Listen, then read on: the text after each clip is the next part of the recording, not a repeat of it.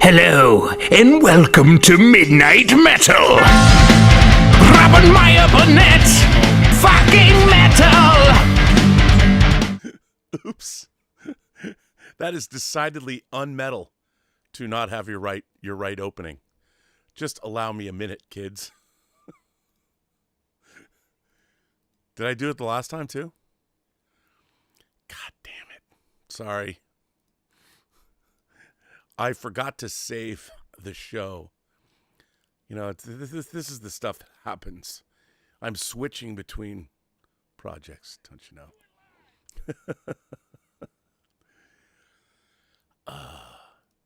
Yeah.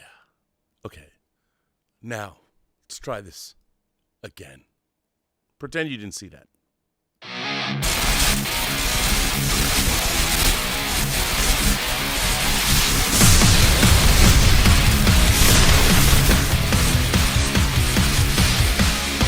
The night is calling, the drinks are poured, movies on the screen, inhibitions at the door.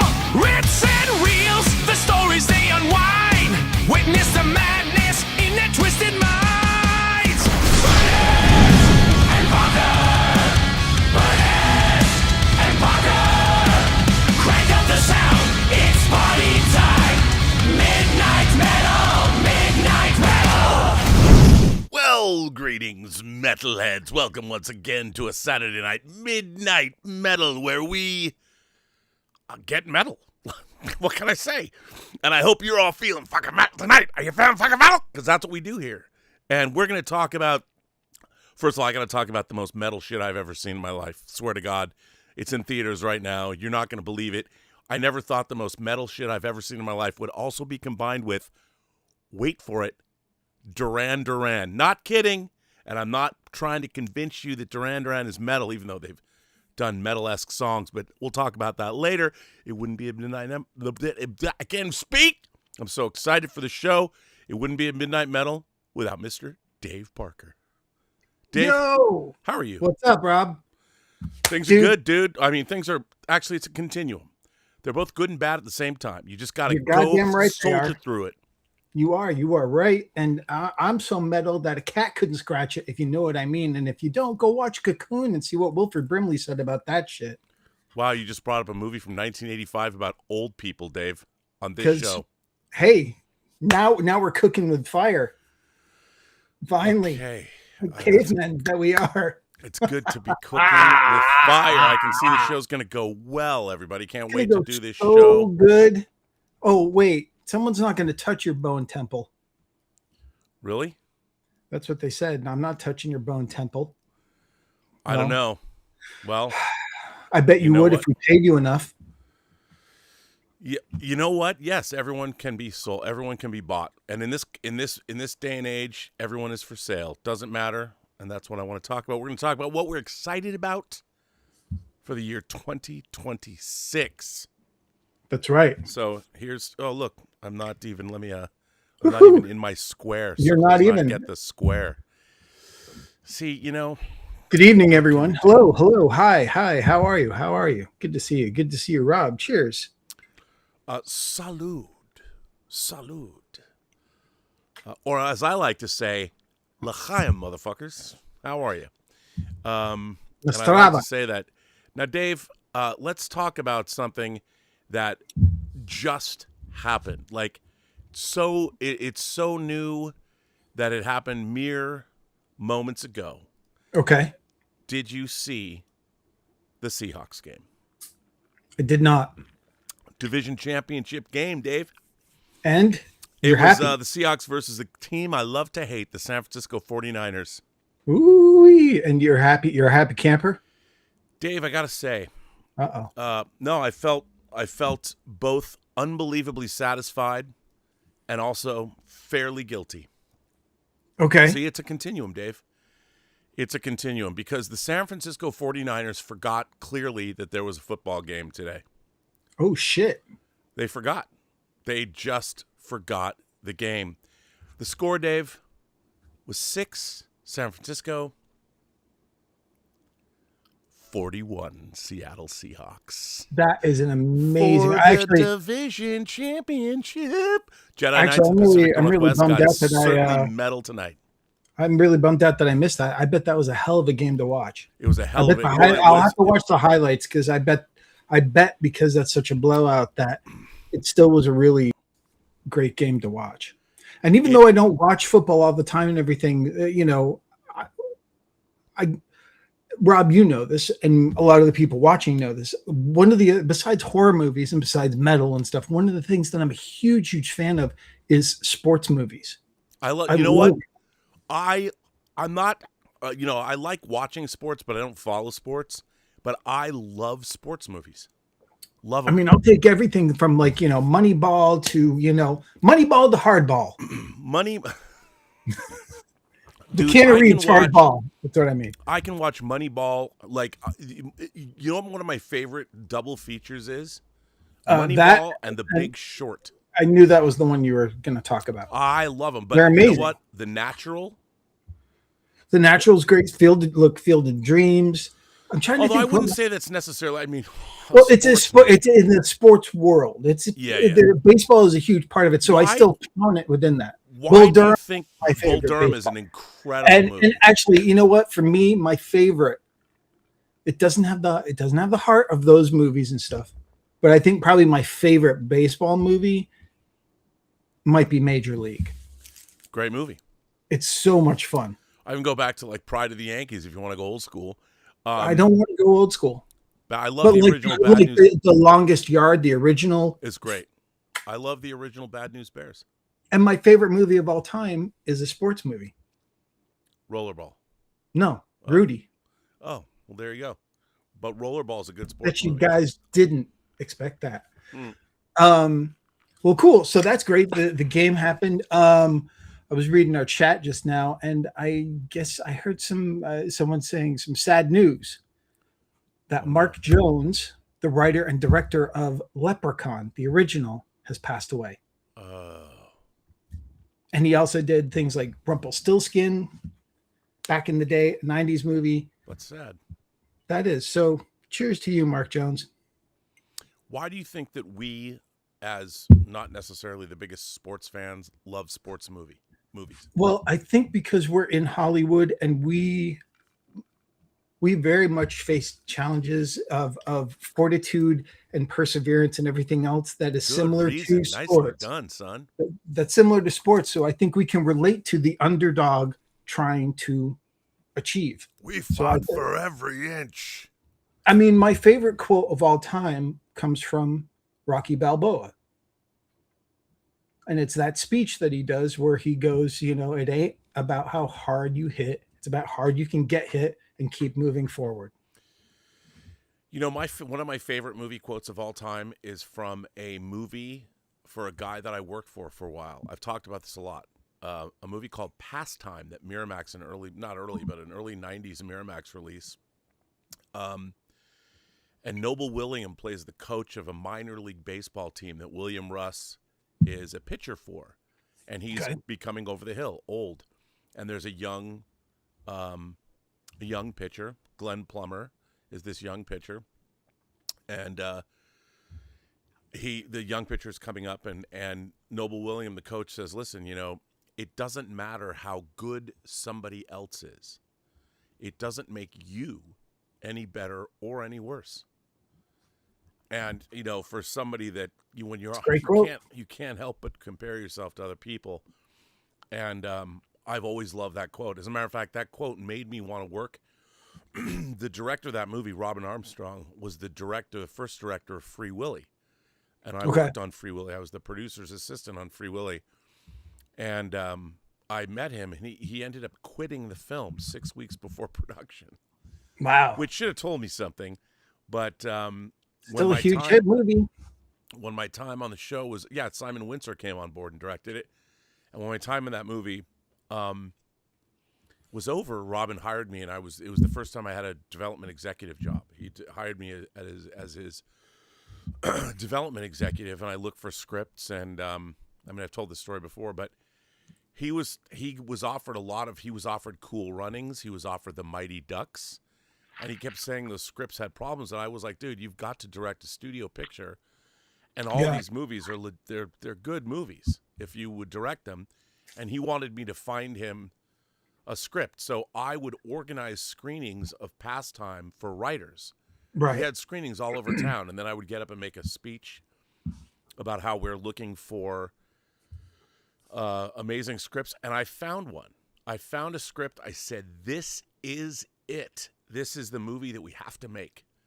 And it was a movie called Turn and Burn that was about waitresses that had come to Hollywood to sort of they were all kinds of different women. Some were looking to become successful, some were older, but it was a relationship film. But I thought it was a terrific script, and it was written by a woman named Constance Burge, or Connie Burge, and we were going to make this movie.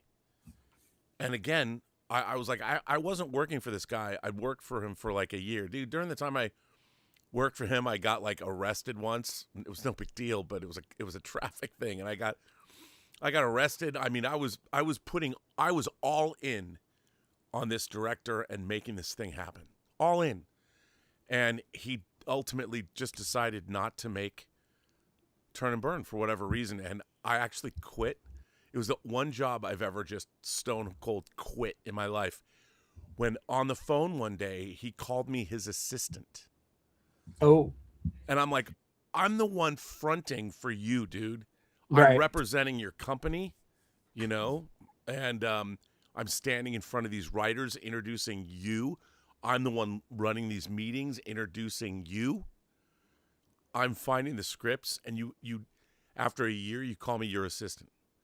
I mean, I'd been working at Warner Brothers in feature production, you know, and then I just quit. I just quit that day. I said, clearly, you don't want to make movies. You turn down Cool Runnings. You turn down Mighty Ducks. You turn down these things, and now you're not going to make Turn and Burn. And you know what Connie Burge went on to do? She created Charmed. Right. I knew that name. Yep. And hey, you know what? Perhaps he could have directed the pilot of that if he had directed Turn and Burn. Perhaps. And now he But teaches voiceover. Well, at least he's working. Good for him. I don't know. Guys, chime in. Everyone watching. Is Rob... I'm seeing a couple of people say that your volume is too low. Oh, that could be. So, guys, just chime in quickly. Is Rob... I'm always trying to err on the side of caution and make my voice lower. Dulcet. Yeah, because everyone else is loud. No one's as loud as you. Let's see. Oh, it is true. I'll make myself. How about that? There's a little. There's a little louder. There you go. A little bit softer now. A little bit softer now. Okay. So now it should be better. Now it should be better. So, Rob, one thing I wanted to bring up before we get into our topic of our most anticipated of 2026, which I thought would be a fun show for people and stuff before we get too far into this year, is last week when you had a member show call. Yes. You were talking about storyboards, and you talked about how you were using a couple programs right now. Storyboarder AI. You were using that. And I was watching the show just in the afternoon and listening. And one of the things you brought up is the reason that you aren't going out to an artist and everything is that you can do multiple versions of a storyboard and get it exactly the way you want, exactly the framing and everything else. And that's great. Now, the one thing I wanted to bring up, at least as far as my feeling goes with that, is it's a great tool. Yeah. And it is great for a director to be able to do that. It's a very auteurist sort of way to do it. And you and I both know from covering things like X-Men and Superman and Narnia and all these other things. And all the Disney movies I covered when I was a Curdy Pellerin. I mean, a lot of the one difference, and I get it where it's a cost factor. But the one thing that the AI can't replace is we've seen sequences, huge sequences in movies that really the initial bug of it was crafted by a storyboard artist doing his own or her own interpretation Yeah. of that scene, and then that sparks something in the director to go down that path. So to me, I think why this tool is great, sometimes the one thing it can't replace is the actual artist and their ideas and their unique perspective on things that come with things that you would never have thought of. Same thing with actors. You could use AI actors and stuff and fashion out a Oh, performance exactly how you see it. But the thing is, what you don't get is, the nice thing is, and what I think will always be the thing eternally with filmed entertainment, is the interpretation of the individuals who were brought aboard on it. Now, I didn't bring this up to chastise you or anything. I just wanted to bring no, it no, up no. as a Well, I counterpoint. think it's a really great point, and it speaks to. I am giving a 2-hour lecture on Tuesday at a college about AI and an overall what I think about AI. Now, here's the thing. What you're saying is 100% true. I think that one of the great things about making movies is you have a collection of talented people that are all very different disciplines. Right. For instance, like I am not a director of photography. I think I have a good eye, but I am not a director of photography. And a good camera crew with an AC, focus puller, the gaffing, the lighting team. That is something, that's multiple people doing multiple disciplines that you absolutely would want to have. But in the case of what I was talking about, I don't have a budget. I don't even have any money. So No, I know. there's nobody I can hire. What I'm trying to do I'm doing AI storyboarding so I can sell my vision to people that will give me money to make a movie. Sure. And then I totally agree with you. If I had large action sequences, like I loved on Superman Returns, there was like a 50-person storyboard animatic department. It was amazing because like one of the best sequences in that movie is the airplane, and that really No doubt. generated and really came to life initially through the storyboard artists. Yeah, absolutely. And Brian would go in and look at the storyboard or the animatics and watch them go, that's great, but do this and do that. Right. But that was a $200 million movie. And, Yeah, and I know Sam Raimi has done that a lot with the Spider-Man films and probably Doctor Strange as well. and I don't, Just like, what I didn't want is everyone to think that, oh well, yes, for a budget. Unfortunately, budgetarily, it is a very good and friendly thing. And I guess you could just tell the program, hey, just here's the scene, interpret it, and see what comes out. oh yeah, I do that too. I mean, that's the thing about, but look, for me, here's the problem that I would face. And one of the reasons, so if I want to make a movie that costs $20 million and I have a script and I say it's $20 million, no one's going to let me do it. I directed one movie 25 years ago that's out of print, and it was made, we shot it for $600,000. Right. So no one, I mean, I would have to go sell myself as the director, and then, well, show us your lookbook. Using the tools we have, we both directed, we both edit. So what I would do is I would make my storyboards, turn them into moving animatics. If I have to, I do all the voices of the characters. Sure. I could make a version of the movie kind of the way you made. I insisted that you make a proof of concept, and you did the same thing. I mean, you had somebody do the storyboards, but then you brought them in the Avid. You put animation on them, and it was your complete vision for that teaser trailer. That's what sold The Hills Run Red to the studio. I don't know why when I get on shows suddenly I've been coughing all day, and it convinced them that you could. It convinced Warner Brothers that you could direct. Absolutely. No, that's the thing. I'm not. I wish we were in a position that we could, hire artists to do it. But unfortunately, the way things are right now, we're not, and we have to use the tools that we have. I mean, I want to design a poster. If I have something specific in mind, I can't just go out and shoot it. So some assets I have to create. And that's just for like the same kind of thing. I want to do a poster that helps sell the concept. So when Well, we I worked do for go Charlie out, Band, and that was his bread and butter. He would make posters for movies that didn't I'm exist. telling you, if I was back in that day, I would have a slate of movies Oh going yeah, up totally. based on posters. Speaking of that, you haven't seen 28 Years Later, The Bone Temple? I'm seeing it tomorrow.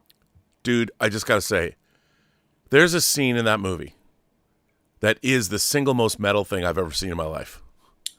I mean, Over Fury Road. well, I was gonna say Fury Road. This is just one scene, but even you know what?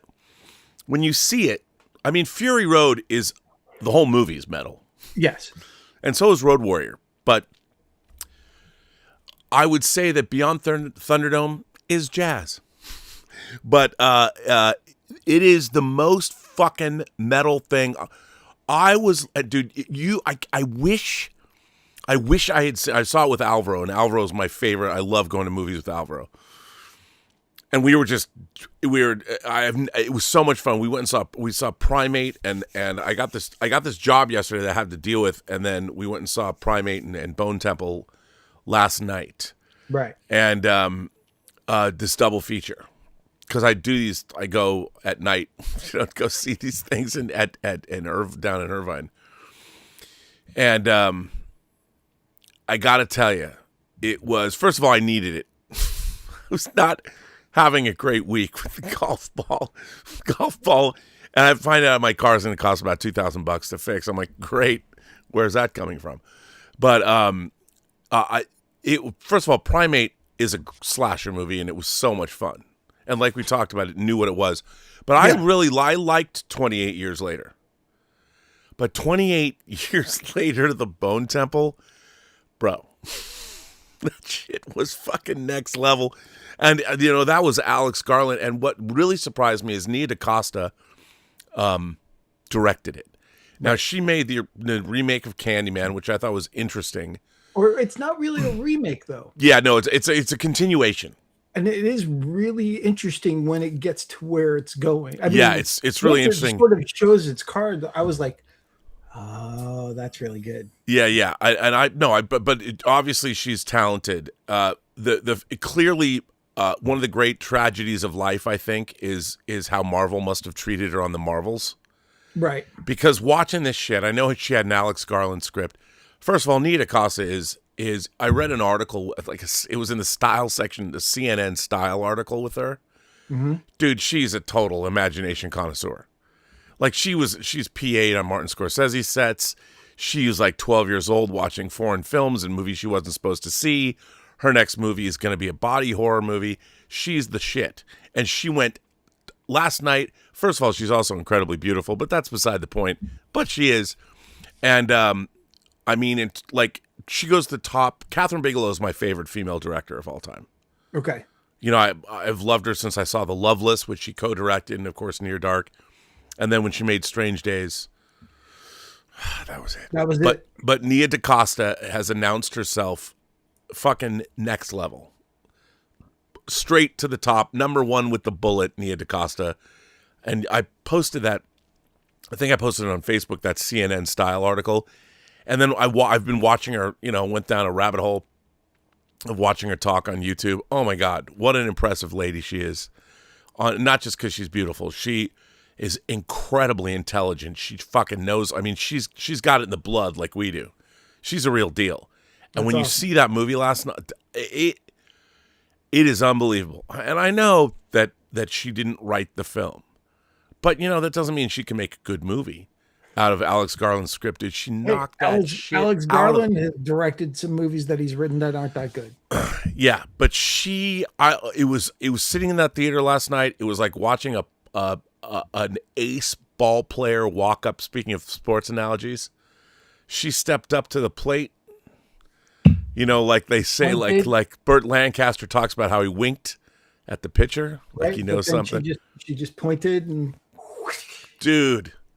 Fucking A, man. Wow, dude. That movie was fucking, I mean, not only, and I wasn't intimidated. There's multiple male frontal nudity. And the Samson's got the biggest dick I've ever seen in my life, even bigger than Johnny Wad, back in the day. But that shit was amazing, dude. You got to see it. But anyway. Oh, thank God there's more Rage Dong.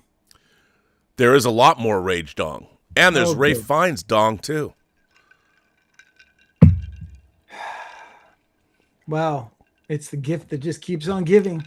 I'm telling you. It's, times are a-changing, my friend. But good. yeah. I mean, but, hopefully, starting to get into our topic a little bit. Let's hope the times aren't changing too much because, I was thinking about it, and I don't want to bring up politics, but the way the world is going right now, which is I'm going to bring up politics. But it's fucking crazy. It's fucking crazy. But you know what would what might be the final turn? If something catastrophic happens, and I'm not saying I don't want it, I'm not saying, but something that prevents Avengers Doomsday from coming out, that's it. The nerds shut your dirty whore mouth, Dave. Don't you dare say that. The nerds will rise up and destroy everyone like the dead army in Return of the King. You know what? It's funny. I think I've told you. I can't confirm or deny the reality of this. I'm just as you know, I've said this before, like Patrick Stewart in Extras. When it comes to Avengers Doomsday, I see everything. Right. I know everything. Like, I mean every single thing. Watching, I have to click when people are like talking about plot leaks for Avengers Doomsday. Right. They're all wrong. Every one of them. I mean, Some of them get kind of elements correct, and people are guessing. I just can't stop clicking on them and like, you're wrong. These plot leaks are all made up bullshit. I have yet to hear one that's actually, there are certain elements that people are getting correct. Somebody put up a couple days ago, like, here's the plot. It's a 5-act structure. None of it's right. I was just like, yeah, okay. It must be hard to have to bite your tongue for an entire year, but I'm glad that you are because I really want to go in. I got to tell you, I'm not going to. Yeah, I'm not going to tell people. And I know you said that even with what it made you more excited. But I want that first screening with a full audience experience. Well, that's how I went into Endgame. So this world, you better shape up because you fuck this up for people. It's going to be a doomsday like you've never ever predicted. And it's going to be Dave. It's going to be a doomsday. Well, yeah, if you stop both those movies, but I think more people would come up and gather. The masses would gather if they can't see this movie. That leads me to the first thing that I wanted to talk about at the top of the hour. Cool. Of what I'm most excited about of all these things. This is not the most excited, but to kick off 2026 in terms of what I'm excited about. This is not political. Okay. Do you know what I'm excited about? America's 250th birthday. If we get there. Well, no, I'm going to talk about that in a minute. Okay. When the bicentennial happened in 1976, I had just turned 9. And back then, the bicentennial, America's 200th birthday, was this huge fucking deal. I bought coins from the coin Mint? from the Mint. I had 50-cent pieces, and it was such a huge. We had tall ships. I mean, it was a big deal. And as a 9-year-old, it was amazing to me. I was like, "This is amazing." Me ask you, did you get the most important bicentennial thing that ever came out that year? Probably not. The Kiss poster with them. Oh, I remember the poster, but I didn't get that poster because you know what? I hadn't gotten Kiss Alive yet. That came the year later. I knew what Kiss was, but my I don't know why nobody would buy me a Kiss album. It wasn't until I was 10 and in the 4th grade that I got Kiss Alive. Amazing. Same year, by the way, that Star Wars came out. 4th grade, Mrs. Walt. Funny enough, I had a Kiss album before you did. You did. So The thing though That makes the sense. thing though that really really struck me about 1776 to 1976 is, as a 9-year-old, I really heard a lot about, America. And this is right post Watergate, right post Vietnam, a lot of cynicism in the world. But somehow the bicentennial brought all Americans out, and everybody was celebrating the greatness of America. That's what, as a little kid, this is my idealized vision of, and I thought to myself, I don't think I've ever seen a time where America is more divided. And the question that I have for people, because I see that, the bad actors that have used social media against us for 25 years have done a very good job. America has been completely fractured and upon party lines. And I think everybody, the thing that I remember as a child was you learned about where America came from. You learned a lot about the founding fathers, and you heard about the American idealism, the dream of what America was. I mean, despite the fact that we are still a deeply racist nation, apparently, I thought that I had no idea just how racist and misogynistic we could be lately. I'm not sure that a lot of us sort of knew that or thought that no, was but the I case. mean, yes, but it was all about we stopped slavery. We had we were a republic, and and America had come a long way, even though we were imperfect. But I've never seen America the way it is today.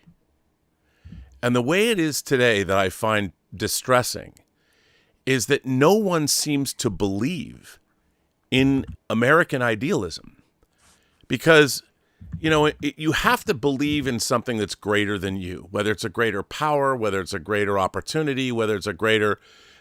I've always thought that you should strive. First of all, the idea of being a better person was something that my dad instilled in me.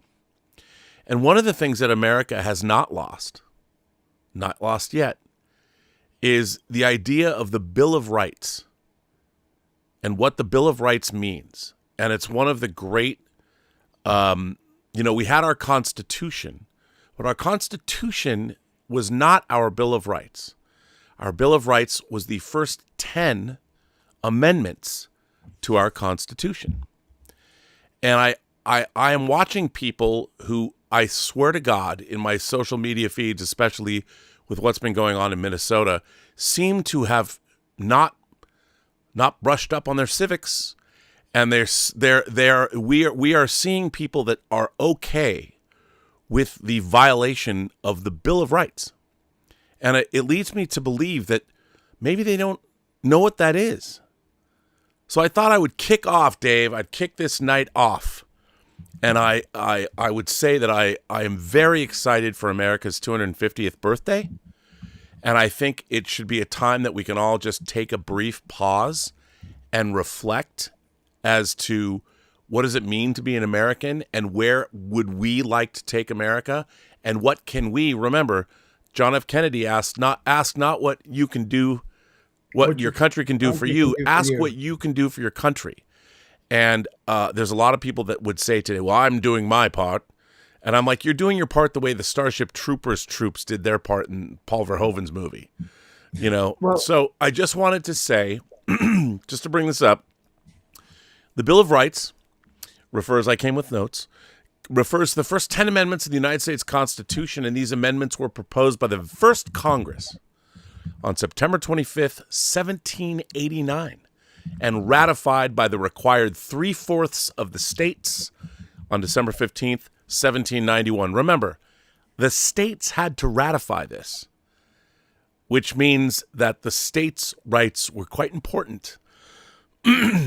They were added to address concerns raised during the ratification debates of the original Constitution, particularly by anti-federalists who feared that without explicit protections, a strong federal government could infringe on individual liberties. The Bill of Rights guarantees fundamental civil rights and liberties to individuals such as freedom of speech, religion, and the press. Provides protections in criminal and civil proceedings like due process and trial by jury, and limits the power of the federal government. It draws inspiration from earlier documents like the English Bill of Rights, the Magna Carta, and state declarations, notably Virginia's, written by George Mason.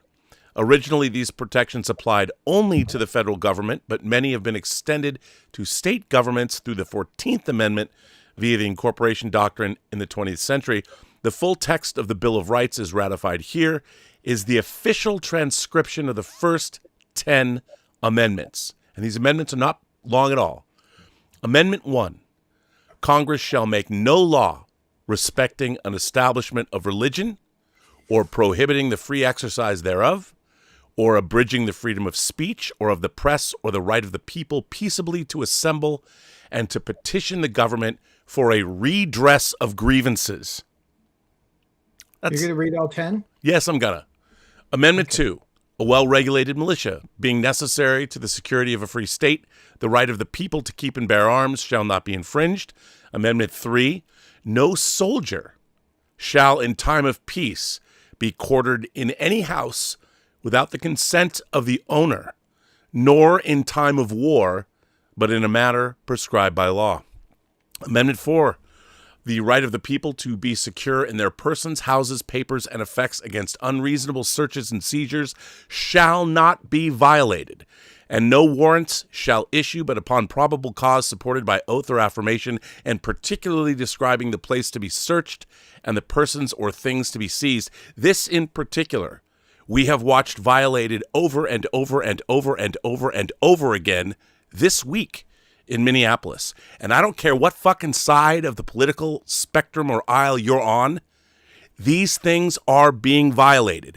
Our Bill of Rights, our Constitution, the thing that makes us Americans, all of us, not right, not left, but all Americans that have American citizenship, and we are watching them being violated right now. And the fact that some people are standing up going, well, it's okay because... No, it's not okay.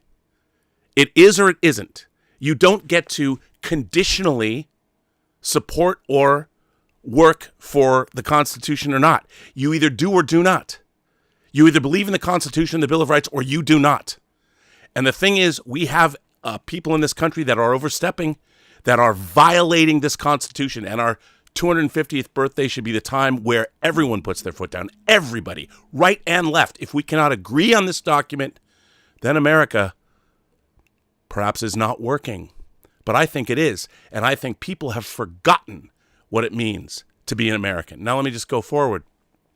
Amendment 5, no person shall be held answer for a capital or otherwise infamous crime unless on a presentment or indictment of a grand jury, except those cases arising in the land or naval forces or in the militia, where in an actual service in a time of war or public danger, nor shall be a person be subject to the same offense to be twice put in jeopardy. That's all about double jeopardy and all that. But no person shall be held accountable for a capital or otherwise infamous crime unless on a presentment of an indictment of a grand jury. Oh, but apparently intent can cause you to now get executed in this country. This is Amendment 5, Dave. Amendment 6. In all criminal prosecutions, the accused shall enjoy the right to a speedy and public trial, not by gun in the street, by an impartial jury of the state and district wherein the crime shall have been committed, which district shall have been previously ascertained by law, and to be informed of the nature and cause of the accusation, to be confronted with the witnesses against him, to have compulsory process for obtaining witnesses in his favor, and to have the assistant counsel of his defense. So if someone says you're going to use deadly force against another person, that's a crime, and you are entitled to go to court, not to be killed. Amendment 7. In suits at common law where the value of controversy shall exceed $20, the right of trial by jury shall be preserved, and no fact tried by a jury shall be otherwise re-examined in any court of the United States than according to the rules of the common law. Amendment 8. Excessive bail shall not be required, nor excessive fines imposed, nor cruel and unusual punishments inflicted. Amendment 9. The enumeration of in the Constitution of certain rights shall not be construed to not deny or disparage others retained by the people. And the final amendment in the Bill of Rights, Dave, is the powers not delegated to the United States by the Constitution, nor prohibited by it to the states, are reserved to the states respectively or to the people. Now, I am very excited to celebrate this document and everything it means in July of this year for America's 250th birthday. And I invite, Dave, every one of my fellow Americans, every single one of them. I don't care what you identify as. I don't care what side of the aisle that you are on. Right, left, indifferent, independent. I don't care. I love all you Americans, all of you crazy motherfuckers. Let's all get together and have a fucking party. And let's remember why we live in the greatest country of the world, still, despite its problems. But if we all believe in this, as we should, if you do not believe in this document and you do not believe in the adherence of this document, get the fuck out of this country. Because this is what makes us Americans. This is what makes the country great. No other place on earth ever in the history of humanity had these documents. But I would like to say that in 1988, the Congress of the United States did recognize the contributions of the Iroquois Confederacy of Nations. These are First Peoples, and their principles formed some of the basis of our Constitution, Dave. So, let's have a party. I'm looking forward to it. I think all of us should get together and take a breather and remember why we're Americans and why being an American is important. And why things like, yes, we should have controlled immigration, and yes, we should have trial by jury, and yes, why don't we just remember that we're fucking great as a people when we want to be? So let's have that party, Dave. What do you think? Everyone have fun tonight. There you go. Let's Wang Chung the 250th anniversary of the United States. And you know what's so interesting? You brought up obviously you brought up really good points, and they're I don't know if this is the right show for it, but what the fuck? It's your show. You asked me. No, it's our show. You asked me what I'm excited about for this year. No, and the thing is, everyone felt that excitement. What and you have to confirm this more than me, because these people are more regulars to the stuff that you do and everything. I think they came to see you, dude. Midnight Metal's all about you. Come on. I just thought it's important. It seems to me that people have forgotten. I see it all around us. People have been forgotten. Forgetting this. And I have to tell you, you know what happened? Did I tell you? Maybe I told you this last week, or did I tell you what happened to me? I needed a new battery. My car battery was dying amongst everything else happening in my car. And I went down to the local gas station, the closest gas station to me, and I needed a jump. Did I tell you the story? Yes.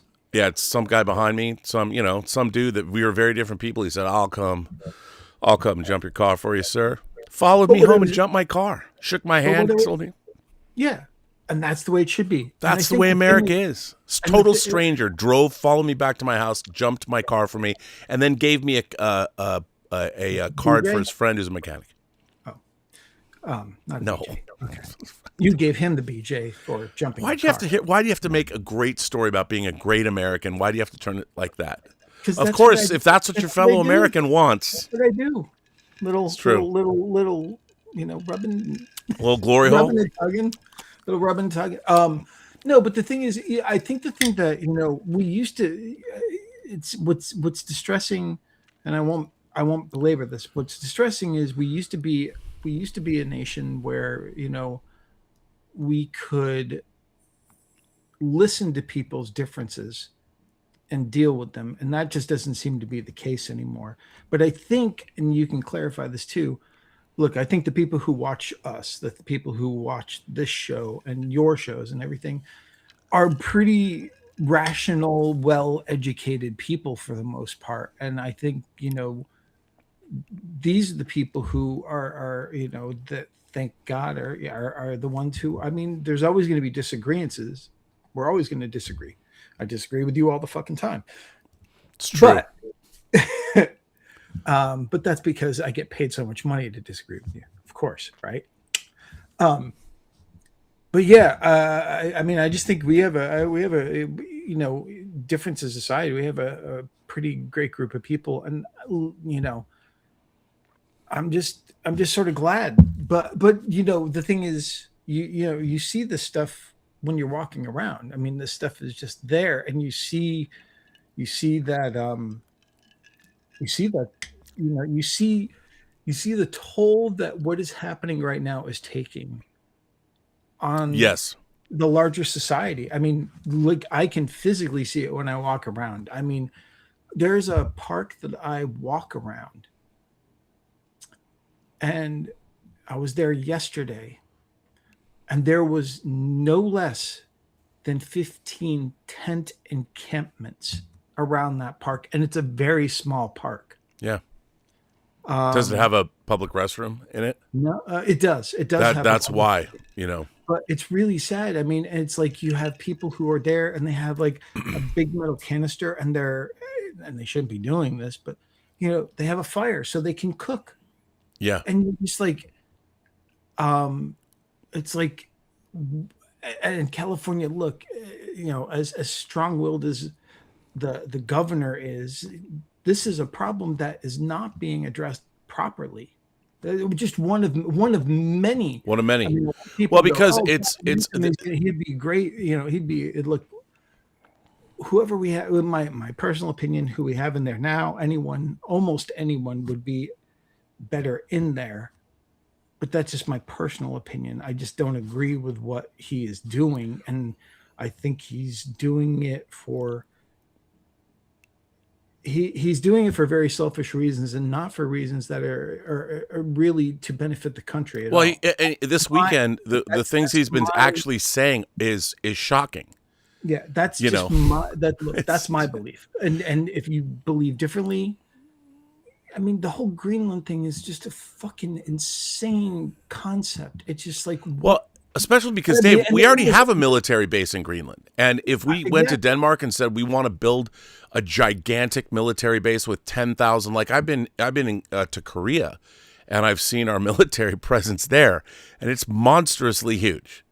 right? And I've been on the biggest air base in Korea, and you walk into, there's a whole mall there that has every single, any fast food thing you want. It's insane. We could build whatever we want there. It would be fine. But the idea that we've now had now we're getting political. I don't want to get into that. I don't think you can call. I don't think you can call though talking about the Bill of Rights political. No, the Bill of Rights is a foundational. It's a foundational document. Some of the stuff is common knowledge that it's so easy to forget now. Now, the big difference that I've had for now 17 days, and I got to tell you, surprisingly, guys, it's made a huge difference. For 17 days, I've been off social. No, and the only two I was on. Do you know 17 Prince? 17 days is a B-side of a Prince song. But just saying. No Facebook, no Instagram, and it's been the most healthy thing for me that I've done. Now, other people disagree. It's like, but again, I don't. The feeling that you have to keep up with the Joneses and post stuff and show how great your life is and stuff, it's just not appealing to me. It's like, if the people I want to know if something great's happening are going to know. And luckily you've given me this platform to be able to do that when the time comes. Yeah. So I agree. So I think everyone, and my point being with that, when you bring up the Bill of Rights is, with all that free time that you have, one thing I did, which has nothing to do with the Bill of Rights or anything like that, but I highly recommend this especially for horror fans out there who, love this particular movie, which is political. There's a new book coming out by Daniel Kraus called Partially Devoured. It is a minute-by-minute dissection of Night of the Living Dead, along with his own personal journey and story and information about the movie that is so entailed. Like, he literally found the names of the dogs that are in the movie. But it's personal, it's funny, it's relatable. It comes out in March. It is so good. So I've been able to do stuff like that. I just cracked open King Sorrow by Joe Hill. Oh, I can't wait to read that. And I've been more creative in the past 17 days than I have in a long time because I'm not looking on my phone for shit and I'm creating. And one of the things I did, so I have this idea. I'm not going to tell you what the idea that I'm working on is. It's something that I've had for a long time. And it just sort of, someone asked me, if you had a dream project, what was it? And I thought about it and I said, okay, well, this is the one. And it's not an incredibly commercial blockbuster movie, unfortunately, but it's not a tiny movie either. So it's not easy to do. But what I decided to try to do before I started to write the movie, I've been plotting out the movie and the script because I don't have anyone to talk to about this. And it's based also on a character that's in a book. A fictional book? A fiction book based on a character. The book is public domain. Oh. And do you know what else is public domain? So what I started to do. I just want to say that Sam Spade's, the detective Sam Spade. I just want to take this point in time that Max Allan Collins has written The Return of the Maltese Falcon because January 1st, the original book, The Maltese Falcon by Dashiell Hammett, one of the founding books in the private eye genre has happened, and now Max wrote a sequel. You can get it now. Just say. So going into that same thing, and I don't know what people will think about this, but I was just like, I went into Chat GPT and I started to do an interview with this character. Wow. And it's like I'm conducting an interview and I'm asking him all these particular things. And sometimes I lead the question into some of the ideas I have. It's like, oh, well, I know this and this happened. And some of the stuff that I'm asking is not covered in the book because I'm not doing an adaptation of something. Right. Yeah. And it's not like, oh, well, this is it. But it's really interesting. It was like, what a different way to sort of approach this thing where it's like, because I need to get into the mind of the character. It's just like, let me try this. Let me try interviewing the character. I love that, Dave. I love hearing that. So that was really interesting. But by the way, I think my most anticipated thing for this year is but besides getting a job that actually pays. Go figure. Go figure. I never thought I would have to say that, especially now. Well, you had a job that just didn't pay. So that's, but yes, I agree. Yeah. We're still in Hollywood where even if you, work on a movie and you have a contract and everything, people can just not pay you. Yeah. And what are you going to do? You going to sue me? There's not me. It's you're Meg Tilly from, Body Snatchers. What are you going to do? Where are you going to go? Where are you going to go? No one left like you. Right, exactly. By the way, Jennifer Tilly posted a picture on Instagram today. I love Jennifer Tilly. She's hot. Great. Love her. By the way, I would not bring up the Bill of Rights, Dave, if I didn't have something to counter it, to redeem myself in your eyes. Let's talk about the fucking metal shows that are happening all around. The concert tours, Dave. The concert tours. Would you like to hear about the rock concert tours? Yeah. Let me just roll them down for you. Iron Maiden. Wait, one thing. Hold on. Okay. One thing. Got a harsh my just to end the political thing and everything else. I got I woke up to a message the other day from CK Smile. Oh, nice. That's Chaosium. The lead singer of one of my favorite bands, Chaosium. And he just said, "What the fuck is happening in your country, dude?" Well, you know what? I'll tell you. And the thing is, he's originally from Chile. He was born there. The band will not come to America because they are afraid of what could potentially happen. Oh, I know. Well, our tourism is Which sucks for me because they have a new album. They got he showed me a little bit. They just did a new video that's coming out soon. Looks really cool. If, for those who care. Well, what I find, the most distressing politically is people are not we do not have healthy debate. We do not have a democracy. Is ultimately a government by the people and for the people. And if the people are afraid to talk to each other, the government is ineffective. And that's what's frustrating. But that said, I would like to tell everybody what rock and roll tours, what metal tours are happening, Dave. Would you like to know? Let me give you a quick rundown. Yeah, I mean, I know one of them. Iron Maiden, the Run for Your Lives tour has been extended, continuing world domination with dates stretching deep into 2026. Dave, Twisted Sister, the reunion tour, Dee Snider and crew back for classic anthems. Chances are I would probably go to that one. Motley Crue, the Return of Carnival of Sins tour, celebrating the 20th anniversary of the album and the 45th band anniversary. I would say you might be able to skip that one if you've listened to Motley Crue live lately. It's like, yeah, but dude, the September dates are with Tesla and Extreme. Bon Jovi, wow. Forever tour, multi-night MSG residency in July, then Europe. Def Leppard, a residency and dates at the Las Vegas Coliseum. Hollywood Vampires, summer 2026 tour. Alice Cooper, Johnny Depp supergroup, hitting the road, dude, hitting the road. Don't forget Joe Perry is also in Hollywood Vampires. Well, there you go. Little Feat, oh my God, the last farewell tour. I guess the first farewell tour didn't stick. Little Feat. It's a groovy run before closing shop. Triumph, the Guess Who, the real lineup, and Poison, probable. I think Little Feat should be called Little Tired Feet by this point.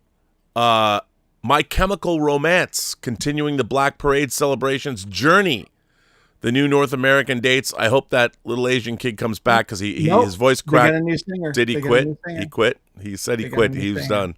Too bad. I like that guy. I did too. There's a great documentary about that. I know. Heart, the Royal Flush tour extended, and this is post Ann Wilson's treatment. She's on the rebound.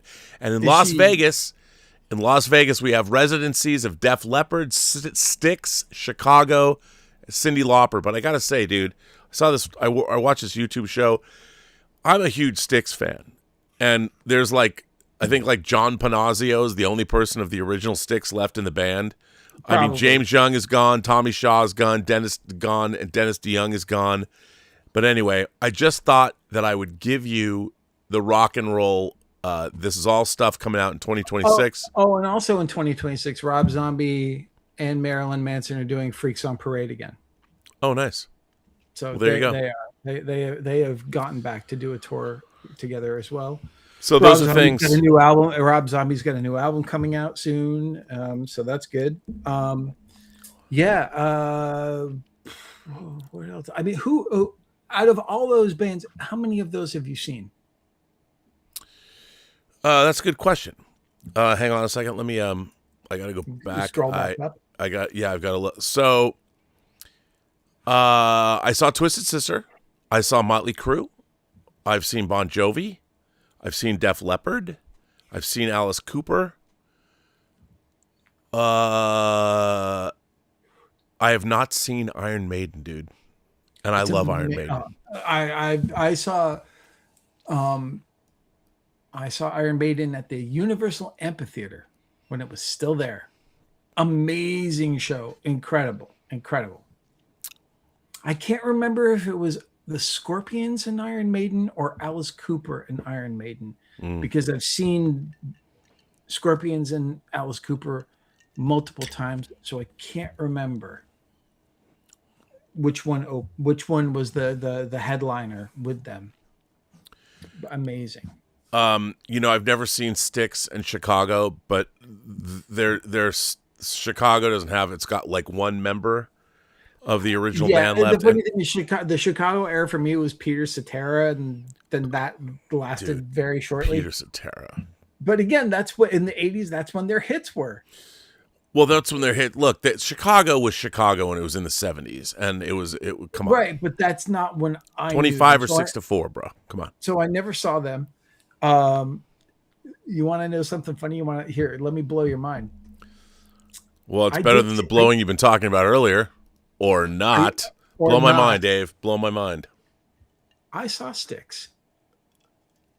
Really? The Paradise Theater tour. Really? Tonight's the night I was we'll a make super. history. I was basically a zygote, and I think I got a contact high. I think that was their last album that I truly loved. You know, when that LP You first didn't came like out? Mr. Roboto? Kilroy was here? Come on. Come on, man. That was his attempt to make a concept record. No. Paradise Theater was kind of a concept record. And you know what? It was imprinted with like oil on it. So when you took it out, you could see the Styx logo, the Paradise Theater logo. Yeah. I mean, look, we're Equinox, Grand Illusion, Crystal, no, it was Prince. Pieces of Eight, and Paradise Theater. Again, when they split after Kilroy was here, it was like, it's done. Yeah, it was. Yeah, you never sort of, once the core leaves, it's just not the same. Okay. I mean, I know you've seen many concerts as well, and you'll probably different bands than you, but yeah. But of course, different bands. But you'll probably pick Prince as being the number one. But I'm curious. Prince, I've seen the most concerts of. But what is the band that you've always been dying to see that you've never gotten to see live? New Order. Okay. And the thing is, New Order is synth-driven band. I just love New Order. But it's not. I have a different answer for you. Okay. I haven't seen New Order. The band I most want to see live, if I could see any band ever in the history of the world, living or dead. No, that's still around, is Juno Reactor. And people are going to say, who is Juno Reactor? Really? Juno Reactor did, yes. Not this. This crowd is not going to say who Juno Reactor is. Go a Trance, man. I fucking love the Matrix. Yeah. But if you watch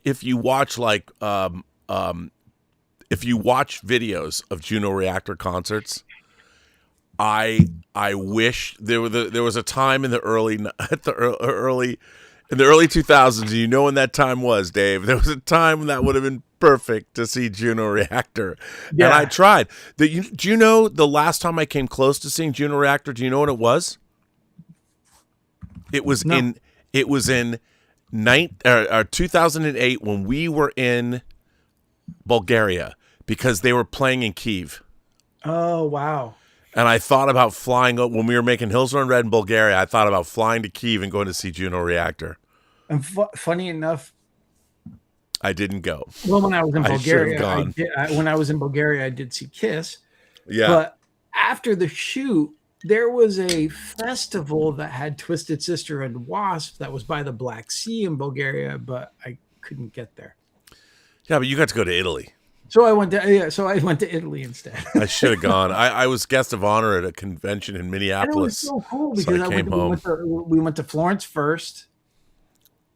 And I walked around the streets where Hannibal walked around. I even found the Boar's Head where, the guy washed his hand, where what's his name? The Detective Potsy. Detective Potsy, yeah. With the boar. I found that boar. I got you that, which I don't see where that Danger Diabolic statue is. Dude, that's shattered. I love that. Oh, I didn't know that. Yes, I love that Diabolic statue. And in moves, things are. I have lost. You should see where my Enterprise 1/350th scale refit Enterprise is. Sad. It's not cry. I loved that Diabolic, but I still have your Count Yorga Vampire Hunter poster you gave me. Oh, good. Or was it Captain? Count Yorga. It was Count Yorga. Yeah, the original. It was the original. It wasn't returned. And I still have your giant poster here too. Cool. One day. The frame would cost more. I need a job to be able to frame. The frame would cost about $2,500, probably, for real. No, I did not go on a gondola. That's Venice, not Florence. I'm trying to think, like, the band that I want to see the most that I haven't seen. I'd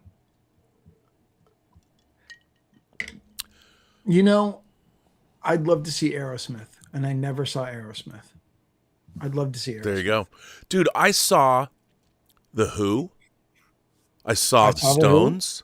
I saw the Stones. I mean, I saw didn't see Bowie. Led Zeppelin. I saw Bowie on the Glass Spider tour. I never saw Led Zeppelin. Well, yeah. Do you know what? I was going to see Led Zeppelin. I want to say in 1980.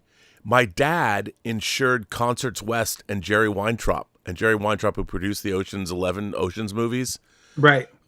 He created Concerts West, and my dad insured him. And Zeppelin was playing the Kingdom, and they were coming to the Kingdom, and I'll never forget this. The most distressed I ever saw my father was the day John Bonham died. Wow. Because they were going to have to pay out the whole tour, at least the West Coast. I'd never seen my dad distressed. Like, oh my God, because it was going to cost his company a shit ton of money. Wow. He was the vice president of LeBeau Haynes in Seattle, and he represented Concerts West. And when John Bonham died, my dad was not a happy camper, and neither was I, because I was 13 years old and I was gonna see Zeppelin. My dad got me free tickets. I got tickets to all the concerts. That's how I got to see Kiss. Right. Would have been amazing. Would have been amazing. I saw Frankie Goes to Hollywood. That's cool. I saw The Cure on the Kiss Me, Kiss Me, Kiss Me tour, which was amazing. I wish I had saw. Now we're going down a rabbit hole. Wish I had saw Queen. I've seen Depeche Mode here twice in L.A.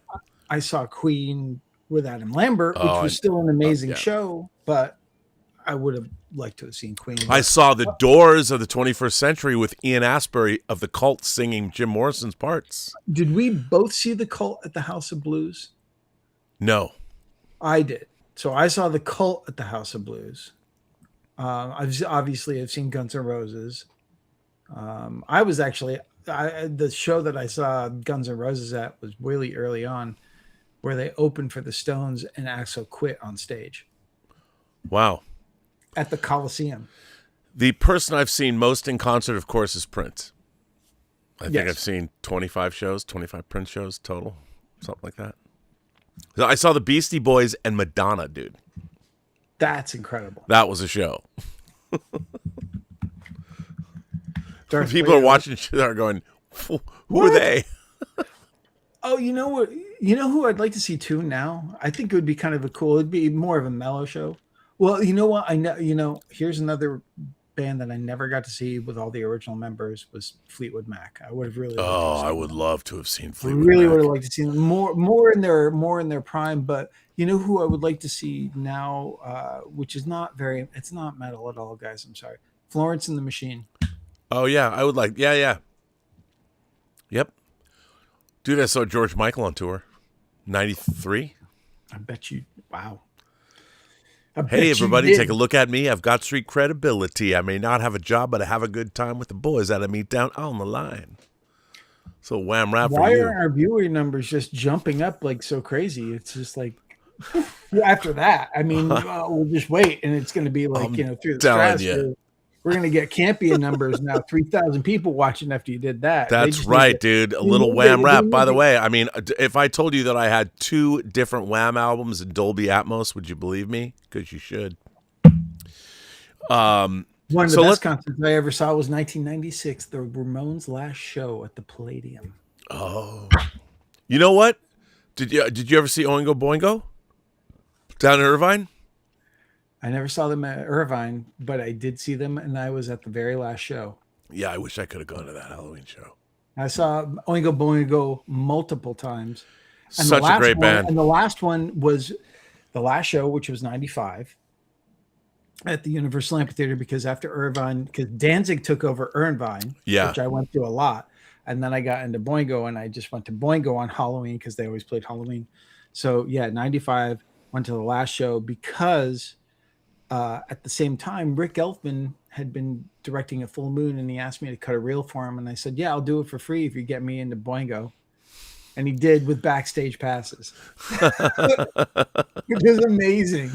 By the way, he was in Sidious the first year that I was in Sidious. He's so cool. He's so much fun. And he wrote an article about because he was kind of like following me around and stuff.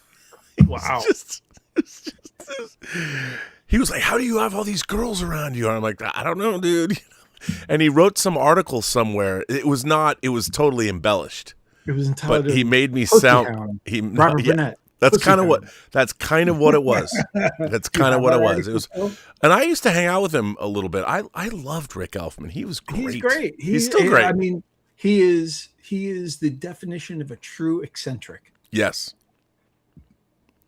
If you look up eccentric in the dictionary, there should be a photo of Rick Elfman. But eccentric in a good way. No, in a great way. He's such a sweet guy. Yeah, he really is. And he reminded me of my dad because he always had a cigar. Mm-hmm. Always had a cigar. Yep. So. Yep. So let's see. We got. I don't want to forget people's super chats. Hang on. Super chats, and I'm gonna just refresh my drink. You're gonna refresh your drink. Okay. Well, I'll just go full frame because Dave, people want to hear your responses to the super chats. Let's wait. Are these all super? Wait a minute. Hang on a second. Are these all super chats? There's a ton of super chats here. So does that mean I'm making a lot of money tonight? Oh no, wait, they're not. These are old. Hang on. These are. I was going to say there can't be this many super chats. There's only a few, right? Yeah, there's only a few. Okay.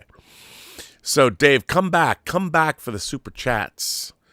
I'm right there. Hold on.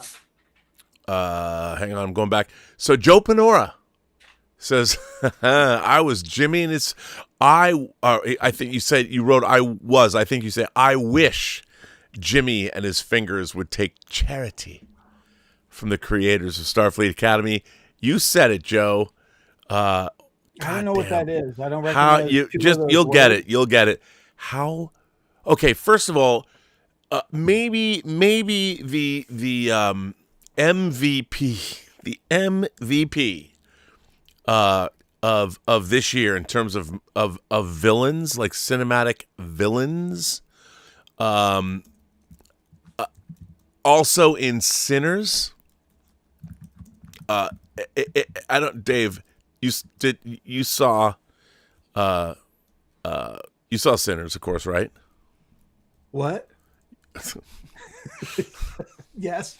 So tell me. Well, you haven't seen Jack O'Connell, dude. Jack O'Connell plays the villain in Sinners and in Bone Temple. Okay. And you saw him at the end of 28 Years Later as the leader of the Jimmies. Oh, yeah. You have not seen anything yet. And I have to say, I mean, somebody pointed out to me that, Clockwork Orange is one of my favorite movies of all time. There's a lot of droog happening in the movie. Say. Oh my God. There is a scene. He has a scene. I can't even tell you. You got to just go see it. I'm not going to say anything. It's unfucking real. Unfucking real. I'm not going to say anything. Darth Plato sends in a tip and says, so Kathleen Kennedy's out. It's Star Wars. I hear the question, did we win? It's the same question the Allies asked at the end of World War II. It was a somber victory because the damage had already been done. Like with Kathleen Kennedy's Star Wars, the damage has been done. Dave, you know what? Since Darth Plato brought it up, I think Kathleen Kennedy gets a bad rap. I think Kathleen Kennedy started, and she had a plan, and things were looking on the up and up. But people it just didn't work out. Things started to fall apart. Having Lord and Miller direct, people forget, she had Lord and Miller direct Solo. That was a fucking bold move. It turns out Lawrence Kasdan didn't like it. And of course, Kathleen Kennedy goes back decades and decades with Lawrence Kasdan, who wrote The Empire Strikes Back and wrote Jedi. And didn't that like little Raiders of the Lost Ark movie. Don't forget. Yeah. And didn't like what Lord and Miller were doing to his script and complained.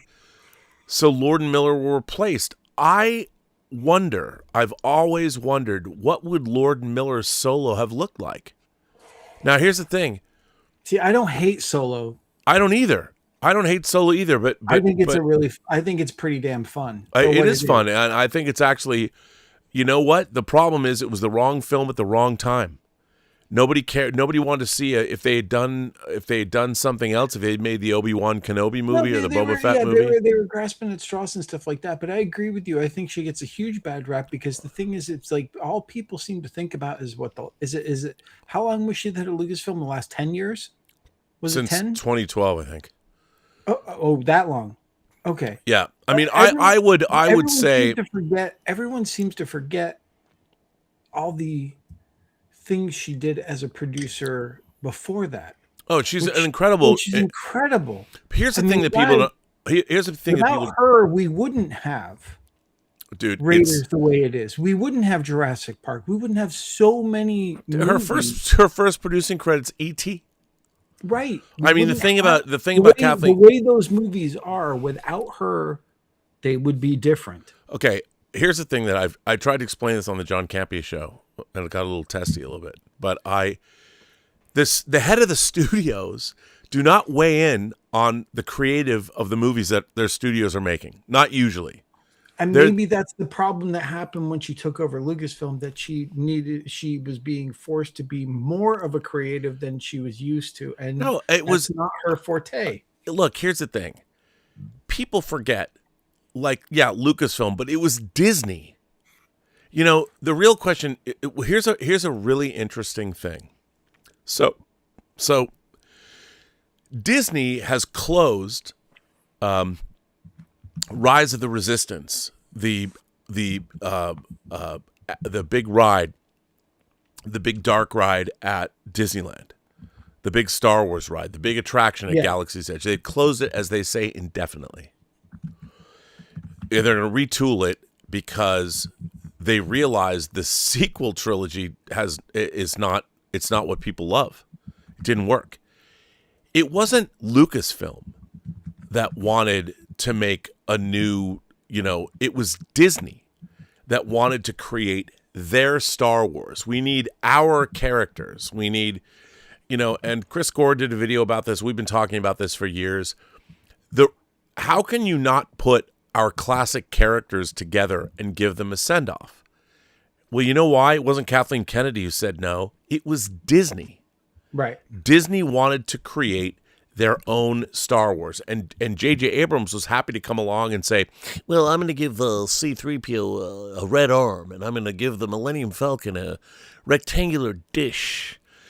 Why? Because those belong to him, and he wanted that merchandising. He couldn't get the merchandising slice from Star Trek that he wanted, so he figured he'd get it off of Star Wars.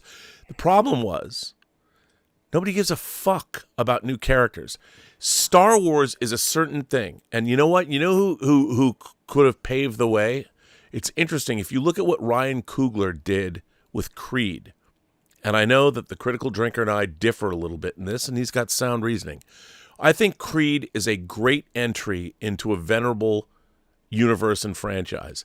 It is astonishing to me that Ryan Coogler could take his Fruitvale Station credibility and turn around and from what I understand, his mother was ailing and him and his father bonded by watching Rocky films, and that he had this idea to create Adonis Creed and went to Stallone and convinced him. I mean, I think in Hollywood history, one of the greatest baller moves ever was Ryan Coogler going to Sylvester Stallone and going, hey man, I got this idea for a new Rocky film. It's just, you're the supporting character. And he got Stallone. Not only did he get Stallone, he convinced him. He got Stallone an Oscar nomination. As far as I'm concerned, great movie. It's a great movie. And first of all, Michael B. Jordan. Michael B. Jordan can do no wrong in my book. He's also a great director. Bringing anime to Creed 3 was one of the greatest things I've ever seen. I mean, I loved him for doing that. And he's just a really smart, intelligent guy. I've dug him since, he died in The Wire, and of course he came back in Friday Night Lights, so he can do no wrong. But All My Children first. Yeah, I know. Darth Plato says, by the way, yes, I'm comparing Kathleen Kennedy's Star Wars to a world war, but I also fear the future. Versailles followed after World War I, and that was a disaster. Will post-Kathleen Kennedy's Star Wars be a disaster? Well, We're gonna Who knows? see. I mean, it's, Grogu. Well, that's Kathleen Kennedy still, that Mandalorian Grogu thing. I mean, But we'll see. Kathleen But Kennedy was a studio head. She did not make the film. She was not involved in the creative the way everybody thinks. And it drives me berserk. That's not how it works. Look, I think the thing is, the more they churn out, the more good and bad you're going to get. I mean, I guess that's the I'm doing what Mr. Miyagi told you not to do, which is walk down the middle of the road. But I mean, that's just it. The more shit that you propagate with this stuff, the more potential it has. But the thing is, I think the thing with Star Wars that hasn't diminished is that because of its cachet, because of what Star Wars means to a lot of people, that you still have that appeal, that draw to really creative people who want to work in that world. So Sure. I think you're still going to get some really interesting things if they can stop being slavish to what has come before and carve a new path. Then I think you're going to be much more interested. Well, you're seeing that with the AI generated. There's these. I They're- watched but they're all reliant on yeah. path. Well, that's They the problem. have to figure out a way for this to be really viable, I think, to move forward. Now, I did hear, and maybe this is old news, and you can go, oh, well, that's not happening anymore. I heard they were going to do a horror series. Well, there is a zombie Star Wars novel, there's- Death Troopers. No, I've read it. There's two, and then there's Red Mist. Yeah. So there's two horror novels. But I heard that at one point Tony Gilroy was being interviewed, and he said, "Oh yeah, they're gonna delve into horror." Well, Laura Gullet, that was a It crazy. would be really cool. I know that Darth Maul is coming back in a big way because my friend Sam Witwer is the voice of Darth Maul. Yeah, he's And great. He's a great voice actor. And he's very involved. He's a great actor. Yeah, He's not just a voice actor, he's a great actor. he is a great actor. I love Sam But that's Witwer. that's coming in a very exciting way. Yeah, I don't know if it's I'm guessing it's animated.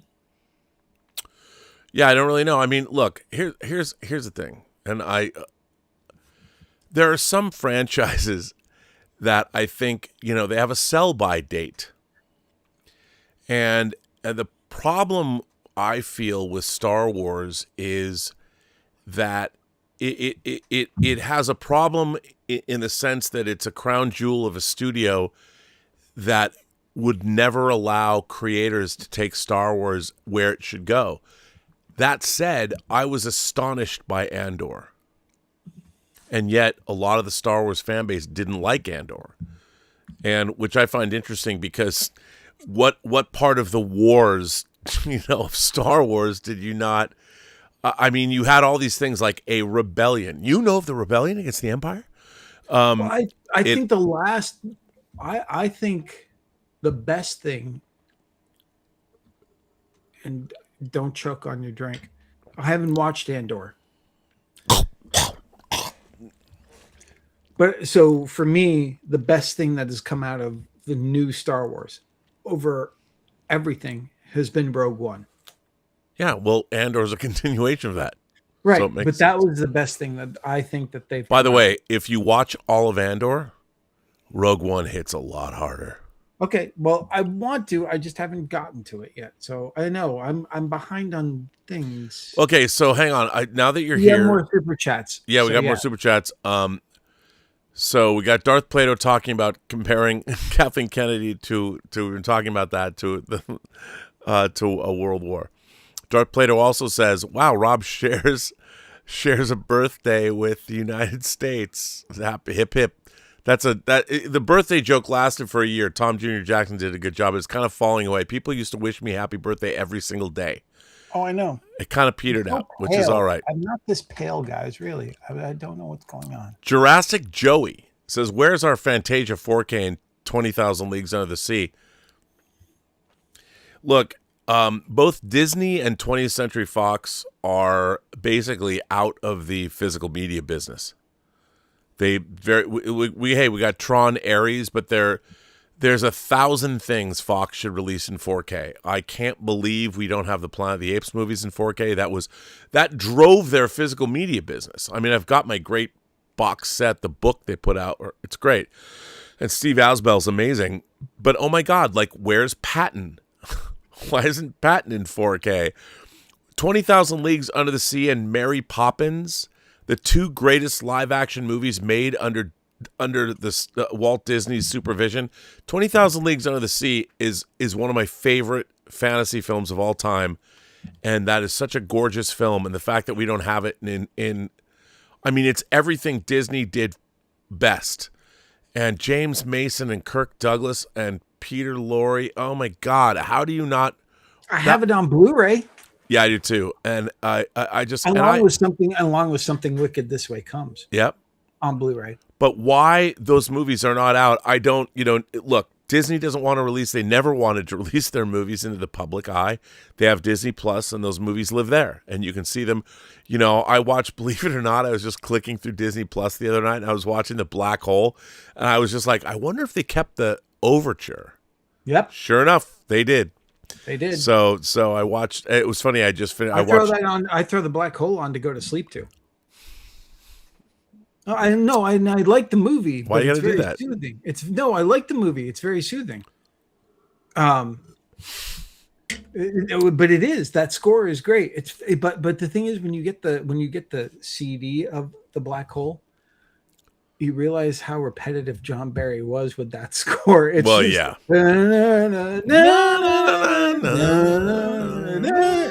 Over and over and over. It's like, Jesus, he wrote one thing and wrote like 2 seconds of other music. Well, yeah. By the way, Still 50, Miss 50 and Still Metal. You know what? Have you seen all these like thirst traps on like social media of these women? They're like, I'm 50. What do you think of me? And I'm like, no, because I'm off social media. Oh, right. You're hot as fuck. And I always think that Miss 50 and Still Metal, I don't think she would put herself on social media like that, but I envision her to be Lita hot Ford. like that. Yeah. Hot like Lita Ford. Hot like Lita Ford. And Dave, do you have PayPal? Mm-hmm. I'm going to send you her, with sans the money PayPal takes out, I'm going to send you her tip. Okay. Send me, because you know what? Miss 50 and Still Metal, I only ever see her on this show, and I'm convinced it's because of you. So send me your PayPal information via email, and I'm going to send you this tip. Okay. It's $100, right? It's $25. Wow.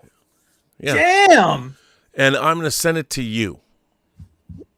And she says, okay, I hope 2026 is metal for everyone. We could make it that way. I hope the physical experience of going to the movies gets better too. I gotta say. Oh, I wanted to bring one thing to go into that. You say, oh, Disney didn't want any of their stuff ever released on home video and stuff like that. It's like, fine. It's great that they have streaming channels. I wish that they would re-release their old movies in theaters still, because it always worked in the past. Dude, Marianne Butler, I heard from. There is something, again, going to the movies. That's what they did like forever. Going to church. It's like going to church. And the thing is, you can watch it at home, but fuck you. That experience of seeing a movie with an audience is like going to a concert. It's like you can listen to the album, you can go to the concert. It's two totally different experiences. But that was their entire, when I was growing up, dude, Song of the South was re-released in theaters in 1986. That was the last time it was released. People like Song of the South. Yeah, Uncle Remus and Brer Rabbit.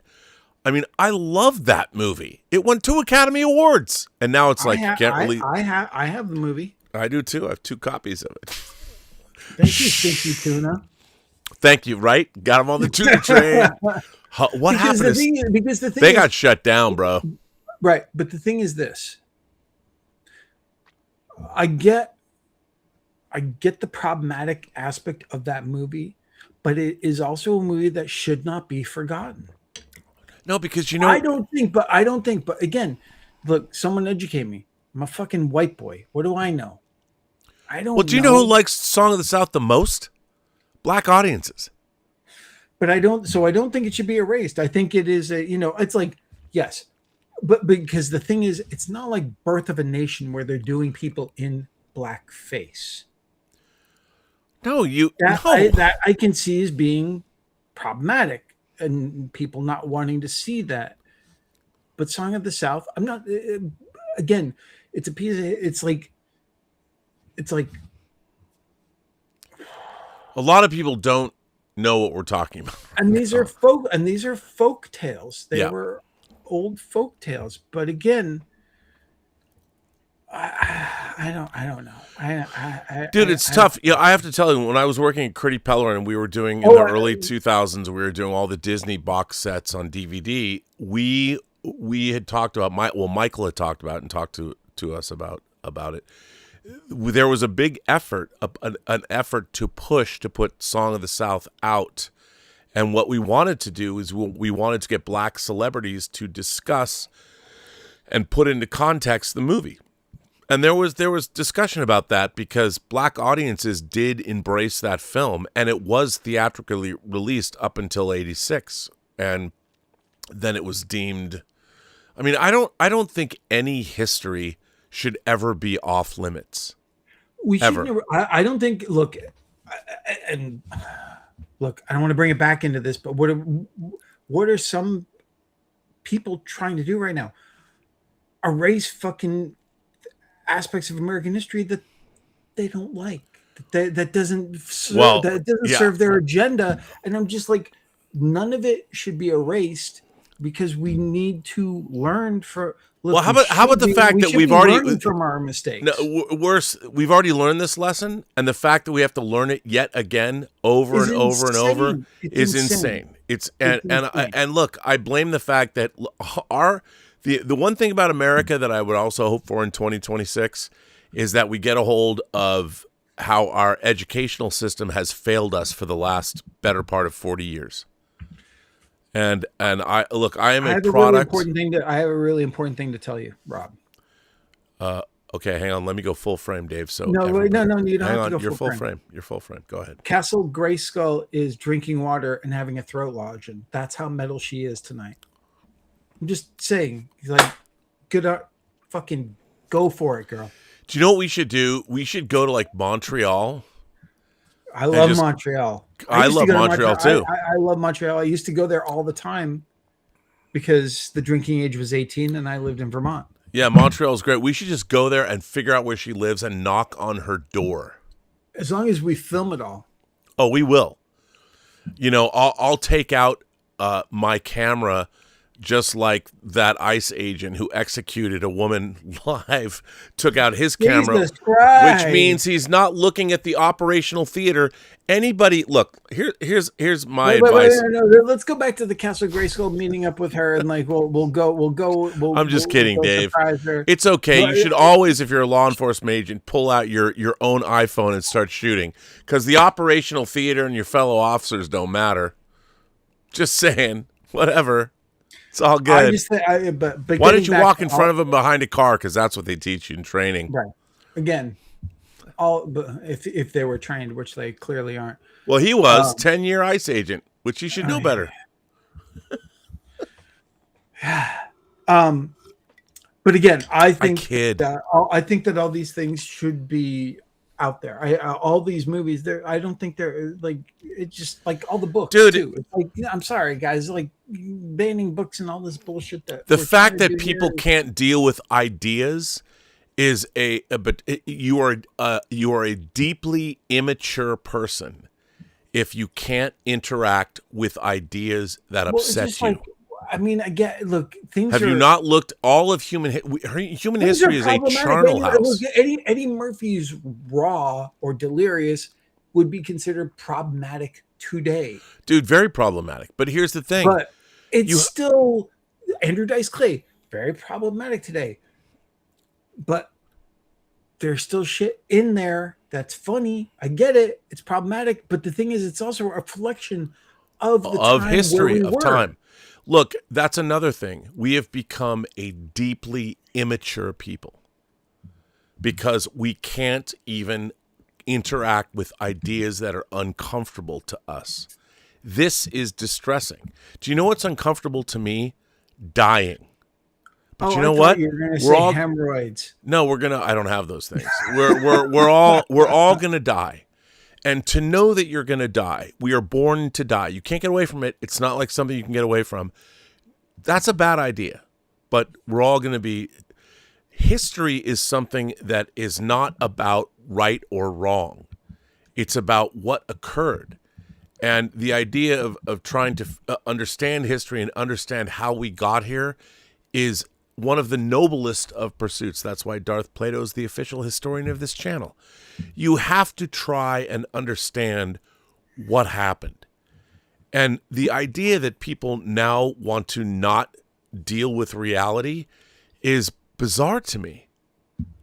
Human beings are a horrible, horrible bunch of people, but we're also wonderful. And I always say it's a continuum, and we're existing on the entire spectrum of that all the time. So there's always the worst thing you can possibly imagine and the best thing that you can possibly imagine happening all around us everywhere. In nerd speak, was it Jarrell that said, "They're great people, Kal-El"? What's the quote that Jarrell said? They can be great people. They need the light to show them the way. I'm paraphrasing. But yeah, okay.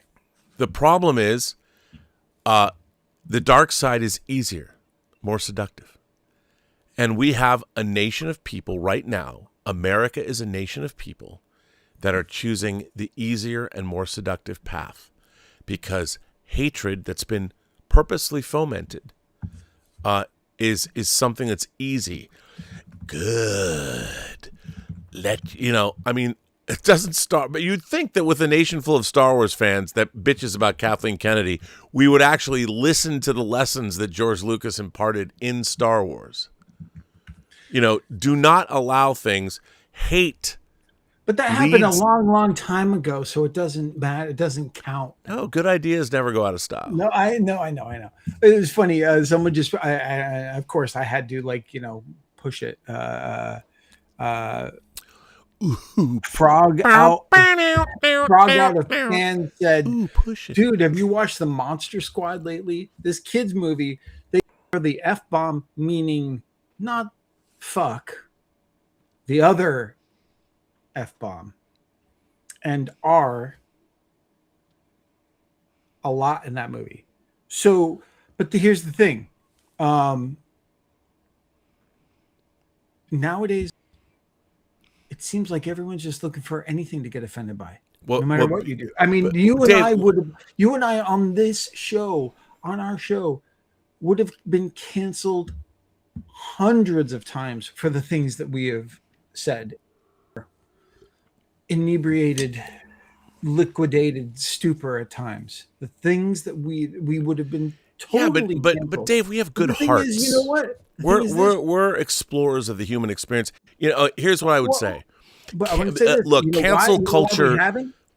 We haven't been canceled because we get the coolest motherfuckers on the fucking planet watching us right now, and they get it. They understand. They know because they're like us.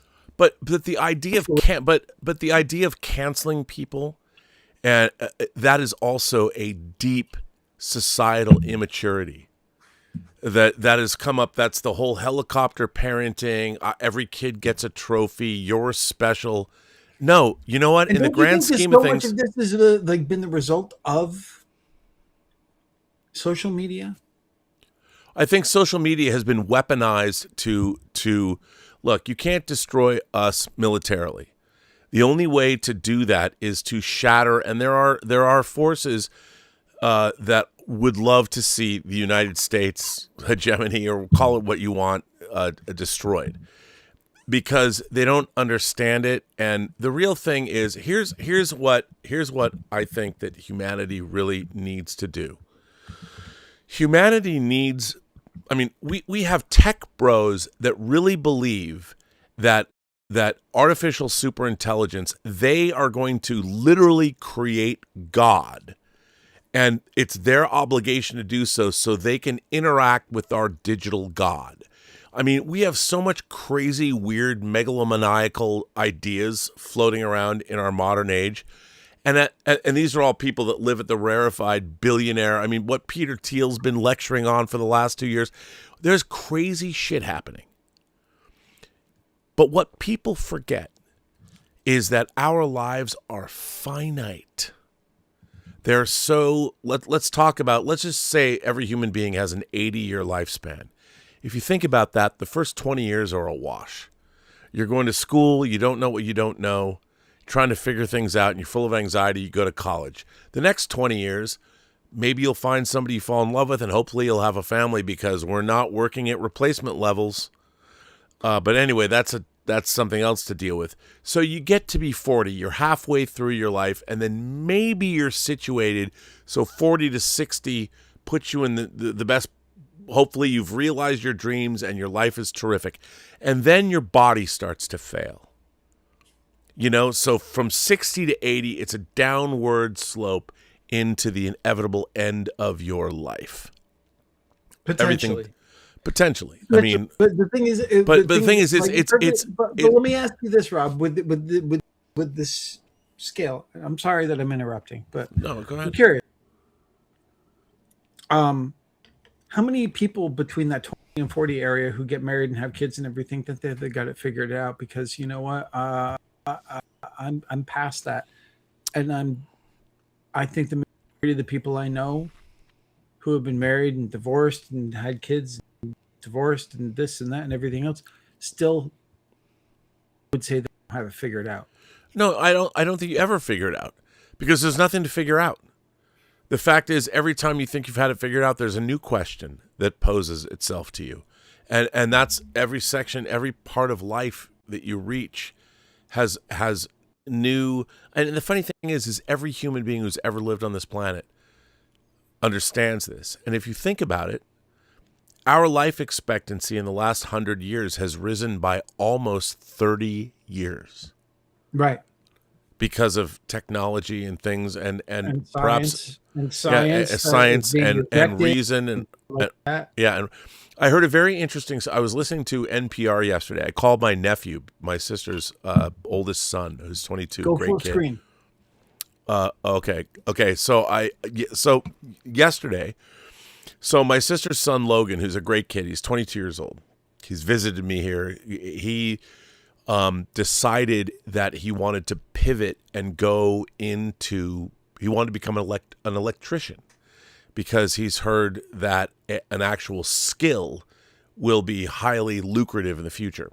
So, and this is not, it wasn't like recent, but he's been doing this. He's already apprenticing and doing this work. So yesterday I heard a story on NPR about the fact that in the next 20 years, apparently, according to BlackRock, our overlords, according to BlackRock reports, in the next 20 to 30 years, humanity is going to build more things than ever before in human history, in terms of a compressed period of time. A lot of that has to do with AI data centers and things like that. And one of the problems is we don't have enough skilled labor. There is not enough skilled human labor to meet the demand of what the kind of construction that's going to happen in the next 20 years is going to need. Because we, especially in America, we worry about, we've lost our manufacturing base. We don't have like there's when I was in school, you had shop where you'd go learn to do woodworking and things, and they had an auto shop. They used to have auto shop where kids worked on cars and they learned mechanics. We've gotten rid of all of that. Teach for the test. So we do not have a young group of people that can meet the demand. And Logan was going into electricity. He's going to be an electrician. And so one of the things they said with our world today is that electricity and electricians are going to be one of the most valuable skill sets before you can teach humanoid robots that can do that kind of work. And I was like, wow, Logan always has impressed me, but he's a very, very wise 22-year-old and he decided he picked that. He went into that on purpose. And I called him, and he was actually getting a tattoo when I called him, and he texted me. He goes, "I'm getting a tattoo. What did you need?" And I said, "Dude, I just heard this NPR story, and wanted you to know that you're getting into the right profession." So, and what's interesting to me, Dave, is that we don't. Did you see the Mark Hamill movie that came out in 1978, Corvette Summer? Hell yeah. I fucking love that movie. But what's interesting about that movie is you see what an auto shop. I mean, that high school that Mark Hamill was going to had an auto shop. Oh, yeah. And they built the super Corvette that gets stolen. By the way, I've always loved that movie. I saw the movie 100 times on cable. It finally, Warner Archive released it. Is Annie Potts? And Potts in that, yeah. And Mark Hamill's like, "You were making a dirty movie." She was so cute in that movie, though. She was cute in Ghostbusters. She was cute in Ghostbusters, but she was really cute. She's cute Summer. Now. Have you seen her lately? Yeah, but anyway, I mean, it's like our civilization, I think, we're in such a weird place, because I would say this is like the Wild West. There is always unbelievable opportunity, and everyone's talking about, well, the sky is falling with AI and all these things. I'm like, you know what? Not really. There's all kinds of great shit happening all the time. You just have to look. You have to look. So speaking of, do you have more super chats? Yeah, there's still not through the super chats. Get through them. Darth Plato says, "I got you all beat. I got you all beat." And that's like, say that in Jaws. I got you beat. Marianne Moffat. She broke my heart. Darth Plato. To your leg. Darth Plato saw the Rat Pack. I mean, everybody, Dean Martin, Sammy Davis Jr. I did see, by the way, I saw Frank Sinatra in concert on the LA Is My Lady tour.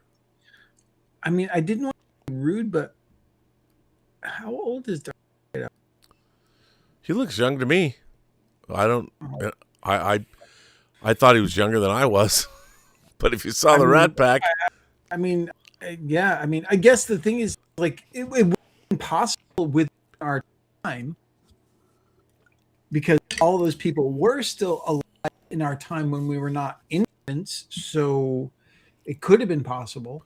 Dude, I saw Frank Sinatra in concert, and I took Kelly Sugg to see. Yeah, but you're fucking old. I mean, sorry. But you have to I don't take my age as an insult. I'm kidding. Old man shouting at clouds. I've never heard that before. Never. You don't have clouds. You have toys that you shout out instead. So you have a captive audience that you shout out at. The thing is, I thought you said shout out. I was like, well, you might shout out some of the toys, but I ain't going there. But the thing is, what you guys don't know is when the cameras are off, he just turns around and does the show for them. Actually, I rehearse. It's rehearsal, Dave. It's rehearsal. Jay Hiskey, Jay this key too. Jay this key says, when we brought Robert Plant to our venue in 2022, he had 2 bomb-sniffing dogs before he arrived. It was awesome being backstage and having him in my presence, bodyguard and everything. I would ask, were you in the UK? And he thought that they needed bomb-sniffing dogs. No, but the thing is, but think about it. When you're someone like Robert Plant, the thing is, we can't even fathom the amount of crazies that reach out. No. When you're at that level of fame of some of these people, I mean, you experienced Tom Cruise, and you heard stories about what he had to do to go out and get a cup of coffee. It's like, that's the thing. It's like, yeah, what you and I want is what ideally, I think, in the industry, what we would want is not even what people who are striving for, like, as directors and creatives of that. Oh, give me that $200 million freely and I can do whatever I want type of thing. We want to have enough money to do our ideas and stuff like that. We would never wish upon each other the level of fame where you can't walk out of your house. I can't even imagine. We can't even imagine, I mean, maybe you get death threats for your opinions on Star Wars. I know I haven't gotten death threats. But the thing is like, can you imagine? And you imagine someone like Robert Plant? Can you imagine the amount of death threats and craziness that someone like that could get on? No, I don't. I mean, I will say this: there was somebody that I really liked, that I've always really liked and respected, and who really did not like the fact that I supported Israel. Right. And came after me and defriended me and said basically fuck you. And it was interesting to me because I'll tell you, being as old as I am, Dave, I was adopted into a Jewish family. And I had a rigorous Jewish education. And my entire life, do you know what it means what people don't understand to be, oh God, I have a fucking great story to tell that I just reminded myself of. But what it means to be Jewish, when you're even as a small child, people have wanted to kill all the Jews forever. And the fact that that's coming back is just well, yeah. But to be Jewish is to, like, my whole life when I was a little kid, I went to I had a very rigorous Jewish education. I went to Sunday school every week. But again, they can't pick you out. They can't pick you out as easily because you don't. Yeah, of course, of course. You're not Jewish. You don't wear a yarmulke. No, you don't do these. I have worn a yarmulke, but you have, but you don't regularly, is what I'm saying. No, but I definitely identify as Jewish. I love Judaism because the religion's about studying. It's about reading. It's about exploring. You know what no one ever told me as a Jew to not do was explore ideas. Judaism is a religion of scholarship. That's what it is. It's a religion of scholarship. It's a religion of exploring. It's a religion of education. But anyway, what I was going to say about it is that to be Jewish is to understand we are a people that have always been hated, and people have always wanted to kill us for thousands of years. So as a child, I was always, and every year at Sunday school, I would talk, Holocaust survivors would speak. And I met people with green right. numbers tattooed on their wrists. And I'm talking back in the 70s, 70s and up to 1980. And when you're a little kid and you're meeting people, nowadays people don't even fucking... I mean, I thought growing up, there were two things, Dave, in our youth. We got movies about Vietnam and we got movies about the Holocaust. I thought these were staples of the joke in the Hollywood scene would be like, if you make a movie about the Holocaust, you win an Academy Award. Right. Nowadays, the world pretends it didn't even happen. And I was like, but the thing, right, world. But a lot of people, the Germans were meticulous documentators. They documented everything. But for me, I always knew as a child, and I knew that for whatever reason, I was adopted. I found out my biological mother was Jewish when I was 29 years old. Psych. But I knew as a child that the world wanted to kill me, my family, and everybody, all of my relatives and cousins and things. They wanted them dead.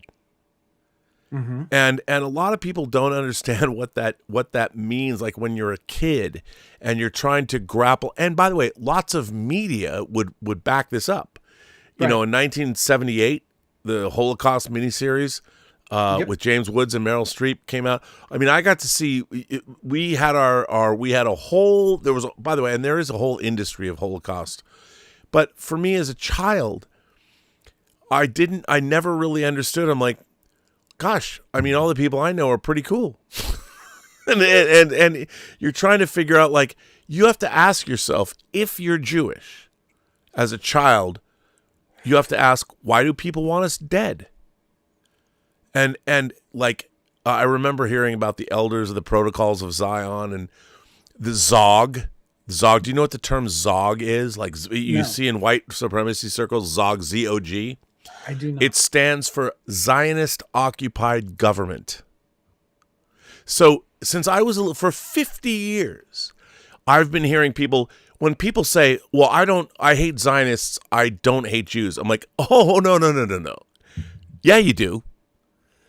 Because Judaism, the basic tenet of Judaism, Yerushalayim shall have next year in Jerusalem. You can't take Israel away from Judaism.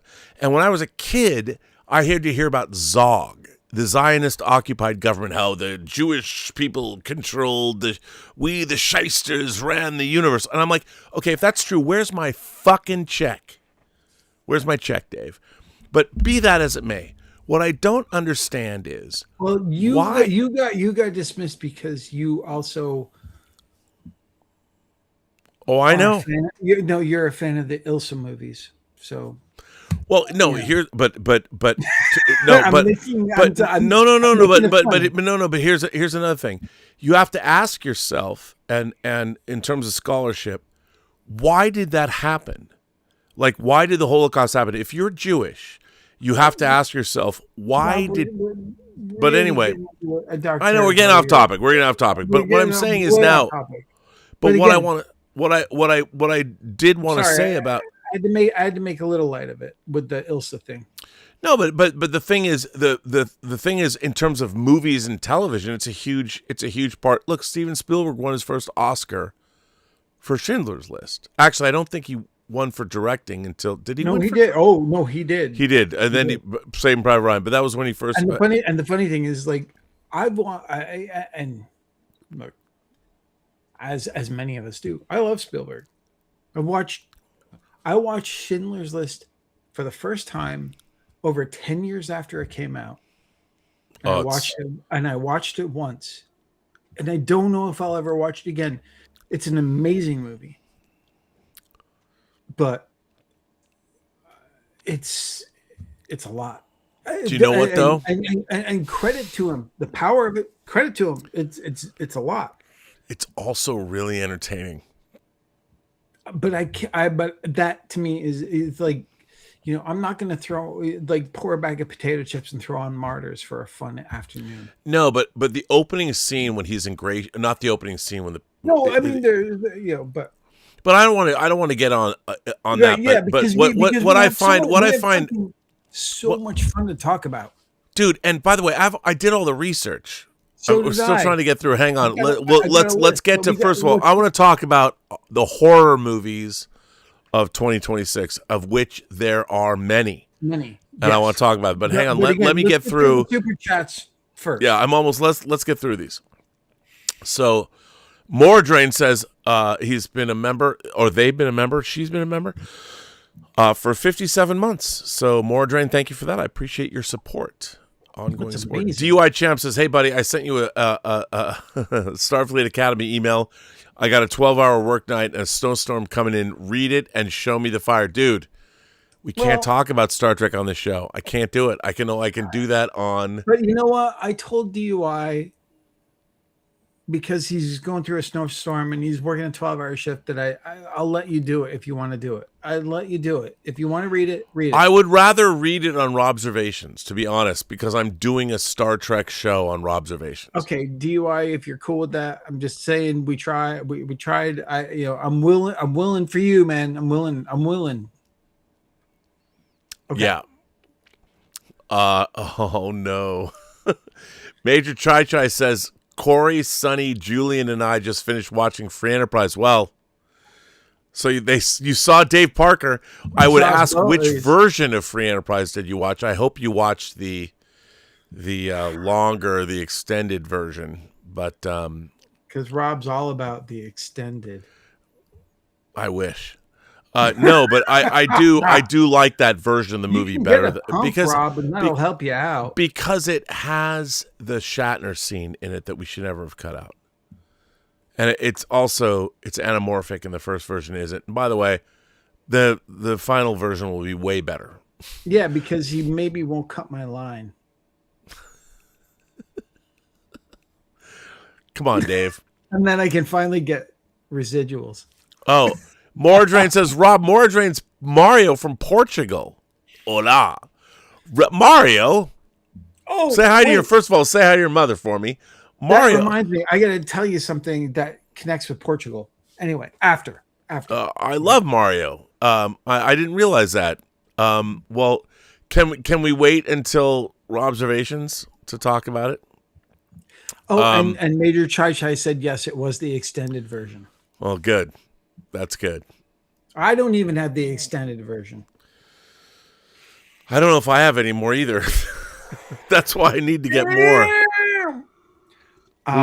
So speaking of Portugal, I just want to I want to plug a book, Rob. I'll go full for, if you're going to talk about a book, my God, you have books to are fucking metal, dude. So I have a friend named Todd Farmer who is a screenwriter. He wrote Drive Angry, the My Bloody Valentine remake, Jason X. He's done some things that haven't been made into movies. So what he decided to do was turn them into novellas. And his first one is called Wolfsbane. It's a werewolf. It's a werewolf book. You can get it on Amazon. Wolfsbane by Todd Farmer. It's a quick read. It's so much fun. It's so good. And the reason why it's connected with Portugal is Todd now lives in Portugal. He and might be his wife now, bought a castle in Portugal and have been renovating it for the past couple of years to be like a destination wedding, writer's retreat type place and everything else. So, but I highly recommend it. It's Wolfsbane. If you like werewolf stuff, this is a whole different slant on the werewolf thing. It was written originally as a script, then he turned it into a novella. It's really good. It's really, really good. I think it's exclusive. I think it's like one of those print on demand types of things on Amazon.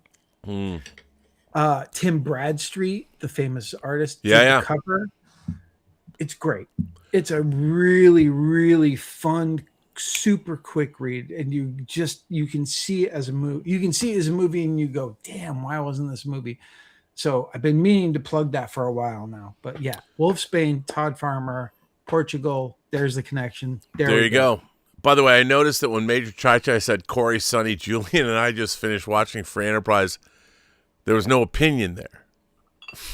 They didn't say anything. They just watched it. I'm going to see him tomorrow, so that could be a good day. Where are you seeing him?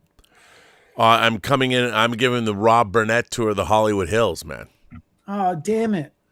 Why? What are you doing? I'm going to be at Pinocchio's in Burbank at 4 p.m. What are you going to do there?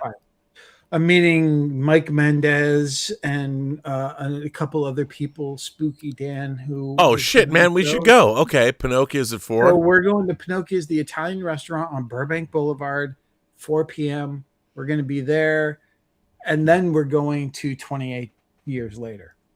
After that. Well, but Pinocchio's, that's cool. I like Pinocchio's. 4 p.m. You can show them Horror Row. I mean, Mike Mendez, Spooky Dan. And the thing is, I bet all those people would love, I hope it's open on Sundays, Blast from the Past, which is right next to Pinocchio. Oh, no, I think they already went there today. Oh, did they? Yeah, okay. I think they already had their Blast from the Past experience. I don't know how much they spent, but yeah, I'm sure they went. It's a great story. That's where we play horror trivia, where I played Thursday. We didn't win. We were in the final. Didn't win, but you know what I did get? What I did win that night? I don't. Was the Arrow 12 Monkeys.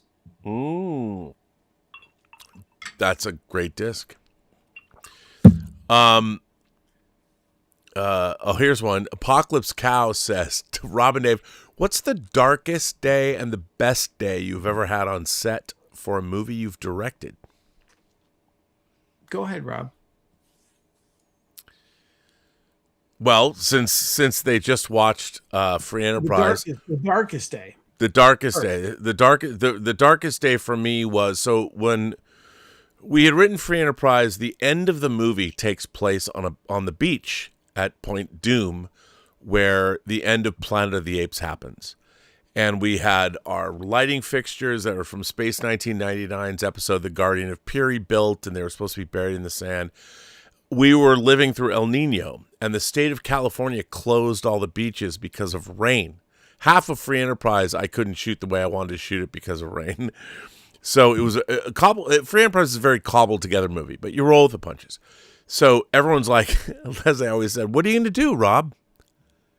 And I go, well, Dan Schweiger and Dave Parker and Rob work at Full Eclipse Studios. So why don't we move the entire climax of the fucking movie to Indoor. Which, by the way, John Mayer and McGee just bought, which was those studios, the Chaplin Studios. Charlie is around the Chaplin. And for people who want to know a little more, it used to be right before John Mayer and McGee Henson Studios. It was the Henson Muppet Studios. Yeah. So that's where we shot. That was astounding. So I threw that out there because we had to do something. We're making a low budget movie. You can't stop. And so we had to get into an empty sound stage and make it look like a party was happening. And when you're shooting an independent movie, you have 12 hours to shoot it. And Chuck Barbie, there were so many lights and so many things. It took 8 hours. And I have to shoot the climax of this party scene in the movie, and I'm like, I'm never going to be able to shoot this movie. I'm just not going to be able.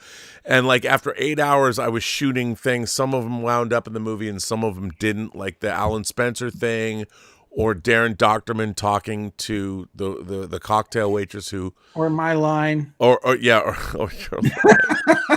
I was shooting whatever I could shoot, but here's where it got darkest. It was the only day on the movie where I had a trailer. And I didn't have a whole trailer, I just had a room in a trailer. And I was like, this is my first movie, and I'm like, my fucking life is over. We're never gonna get the end of this movie. I'm not gonna get the Shatner scene, I'm not gonna get the green girl coming out of a flying saucer. I'm not going to get any of it. I walk out, and I just had to go. I had to go somewhere and be alone. I had to go be alone. So we went across the street to the strip club. I didn't. Rafer, everybody else did. I didn't go to the strip club. No, I'm kidding, guys. But Rafer and Patrick Van Horn did go to the strip club. So I go what was my room in my trailer, and I walk into the room, and I just want to be alone, and it was packed with all my friends. Packed. Everybody was in my trailer, and I was like, what was I gonna say? And I'm like, I'm just. I looked at my friends, and I was so happy that they were there, and they were happy for me, and everybody was giving of their time and all that. And I just said, hey guys, you guys come, hey, we're not ready to shoot yet. And I closed the door, and I walked down, and I just walked in. It was right off. We were shooting on, it's on Sunset and Highland. No, it's not. It's not on La Brea. It's not. Yeah, it's on. Yeah, it's on La Brea. I think it's on La Brea. La Brea. I think it's on. Yeah. You're right about that. So is it La Brea? No, it's not. Maybe it's Fair. I think it's on Fair. No, it's on La Brea. It is okay. So I just walked into. I closed the door. I just walked into the neighborhood, and and I sat down, dude. I sat down on a corner street, a residential street, and I cried. Little Bobby Burnett, I just sat down on the street, and I'm like, this entire movie was cobbled together because everything I planned was fucked. And it was so funny, we were shooting at a burger joint, like LA Burger. And it was pouring down rain that day. And they're like, that sucked to me. And there was rain all the time. And I said, you know what? The only time I got really mad was I'm like, let's just shoot there. People bring in rain machines. It was torrentially downpouring. And there's a shot where Mark's own Saab pulls up in the frame and they go into the restaurant. And it was pouring. And I made my poor fucking crew stand in the rain to get the shot. And then we went into the restaurant and we're all standing there. I mean, it was torrential El Nino downpour. And I'm shooting the whole scene about going out with the munchkin and all that. And Mark was not on set. Mark left to go, do some pickup rewriting to figure out what we're going to do. And I was so fucking pissed that my producers were not on set during that day as I'm shooting in the pouring fucking rain. And I'm holding that whole movie. I was holding it together because everybody was coming at me from every direction. And I knew what was going on. And I held it together, But that night, that first night for the end scene, 8 hours to light that shit, which means I only had 4 hours to shoot, which means I lost basically a day. Right. That was the darkest night. Hundreds of thousands of dollars are being spent, and it's my first, and by the way, still the only film I've directed. Okay. And now the best day on that. He asked for the worst and the best. So the best day. Oh, the best day was the day we were in the Garden of Eden Club, which we had scheduled as a 16-hour day. And everything that was in that club, except for basically one scene, the club was a huge club. And it was a club I'd been to a lot. It normally was totally dark. We lit up the whole set to make it look like a Star Trek set with gelled lighting and stuff. And my dad was on set that day. And Shatner was on set the entire day. And it was Deborah Van Valkenburg. Deborah Van Valkenburg, my dad, Shatner. It was one of the greatest days of my life. So that whole thing when Shatner and Rafer see each other and my father says, here's the greatest day of my life making movies, was when my father, who always, I made my father a bartender in the movie, Dick the bartender. And why is he working in a Hollywood club, being as old as he was? Why does he? Cool. Yeah, I know. Why is he smoking cigars? And why? Because you still could. Yeah. But a bartender wouldn't. But I'm like, Dad, just smoke cigars. It doesn't matter. And he had 3 cigars in his lapel. And Shatner. I introduced Shatner to my dad, my childhood idol, and my father. And William Shatner goes, Dick, can I have one of those cigars?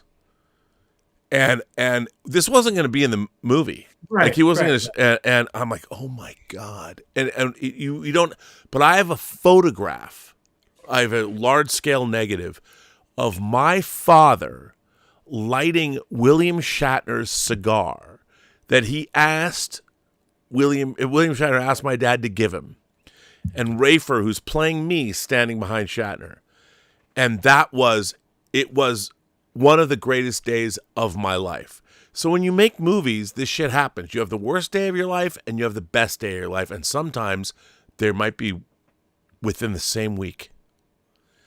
And the emotional roller coaster. But that one day, making Free Enterprise inside the Garden of Eden, when Shatner is bouncing around the thing and all it was amazing. It was amazing. That day I'm very proud of all the work we did on that day. Yeah. So what about you, Dave? Well, as you can imagine, with my extensive storied career and credits, more than me, that I probably have a lot of worse days. So they might be hard to pick. I think for me, thank you for putting me full screen for this. Thank you. I really appreciate it. I think the worst day was on the Hills Run Red. I was in Bulgaria in the morning, first thing of the day. The line producers wanted to walk the scene with me, what we were going to shoot for the day, and hear my plan. So I went with them and told them, and then the line producer, who was also forced upon me as the second unit director, who also tried to get my job, which he didn't realize that I knew that he tried to do, looked at me and said, "No, we're not going to do it that way." And I said, "What do you mean? I know what I'm doing. I'm an editor. I know how this is going to play out." And he goes, "I don't care what you think you know. That means nothing to me." And that was the beginning of my day. But there were many days like that on that set where the difference was that the crew didn't like the line producers either. You had earned the crew's trust. They had to be beholden to the producers because they were paying them.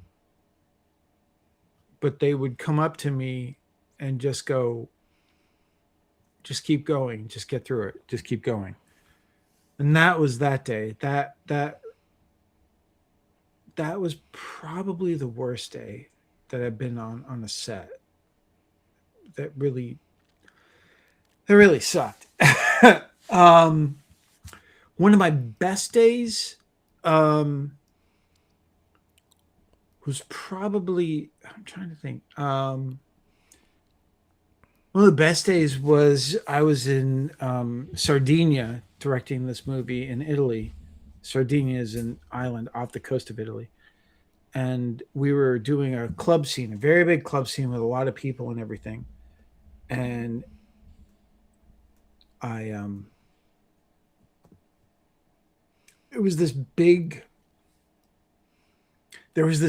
dance number on this dance floor and everything. And I was playing this music, and I was in front of all the people in front of camera, and I was jumping up and down and telling, it's sort of like miming what they should do and everything. And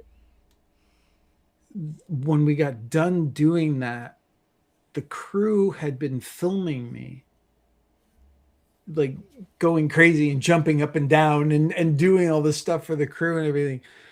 And then they showed me the video that they shot, and it was not just of me directing. Then they turned the camera on themselves while I was doing that, and the entire crew was jumping and doing the same thing. Yep. And that really was like, wow, okay, that was pretty great. That was pretty good, because they got that I was trying to do. I was putting everything. The crew of the Hills Run Red really liked you, Dave. Come on. I've been very lucky, the crews of all the stuff, but again, we learned that none of this happens without the crews. The crews on Hills Run Red were amazing. But again, not on set, but our you and I threw a midway through the shoot party that was fantastic. Oh my God, dude, that was the most. I have to say, we don't think about this or talk about this enough, but we did a couple of things on that show. The fact that we wanted to throw a mid-shoot party was awesome. I mean, that was, and also the thing is, the line producers couldn't stop us because we paid for it. Yeah. We did. And it was open bar. We paid for it. Yeah. So because at that time we were young and reckless. It was like,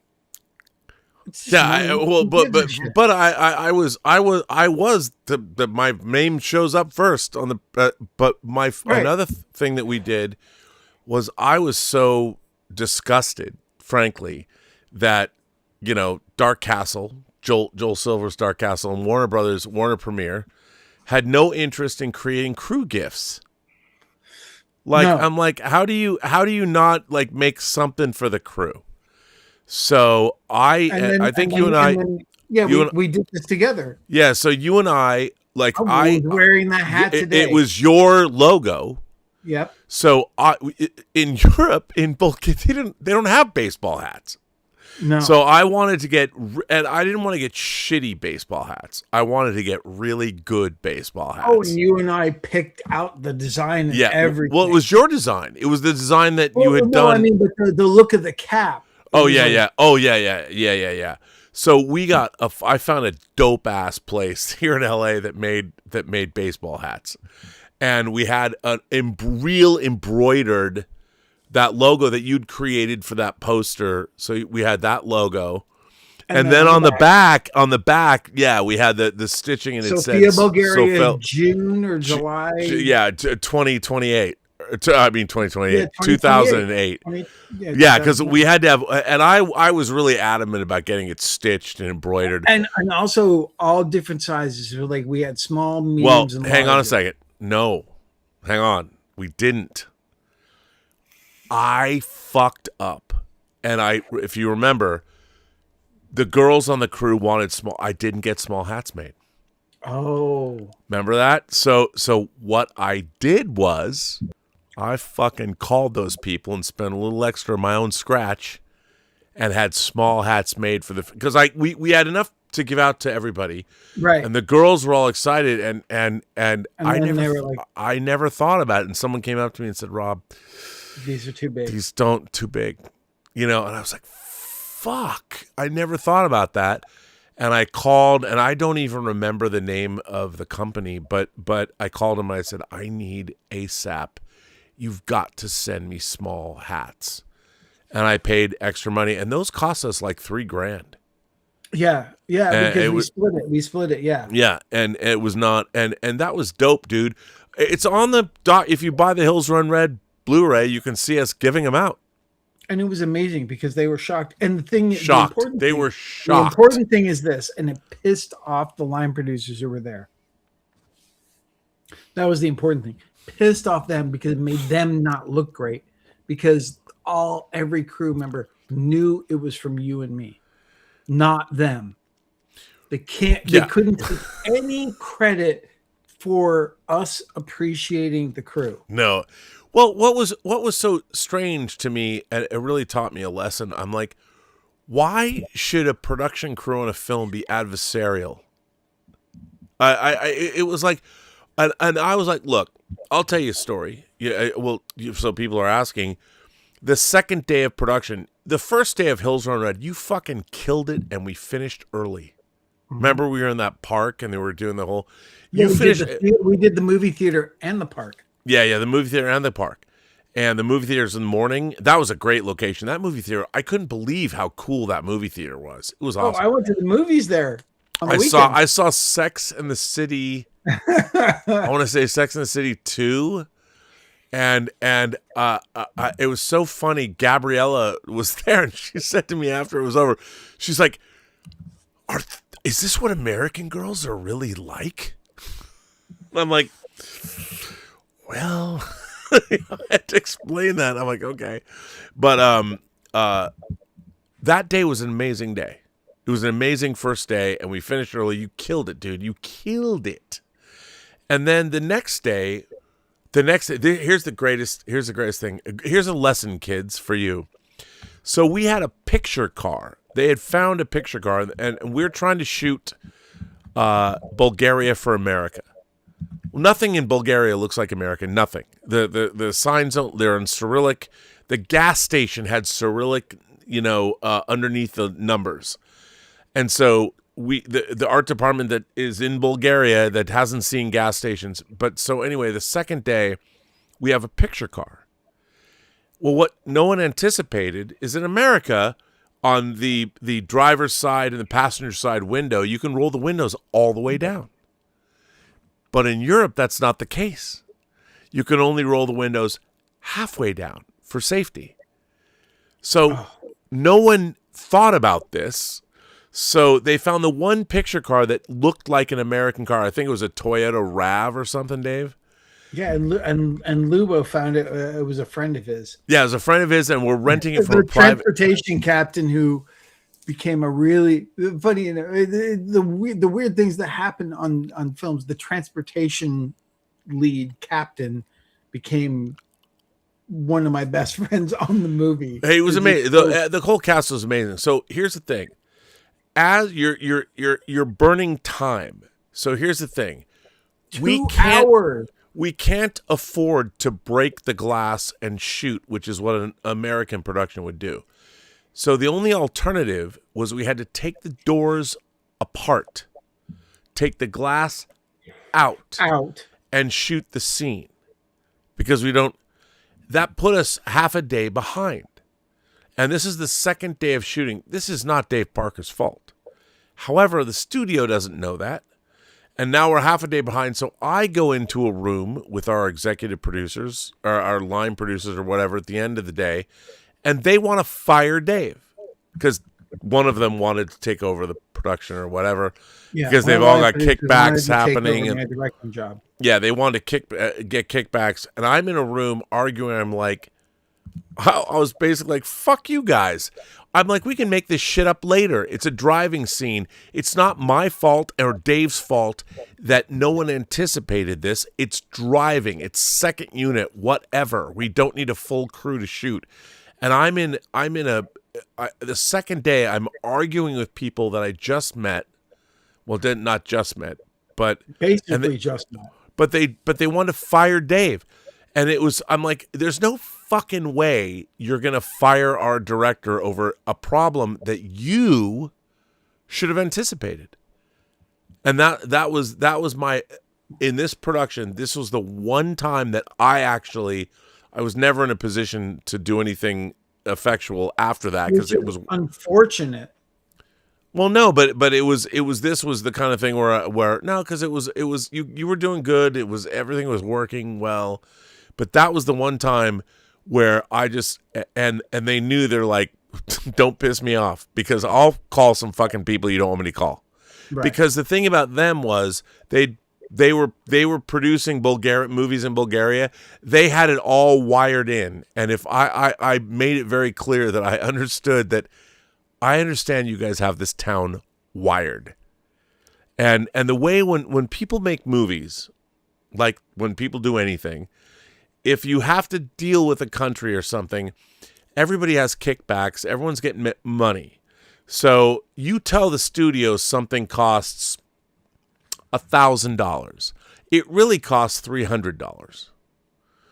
But you tell the studio it costs $1,000 because you pocket $200 or $300 or $400 of that, and you're paying off everybody else to get whatever it is. So it's just the cost of doing business. That's what capitalism is. And it was very apparent to me. They thought that we were just like, yo, we got this movie made in Bulgaria. I'm like, guys, come on. That's the thing. And they, but anyway, so that long story. Those are the worst and best days. Do we have another super chat? We do, Dave. We're never going to get to our what's that? I said go full frame, and we'll get to the topic after you get this done. Okay, full frame on me. I'll go full frame on me. All right, so these are. You know what I love about you guys? This channel gets the greatest super chat questions. You guys are great. Tips, super chats. Everybody always asks or has really great questions. Apocalypse Cow, that was a great question. Sonny Dominguez, who. You can't mention Darth Plato being the official historian of this channel if you don't mention Sonny Rodriguez as the king. What did I say? Sonny Rodriguez? Sonny Dominguez. See, now I'm a racist. But Sonny Dominguez is actually, he's the king of squirting. Yes, it's true. This channel has a king of squirting. And it's so funny because I was thinking of Major Chai Chai. You know what? It's a long story. Anyway, but Sonny celebrates 55 months of membership. And I'm going to see him tomorrow, by the way. Sonny says, what are y'all drinking? We've got sake and whiskey here in Burbank. Well, 55 months. What are we not drinking? hang on a second, Dave, if you're back. Sorry, guys. What are you Sorry drinking? for- I was drinking White Russians, pre-mixed You finished cocktails. that. Jesus. Okay, now let me just say, Dave, I had a revelation today. This is a thing. You're an alcoholic? I've always known that. But so I love my favorite. I don't like pre-mixed cocktails except one. Nob Hill's Old Fashioned.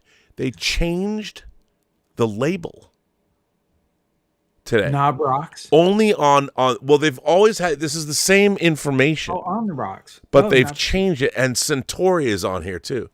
And here's the thing. Of course, Rob likes something called knob. I've loved my knob since I was about 11, and other people's knobs. Took you that since, you long? know. Okay. Sorry. Sorry. And sorry for My leaving mind that. was in You the don't have- stars. Not between. It took a while, I'm but just, it's all good. Rob, I was apologizing because I guess I have a small bladder, and this is what happens when you have beverages and you haven't eaten. Oh. Well, I work it out every day. I mean, I make sure that I'm in tip-top condition. That's I all I'm do, saying. but again, I don't know if it's a sign that I should be worried about or not. If I drink something and then I have to let it out, but I guess. Well, no. What you have to do, the more water like- you drink. Here's the thing. To be no, honest, I'm drinking water as well. you know what? You just gotta get that. Anyway, But that's all. But But I, when I but gotta back go, I gotta back go. to Sonny's question. Oh yeah, what are we drinking? Rodriguez Dominguez. I'm drinking Sonny. Tequila right now. Well, I was drinking White Russians, but everyone knows. You know what? They should sponsor me. These now, Nob Hill makes a lot. I wish people would sponsor you because that would mean we would get that sweet, sweet, sweet money. I would like that too. And this is a show about drinking, but Knob Creek makes these cocktails Pre-mixed, yeah. premix. They are fucking potent. But they make a lot. I've tried them all. They make chocolate espresso. They make cosmopolitans. They actually have margarita. How would you This guys feel? is the How stuff. would you guys feel if Rob somehow, like John Campea, got sponsored and said, "But first, let's hear from our friends at They wouldn't care. Depends," because that's what we would get sponsored with. Like That Depends. is not true. Why do you say that? I don't know because we're old and they just go, "Oh, metal." Well, depends. I gotta say, my bladder ain't leaking, bruh. Mine just saying. isn't either because I tell you to go full frame and I have to go. So It's okay. not- It's all good. I mean, I'm good. you know, Yay. So that's what we're drinking. Man, me, men, E. police, man. Oh, this is a great question. Oh, good. Uh, We'll get to Jay our this topics Jay of this our- key too says, do both of you know the band Autograph? They had that course. one-hit wonder back in the 80s. They came to my radio station back in the day, and they thought they were bigger than Aerosmith. Laugh out loud, Steve Lynch. What do you say, Dave?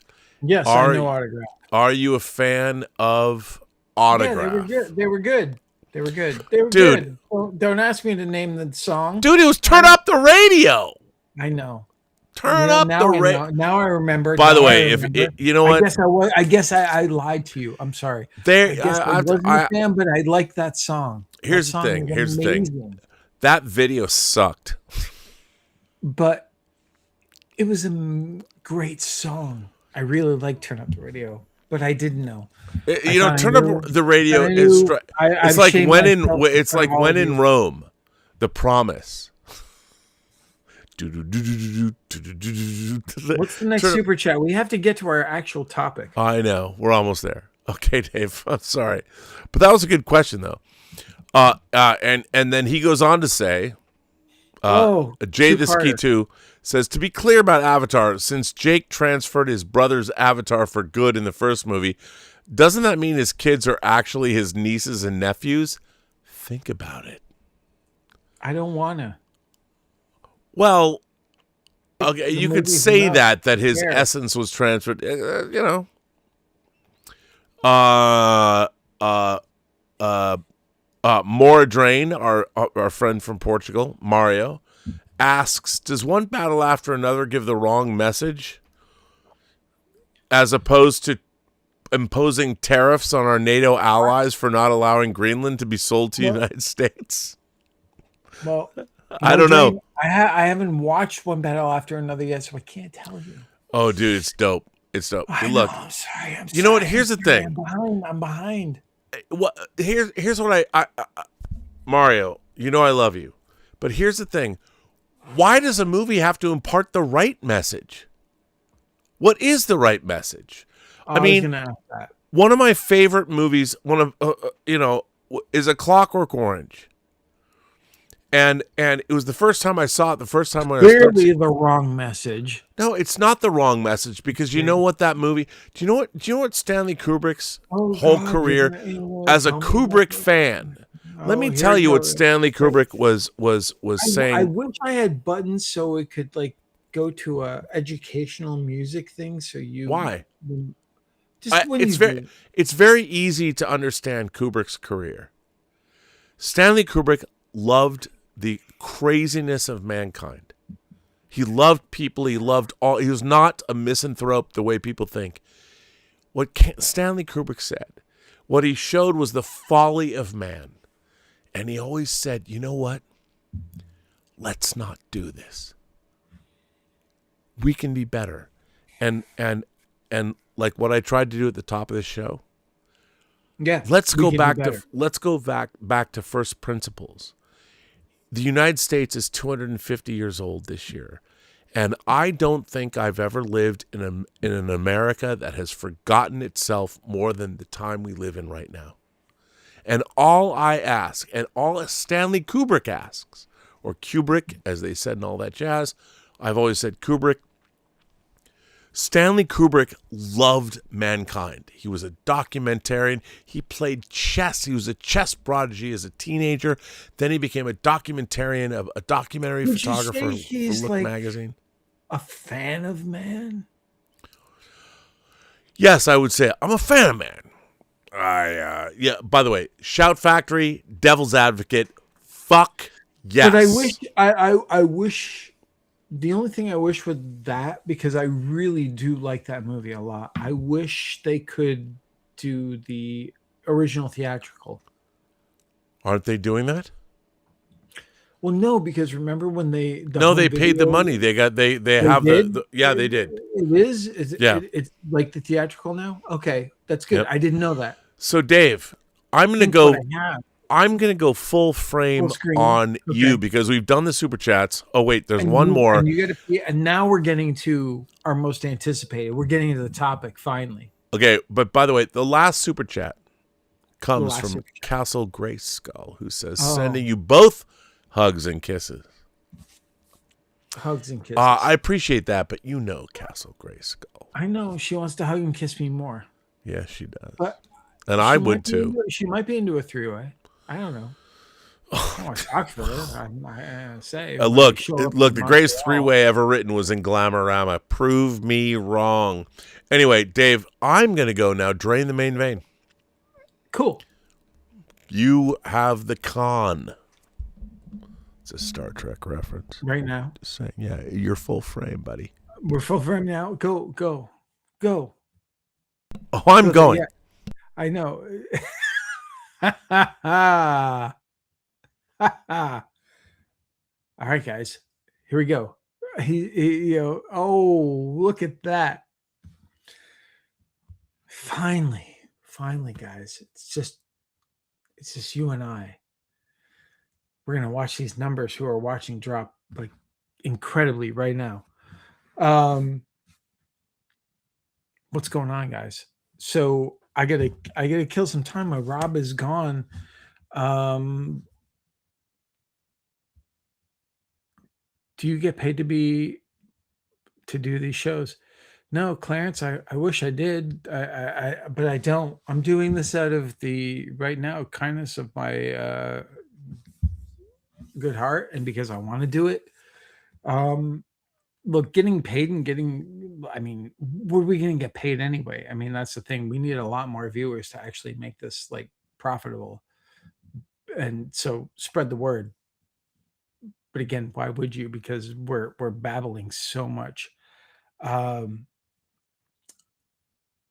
guys, tell me, we're finally getting into the most anticipated of 2026. What are your most anticipated hopes and dreams of 2026? Forget just movies. Just give it to me. Just bring all the degenerate, filthy fucking shit that you can. Bring it on. Tell me what your hopes and dreams for 2026 are, or good ones. It can be that too. Um, I want to look. I'm looking at the chat now, and I want to see what you guys want. Hope Tool releases a new album this year. That'd be pretty fucking cool. I would like that. Yeah. The Primal show looks metal as fuck. What Primal show? What's the Primal? The animated show. Yes. I can't pronounce his name, but I love Primal. That show looks amazing, and now it's at least it's on here on HBO stateside. It started. So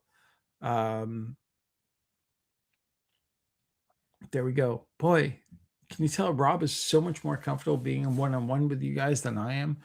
I could pontificate, but I don't know what you guys want to hear from me.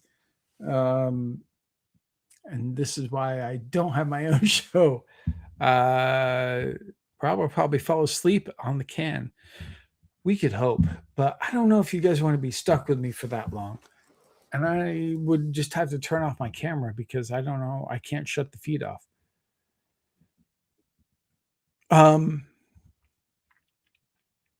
Yeah, there we go. Oh, dead silence. That's great. What do you want to know about me? I mean, it's been a while. I've been on Ask here. me anything. Ask Dave. Oh shit, anything. He's back. Am I? He's back. I had to walk a long way. Are you interested in Send Help? Oh, Send Help? Dude, I can't wait. Can you come on? Oh well, now we're getting into the shit. Okay, Rob. okay. Let's go back. Let's go back Rob, wait. Hold on. I got to say something to you. Hang on. Your ability. Okay. Oh, wait, okay, I'm ready. Your ability to do this with no one else like bouncing off of, I realize is really fucking impressive because even just those moments while you were gone, very hard to fill up the space. I'm like a deer in headlights. I'm not comfortable at it. Not interacting with someone else, it's very, very difficult because unlike you, and this is not an insult, I don't like to pontificate. I don't feel comfortable with it, so I don't know what to say. So I think though there were gaps. There were huge gaps. But you would learn. I mean, I would learn, but it's not comfortable. So cheers to you because it's actually really impressive. You, Dave. But I would say this. I would say the reason, you know how I learned to I started working in home video when I was a little kid. And thanks to Weston Nishimura and the people at Video Space, I was able to interact with the public at an early age. And I spent my days talking to people about movies. But again, it's very different. It's a very different thing when, like, I gotta say, when you leave and I don't have someone to bounce off of, or as many people comment and interrupt, to just talk on your own without a game plan, without like keeping it. But that's the thing. You're not. But you don't have a game plan. You know. And no, if you, I know that's. But it is very difficult. I like. Kudos. I have a lot of respect that you can do it for several hours on your own. Well, but remember though, I've already planned a show. Like I found an article. I've thought about what I've thought about in general what I think. You don't have that. You don't. You know, if you did your own show, you would stop and think you would absolutely be able to do it because I watched you command a set of people. And that was because you already knew what you wanted to do. And so if you thought, okay, I'm doing a YouTube show, I'm going to talk to dude. I'm looking at you. I love having a show. I can see somebody, or you, Alvaro, Dieter, Max Allen Collins. I'm looking at a green fucking light right now. Right. I don't even get to see an audience of people. But I don't even know. I'm not looking at my camera like you are. I am right now, but I don't look at it. I look at the screen. I look at right, you. because I've set it up so we're looking at each other right now. But you could do it. I mean, although I will say this, what's really funny about, and here's why I want to give a shout out to my entire YouTube community. Anybody who's talking about entertainment, physical media. I've interacted with so many people over the last, I started this channel in 2018 at the behest of John Schnepp, and it was fully realized when Elizabeth gave me the first iteration of this microphone that used to have one of my favorite American statesmen who, by the way, everybody should read his. Yeah, it's people have asked me where has that gone, and this is the second iteration of this microphone, and if I had the same sticker, I would put him back there. So let's talk about this for a second. I want to talk about this for a minute because, again, speaking of this, it's so much easier to bounce off someone and then come up with something. And it will lead into our main topic finally. 2 hours and 46 minutes into the show. Fuck yeah. I guess we're going long again. And I was like, oh, can we not be 5 hours? And hopefully we won't be, but here we go. The nice thing is, and I know people pointed out before, but at an arm's length, you're surrounded. Like there's the Ninja box set over there. Oh. There's that. And then over there's Lucifer over there. And then there's something called the sequel over there. You are... Oh, the sequel's a book to the plot. Right. Unlike, you're surrounded by so much that you love that you could easily do a show on. You could turn around and go, this Dune Steelbook over here. Let me tell you about it. This Dawn of the Dead board game. Let me tell you about, thing is, by the way, Bryan Singer's friend Slave, right, gave this to me. It's sealed. But the thing is, and I will never open it ever. Someone's gonna get it when I'm dead. Thank you, Slave. You could go about it. You could do a whole show just on that. Oh, I could because I used to play it with Mike Shirts. And make it fascinating. I appreciate that. So the nice thing is, you're surrounded by these things that you love, that at one time or another you anticipated. Well, Dave, I would say, you and I share something. We don't love the things we love because we wanted to get something from them. We love them because organically we fell in love with them. And our interests were not fashion. They were not something we pursued because we thought other people wanted them. They're not. Our interests. They're not status like so many people are today. No, our interests are something that organically evolved because of the kind of people we are, and ultimately they are positive. We are fans of other human beings' imagination and their pursuits. and they inspired us. I've always believed if you're a fan of, and Mark Altman used to yell at me for this. I said, we are obligated to give back to the diaspora of fandom. You know, we have to create our own material for that reflects who and what we are and the people whose work inspied us. Well, it's almost a pay it forward sort of mentality, which which I get why he gave you shit about it and didn't understand, because it's not the capitalist mentality of it, and a lot of the times. I'd like to make money one day. But the thing is, the difference between you and Mark is he was a more capitalist mentality, and he went and made money based off his likes, where it's like, I want to share these things, and the things that you share are completely different from what he does, because then he makes nothing wrong with it. But on Tubi, I watched the best Christmas movies ever made, which you're in. Yes. You're a part of. Which, by the way, I was in for free. But it is an incredibly capitalist venture. Yeah, I didn't get paid for that, nor did I get paid for the 4 episodes of the best films of '82 that I was in, which is insane because they're making money.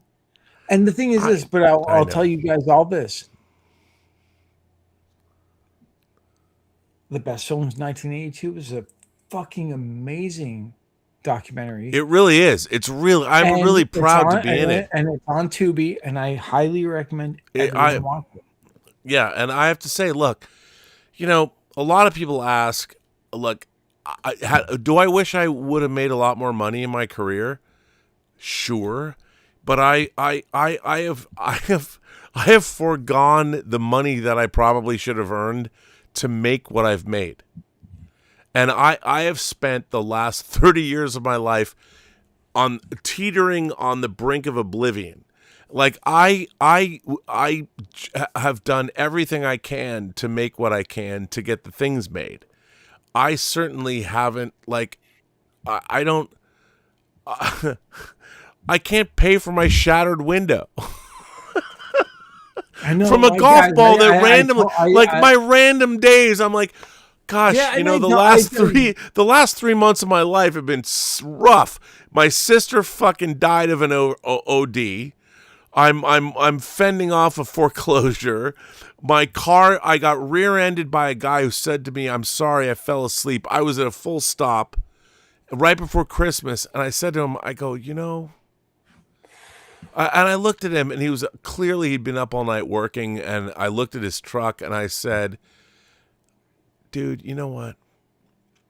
Merry Christmas. And of course, I come home and I get yelled at. Like, why didn't you? And I'm just like, you know what? Because this fucking guy did not need the aggravation of his insurance to be raised. And I was just like, he didn't mean to do it. Even though I was at a full stop, and you can say, like, I look at people and I'm like, you know what, man? You can go black and white on these things, or you can go gray. Life is a continuum. Right, and like right now, because the thing is, people look at it and it goes, when it makes your life more difficult, then it's not worth it. That's the way the majority of people look at it. Dude, I got my audio drama coming out from the biggest audio drama company in the world on February 17th. Right, and True everyone Noir. should fucking listen. Well, no, but it's listen, wait, I have to say that's fucking great. And now I'm working on a new film, guys. And all this. It's all a continuum. You can't, and that's all you can do. You just got to keep going. All you can do, the only thing you can be in charge of in your life is how you live it. And the thing is, the world. Think about this. I read something. I don't know who said this. The universe has been around for 13 billion years, and you never existed. And for me, on May 15th, 1967, I was the product of of a 17-year-old girl and a 26-year-old man. Fucking douchebag, fucking preying on young girls. But I get it. It was the 60s. He was some beat poet bullshit thing. And I never understood, why do I love redheads? Well, it turns out my biological mother was one. I'm just happy to be here for the 80. If I live to be 80, but I it is great. As Stanley Kubrick said, actually, Private Joker said in Full Metal Jacket, the dead only know one thing, Dave. It is better to be alive. And we have, in the entire cosmic infinitude of the universe, we don't even warrant the blink of an eye. That's true. So, and you know but what? isn't it great to be here and do the shit we've done? Isn't that great? Look, ultimately, it's great to be here because a lot of the times we feel like we don't accumulate or matter to anything. So maybe one thing in all of these bullshit drunken shows that we have done, there's a shred of something that maybe we said that hits someone that actually makes a difference. And I have to look at it that way because to me, that's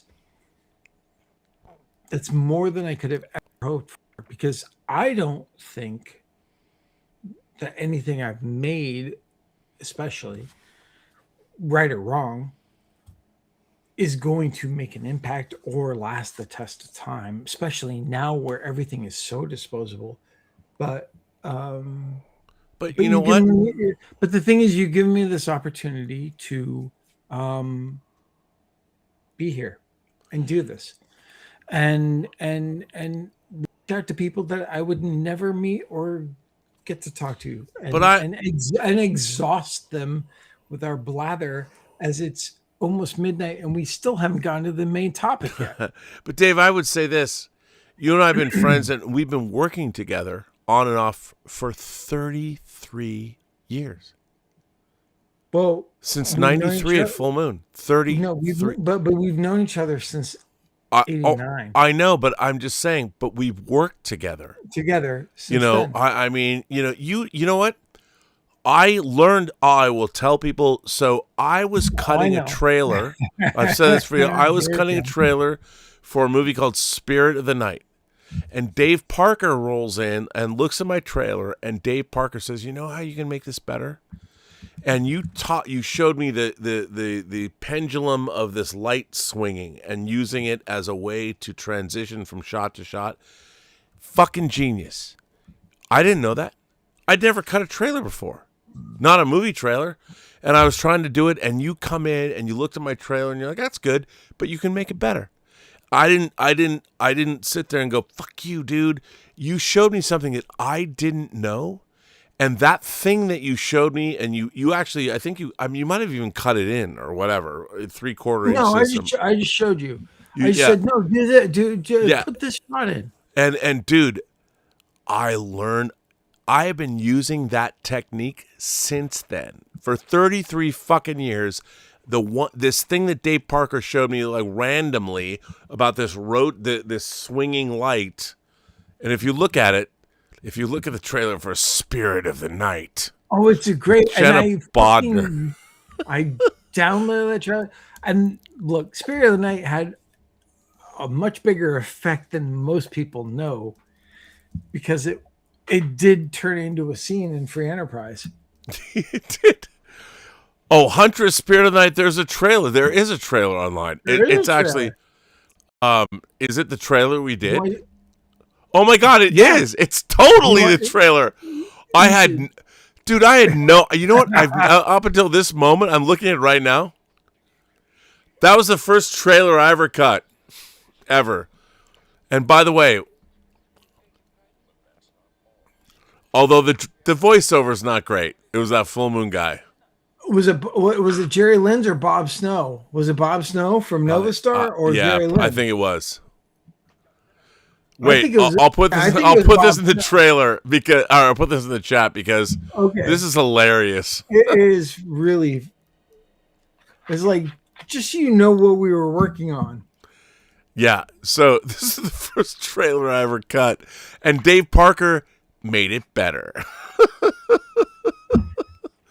and not that I would be surprised by that. You were already there with Dan Schweiger. So here it is. Here's the spirit. I put it in the live chat so you can watch the trailer that I was cutting that Dave Parker helped me make better. So there you go. Speaking of, And that's how I met David Starzyk, who's in Free Enterprise, who's in True Noir. That's right. That's right. That's right. Yep. So let's jump forward To 2026, Dave. It's midnight now. Let's finally get into it. 2026. Let's go. You start. Let's go into our most anticipated move for me. We've covered concerts. Yep. Now let's go into movies. Let's go into movies that we're anticipating this year. Okay, I got to start out with horror for me. And it doesn't have to. Yeah. And guys, just so you know, we're not doing most anticipated. We're not doing number one. It's just a random things that things we are anticipating. Probably won't get to all of them, but we'll try. Okay. I will go on and talk about let's talk about January. There's 3 films I want to see horror wise. I don't have months. Okay, well I'm just going to say I'll give them to you really quick. So Return to Silent Hill, Christoph Gans is coming back. Want to see it? Sam Raimi, Send Help. The trailers are Send Help is January doesn't exist anymore, guys, because Sam Raimi is bringing us Send Help on the same day that Markiplier's directorial debut Iron Lung is opening, which I also want to see. That's interesting as an indie. Sure. Send Help, dude. Send Help it looks so fucking good, dude. You not know about me, and if this movie being a Sam Raimi movie didn't get me enough. The fact that Rachel McAdams' character is a fan of Survivor. Huge Survivor aficionado. I watched Survivor religiously. Dude, I was working at NBC when it first started, cutting trailers, because you helped me make them better. But I love the show Survivor, and man, I can't wait for this movie. Okay, well, hang on. Because it's the same Raimi. I'm going to rattle through these films. So February, horror films. Whistle, Psycho Killer, and Scream 7. Okay. Psycho Killer, because it's Kevin Walker. I'm interested. Now, I'll tell you, it's also directed by first-time director Gavin Polone. Now, I got to tell you, to be honest, this movie was apparently a disaster when it was being made. Interesting. Gavin Polone set aside Andy Kevin Walker wrote Seven, wrote Zodiac, Ichabod Crane, and Sleepy Hollow. Sleepy Hollow. He also, but Seven. So for me, my connection to this movie is that Gavin Polone used to work for an agency called Bauer Benedict, I believe. And when I was a young whippersnapper reading scripts at Silver Pictures for Joel Silver, everything he sent over was pretty fucking good. And so I said, I want to read all of Gavin Polone's scripts. And I read Seven in 1990, and it was the one, and people who know this channel know that I've said the one and only script, because you're supposed to say recommend, maybe, no. You're not supposed to say yes. And on my coverage, the only script I ever wrote, or I rewrote my coverage so it said yes, was Seven. That was it. The movie didn't come out until 95, but I read it. He was a clerk at Tower Records, and Silver Pictures hired him. It's a long story. I didn't get credit, but they hired him to adapt a book called Lie to Me that never got made. But Psycho Killer was a script that Andy Kevin Walker wrote that Gavin Polone, his longtime manager, what? I guess I've seen it on the stream is sort of skipping. It's sort of buffering sometimes. I'm just letting you know. Yeah, I don't know why that is, but it goes reload. Sometimes it's looking at that, going, I don't know. It should be there. We look connect. What? It says connect your encoder. Oh, here we go. It says poor now. Poor? Why is our stream poor? I don't know. Who knows? YouTube, look, they want to cut us off because they don't. And now we're supposedly back, but okay. Anyway, Okay. Look, can't wait to see it. Anyway, so Psycho Killer. I had a friend who auditioned for Psycho Killer, so it seems interesting, but we'll see. I mean, Anyway, so Scream 7, Dave. How do you feel about the Scream franchise? Scream 7. What do you think? You know what I think? I think the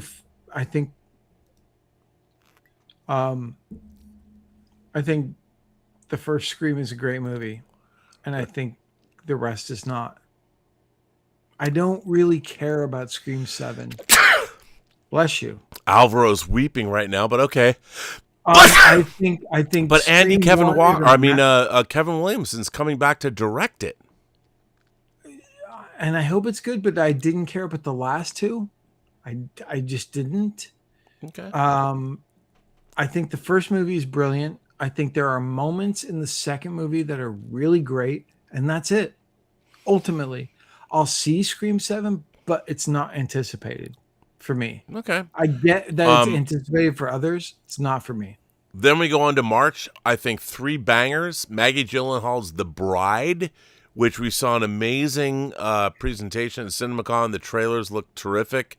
Christian Bale plays a Frankenstein's monster, apparently, or just Frankenstein, and Maggie Gyllenhaal is his bride. It looks amazing. Undertone, which seems to be a ripoff of a movie that we put on this channel during the pandemic. Okay. And then They Will Kill You. Zazie Beetz, horror action comedy, looks pretty dope. I think. What do you think about March, Dave? I will say that The Bride is one of my most anticipated of the year. Me too, man. Right? I look at the trailer. I love the variation on Frankenstein. Mm-hmm. I love the Bonnie and Clyde of it. From what we've seen in the new trailer, So, it looks so stylish. It looks so different. It looks so challenging. I don't think it's going to be a big hit, but I think it's going to be. I'm hoping it's amazing because it looks really, really up my alley. And totally I'm agree. That The Bride, definitely one of my top anticipated of the year for sure. Right up at the top, one of the high up on the top for that one. 100. As far as Undertow, I don't know anything about it. I know it's a found footage thing, which is not my thing. I'll catch it. I'll probably catch it eventually if it doesn't come out in theaters. But it's not huge on my radar. I don't know much about it. And what's the third one again? Remind me. They Will Kill You. Looks really stylish. Looks fun. So I'm curious, but again, not anticipated. Okay. And then here's some spring and winter horror titles. Lee Cronin's The Mummy. I find it interesting that Lee Cronin has now gone the John Carpenter route. Now it's not just The Mummy, it's Lee Cronin's The Mummy. I can't get past the fact that Lee Cronin was a pseudonym for Star Trek writers. I'm sorry. Just going to bring it up. But Okay. Lee Cronin's The Mummy, and apparently it's not so great. I saw a meme. No, I saw because I don't know anything about it, but I just know the teaser, which I liked a lot. I loved it. And I really liked Evil Dead Rise. I thought he was So did I. I did too. Really good job at that. 100%. So I would say I'm mildly anticipating that movie, and I'm hoping it's good. But again, when you look at these sort of revamps of the classic monsters, the Wolfman was really disappointing. Okay, but to me. Now hang on, that's one of my movies. Let's jump down to December. You know, we're getting the Wolfman. Look, Robert Eggers is always going to do his own thing. So, I'm a huge. I mean, the Witch. The Witch is one of my favorite horror films. The thing is, I've liked, unlike Ari Aster, I've liked everything that Robert Eggers has done. The Northman is my favorite. Dude, that shit's dope as fuck. I love The Northman. I really like Nosferatu. Nosferatu was a hit, right? Considered. Yeah, it was, but it's my least favorite of his films. It's so. The thing is, kind of like Guillermo, he makes things. He production wise, everything is beautiful. It's beautifully made. Yep. So I think like I wasn't in love with Nosferatu. I love the look of it. There's a lot of things I like about it. I think it's one of those movies that I'll grow to like more and more. The Witch is great. But so good. But for me, The Northman, but again, that all come. I think what Robert Eggers is to people is their own personal tastes and what they really like kind of gravitate towards. Sure. So I gravitate towards what he did with The Northman more than what he's done with the other movies, though the Witch is incredible. But the funny thing is with The Witch, I got frustrated when I saw that movie because I was like, I want the first act to be what the last act of that movie is. I understand. I and mean, see where it goes from there. But the thing is, dude, I worship at the Church of Black Phillip. Just saying. That's a personal preference. The thing is, I love Black Phillip and everything, but the thing is like, while that might be a personal preference, is that fair to him? Because that's the movie he made, and the thing that he did make is really great. It's funny, again, because by the way, it comes out on Christmas Day. Of course. Werewolf.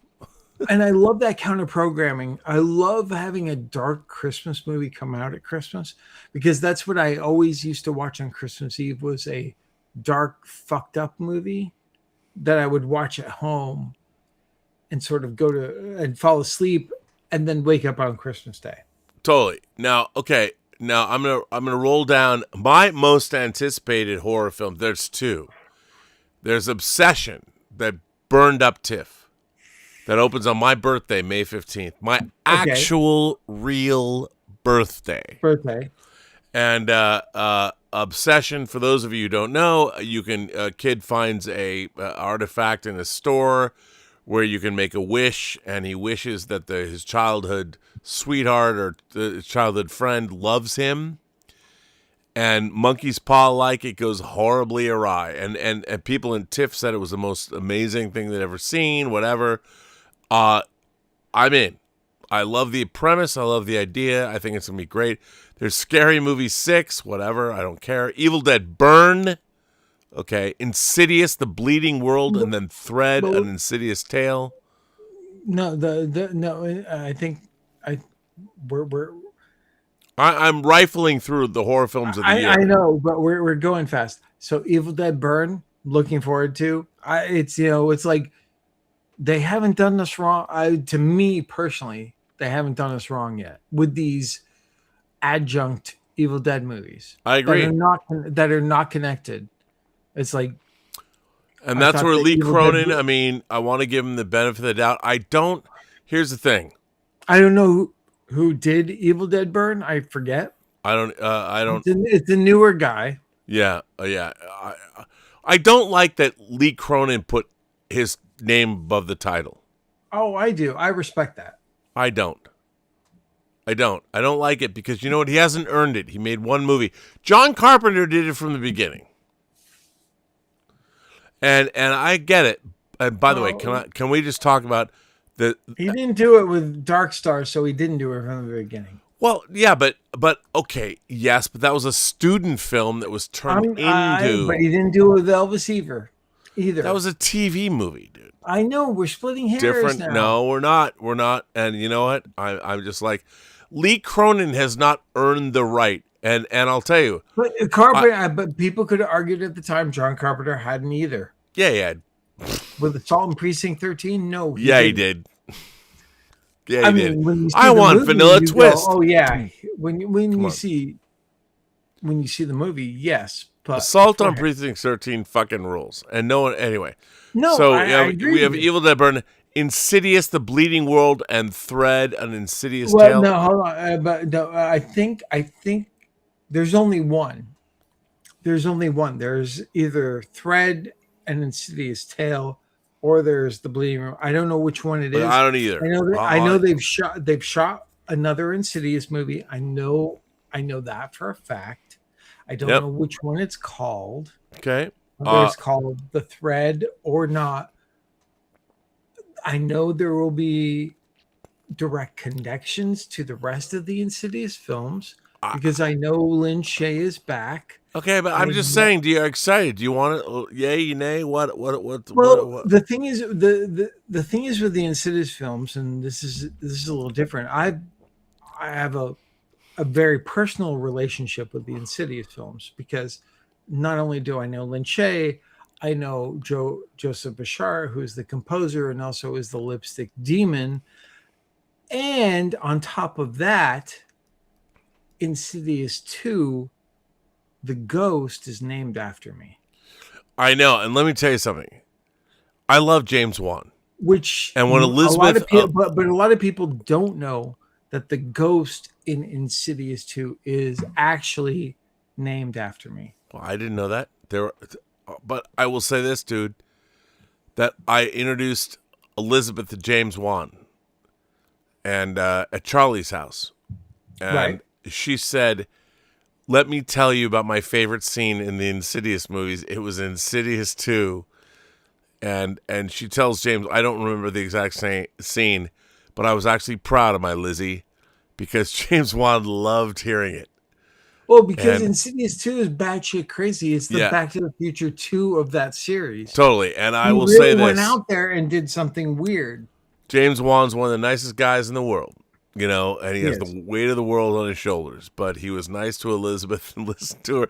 And he loved the fact, whatever her thing was, that she told him. I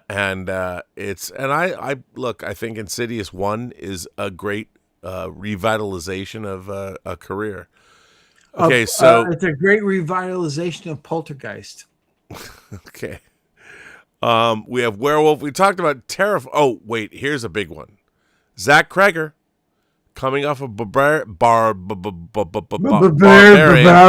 and coming off of Weapons, he has his own take on Resident Evil as a big fan of the franchise, coming off of a hugely successful $38 million spend. He has his own take on Resident Evil coming out September 18th. How do you feel about that? Not anticipated. I will wait to see what he does because I'm very hot and cold on him. I think he does a great first act, but the thing is with Resident Evil as a property, they've never gotten that right as far as what the games are. Right. So I'll be open to it and see it, but I'm not like, oh, this is going to be amazing. I'll tell you what, Dave. Just because his name is on it, I don't care. Tell you what, I'll send you the script after the show's over, and you can call me back and tell me what you think. Because I'm impressed. I'm just saying. I'm hoping because what I want is that experience of playing the original game. I think Kreger's take, and by the way, I really will send you the script. I think Kreger's take is really interesting, and I think that it comes from a place of love, and I'm excited. That I have no doubt of. So and now we come to Terrifier 4, Dave. Art the Clown's Bloody Return. How do you feel about Terrifier? Interesting. We'll see if it actually comes out in 2026 because they haven't even started shooting it yet. Yeah, well, look, I was not a fan of the first one. I became more of a fan of the second one because there was more story, there was more myth building. Sure. And then I know they consciously sort of backtracked for the third one. So I wasn't a fan of the third one either. So for me with the Terrifier movies, because the reality is the Terrifier movies are kind of like our Friday the 13th, where if you look back with what our parents said or people who are older, they didn't get it. They were like, "This is shit. This is just This is just killing to kill." Yeah. Yeah. Right. And that was awesome. Ben, there's something wrong with Ben. See Primate. Best slasher movie in 20 years. But again, we feel a little different with Terrifier now that our palettes have changed. We can look at the Friday the 13th movies. I'm going to go full frame. Dave, I'm going to go full frame on you real quick. Okay. I'm going to go full frame. So keep please. Keep talking about this. Yeah, talk about that. Please do that. So I think with Terrifier, to me it's for younger audiences, it is the Friday the 13th of that generation, and that people whose palettes have changed and everything else, we don't get it the same way that they do. We're not getting the same thing. But then I have to equivocate it to the way that our parents and people who were older than us looked at the Friday the 13th movies, and they didn't get those. So at least I understand that. So with those, I don't anticipate Terrifier 4. But I don't discount it. There's something that's connecting with people that maybe me watching these movies, which feels like it makes me very old, that I don't get in one aspect, but then I kind of understand because it's like it's generational, and that's this generation's Friday the 13th or Saw. Hang on a second. Wait. So I would have to hang on. I need to play with some things here so you can see me. I would say this. I mean, here's. I have a theory, Dave. I've watched the Terrifier movies. Yeah. And the thing about the Terrifier movies is there's been a lot of talk about the fact that our horror heroes, that Freddy Krueger is a child raping murdering dream demon becomes a hero, or Jason Voorhees or Leatherface or all this. But I would posit that at the core of all of, whether it's Leatherface, whether it's Nightmare on Elm Street, whether it's Friday the 13th, at the end of the day, there is a shred of humanity that must prevail. That even Texas Chainsaw Massacre, which I think is a brilliant fucking film, in terms of verisimilitude, it's never been done better. And by the way, not intentionally. They didn't know what they'd done. It was the constraints or whatever. But the thing was, at the end of that movie, as Inhuman, one of the greatest depictions of hell on earth ever made is Texas Chainsaw Massacre, because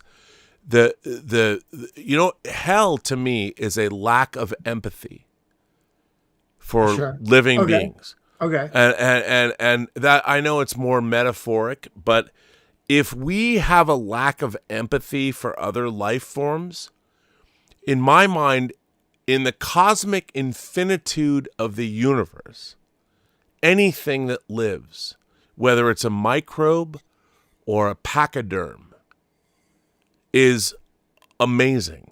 Right. And the real disappointment of humanity is that we don't recognize it. We are so navel-gazing and we are so wrapped up in ourselves, we do not recognize that this planet has millions of species of life forms, whether they're microbial, insectoid, arachnid, mammals, whatever. We are just a part of one of the most amazing, and this is why James Cameron's Avatar franchise is misunderstood. People are thinking about it in terms of, well, it's Ferngully in space. No, what James Cameron is trying to point out is that this entire planet, our planet, we're looking for microbial life. If we found one paramecium or an amoeba on an alien planet, it would radically change our entire belief system. But humanity does not understand. My God, the people that argue about, I'm a Trump supporter, I'm a lefty, they do not understand that I live in a house that is probably below an ecosystem that has 1 billion ants. And that is fucking insane. If you think about it, spinning around in the cosmos underneath my house. Right. I am living in a place that is unbelievably amazing. My dogs, I have 4 fucking dogs every night. There are rats from the abandoned house over to the right or left of us. There are a skunk that is living out. There are Mr. and Mrs. Squirrel. My dogs are they're holding vigilance. They're protecting me. My dogs know when I make them food. It is insane that we are so ridiculously unaware of the amazing world we live in. We are having arguments about, my God, America is going to turn 250 years old. To bring it back, we have the Bill of Rights. And nowadays, people are like, fuck it. Fuck those people. We don't want immigration. Are you kidding me? I don't want unchecked immigration either. I don't want anyone who's going to come into this country that I don't believe in multiculturalism, Dave. I believe that come to America and add your culture to ours, not in a Borg way, in a way that we have cities where you can go, like Los Angeles. Everyone's like, you coastal elites. You know what's great about LA, Dave? You can go and you can drive, and any single culture on earth is represented by their cuisine in this city. You can get any food from any group of people ever on earth right here in LA. And I would say that's fucking awesome. And we get you coastal elites or whatever. No, you know what? Because you're not living in a place where you're not afforded the opportunity to get material, to get deliciousness. Do you know what the world has, Dave? The world over? Every single human being on earth has a mom. And every single human being's mother has a favorite dish. Everyone. You might not like it, but every single mom that ever existed has made your kid a favorite dish. Your mom made you one. My mom made me one. Everyone's mother made them a favorite meal. And that should tell us that all of us, every single person, it doesn't matter what color you are, where you're from, every single person has a mother that made them their favorite dish. That is what binds us. That is what makes us humans from Earth. And my God, until we figure that shit out, I don't know, dude. I don't know. Now, tied into Terrifier 4. That's up to you to do. I don't know, man. I'm just saying. Okay. Because we were talking about Terrifier 4 when you left, and I was like, no, bring it all back to Terrifier 4, buddy. Okay, but okay, here's what I would say. But Here's again, my I problem. don't think Terrifier 4 is actually going to make it to 2026. I think it's going to be 2027. I don't, because they haven't even started shooting yet. I don't like the Terrifier franchise. And you know why? Because they don't have the idea of a final girl built into that franchise. See, I disagree, because I think Lauren Laverne, who is the one who is like built up to be that. Yeah, but we'll see. I mean, it's a hard one. Look, it's a hard one for me to like go, oh, Rob, you're wrong. This is like, I mean, come on, you're not getting the nuances of this. There is no nuances. Terrifier is all about the kills, which I'm all about.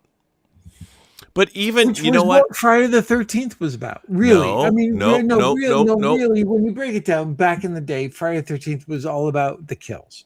Okay, it was, but it also made an effort to make the people that were being eviscerated people.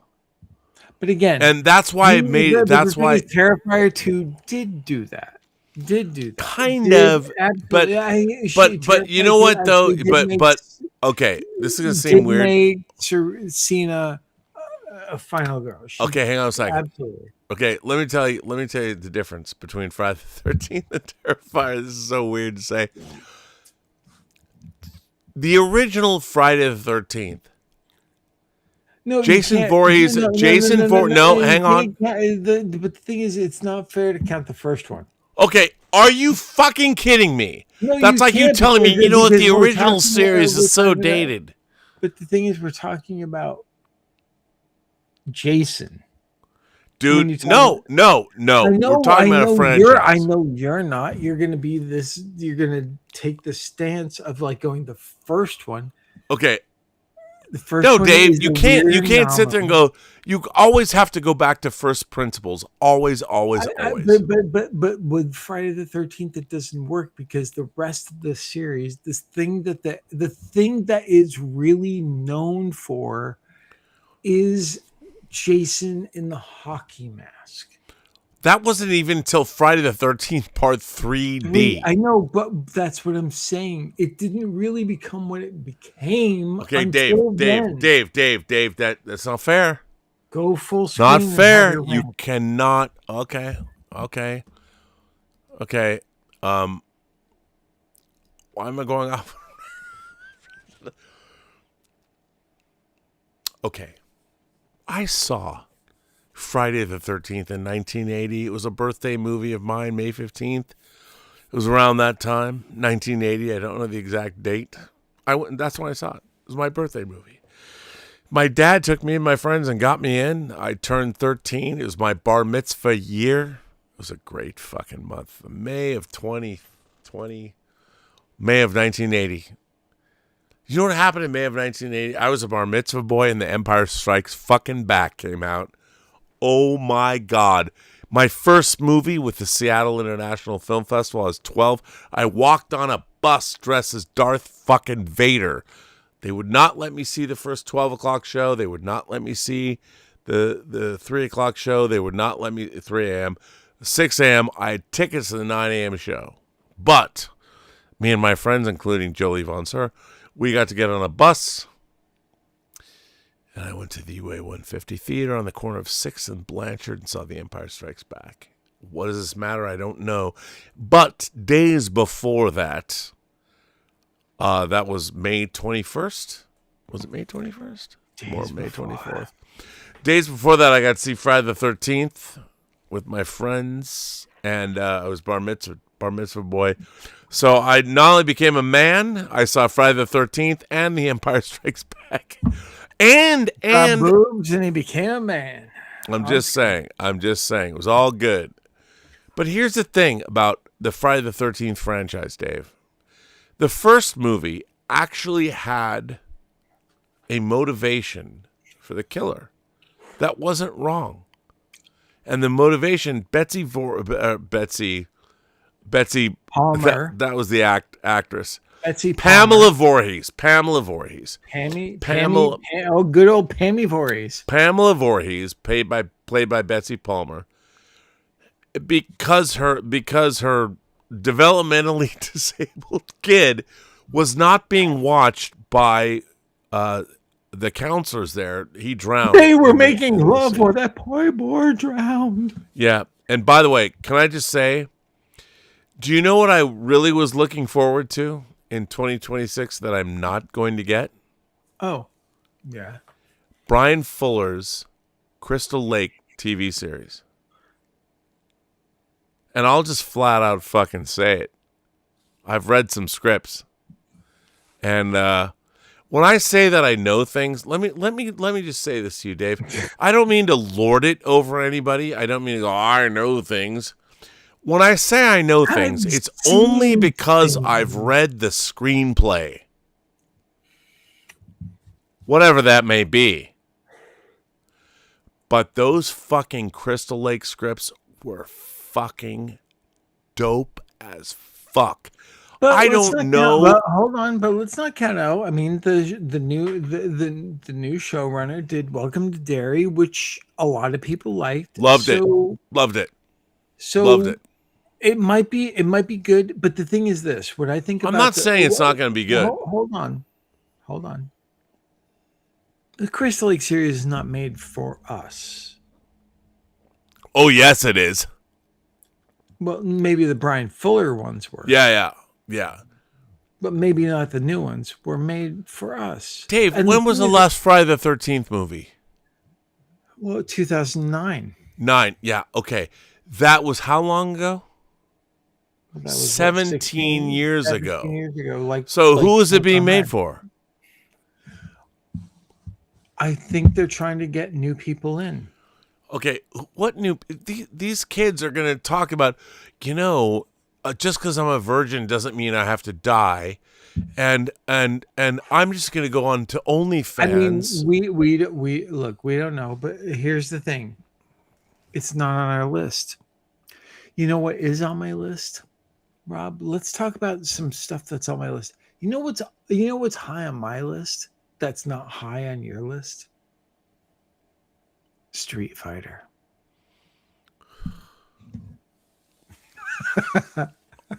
That's true. That is true. Street Fighter is not on my list. It looks awesome. It looks, you know why? Because they get the fun. They understand. You can tell about that teaser, that little bit. They get the fun of it. And you guys are all fucking old curmudgeons. To me, Street Fighter gets the fun of it. I can't wait.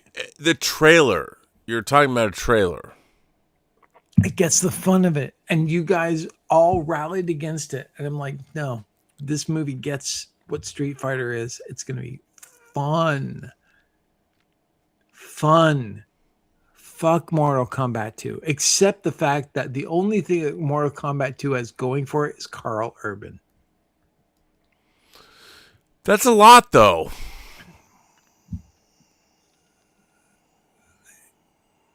It's a good amount. But by the way, Dieter Bastian's in the chat. I have to say, we are not doing Let's Get Physical Media because I'm going to see the Post-Geek Singularity tomorrow and giving the Rob Burnett tour that they're going to get. And then you're showing up at Pinocchio's at 4 p.m. Yes, that's correct. And we're going to have a pizza party. Yes, that's correct. Which would be awesome. If you guys all actually do show up with Rob, it'll be amazing. It'd be amazing. We're going to show up, dude. We're going to show up. And I want to know if Dieter Bastian is here. Dieter, do you share Rob's view of Street Fighter? Or do you share mine? Where it's like, I'm going to be open to it. And like, I want the fun, that martial arts fucking fun. Look, Dieter Bastian would say the same thing. He would say the same thing that I say. And he's right. If it's good, Dave.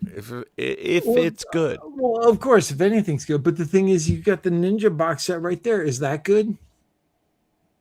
Criteria wise? No. It's right there. It's right over your shoulder. Is that good? 1, 2, 3. Enter. Return. Domination. They're not good. They're not good. They're not good. But I don't maintain that they are. But do you have fun watching them? Yes. So what's wrong with? Because you watch them at scale. Like Dieter Basher and I. Do you know what Dieter and I have done for 5, now in our 6th year? Do you know what Dieter and I have done? We have explained what watching movies at scale is. And we make fun of Dieter. We call him the trash panda. But you know what? Dieter has great taste in trash. Right. That's the thing. I think I'm closer to his sensibilities than yours. But the thing is, I have great taste in trash too. But the thing is, I covet that Ninja box set. I covet it. Should I bring it to you tomorrow? What? Would you like it? I would love it. Okay. Where is it? I would love it. Because that's I don't know where you're looking, but yeah, I'll find it. Wait, it's right over your shoulder, right this there. Way? Right down, right there. Isn't that it? The box set right there?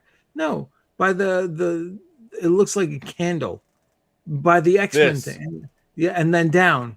No. This is actually film noir. Oh, that's not. Oh, dude. That's the film noir set. Dude, look what else I have. Well, if you can find the Ninja box set. Okay. Yeah. I'll get you one. Just, you know what? Maybe I'll just put you on a list. Actually, you know what? What I really want, which I know is hard to find now, I hear it's hard to get, and I don't know if you can get me this. But one of my favorite movies of all time is The Descent. I know people. I know you know people. So that I would like even more than the Ninja box. That is one of the releases of the year. And it's sold out everywhere. Well, I have to say, the lovely Lisa Stevenson, it really meant a lot to me to write articles for them, but they buried them and then she tells me what the actual numbers were on the people that read my articles. Look, it was so demoralizing. I spent a lot of time writing those articles. They meant a lot to me. But I'll just say this, as far as the Lionsgate thing goes, The Descent is the last. I haven't seen a better or scarier horror movie since The Descent came out. Yeah, I would agree. By the way, do you know what I just got today? I got the uncut Cabin Fever 4K. I don't care. I know, but it's pretty great. That movie's pretty great. I don't care. Okay. The Descent I care about. Okay. Going into horror, forget Terrifier. Let's move on from Terrifier.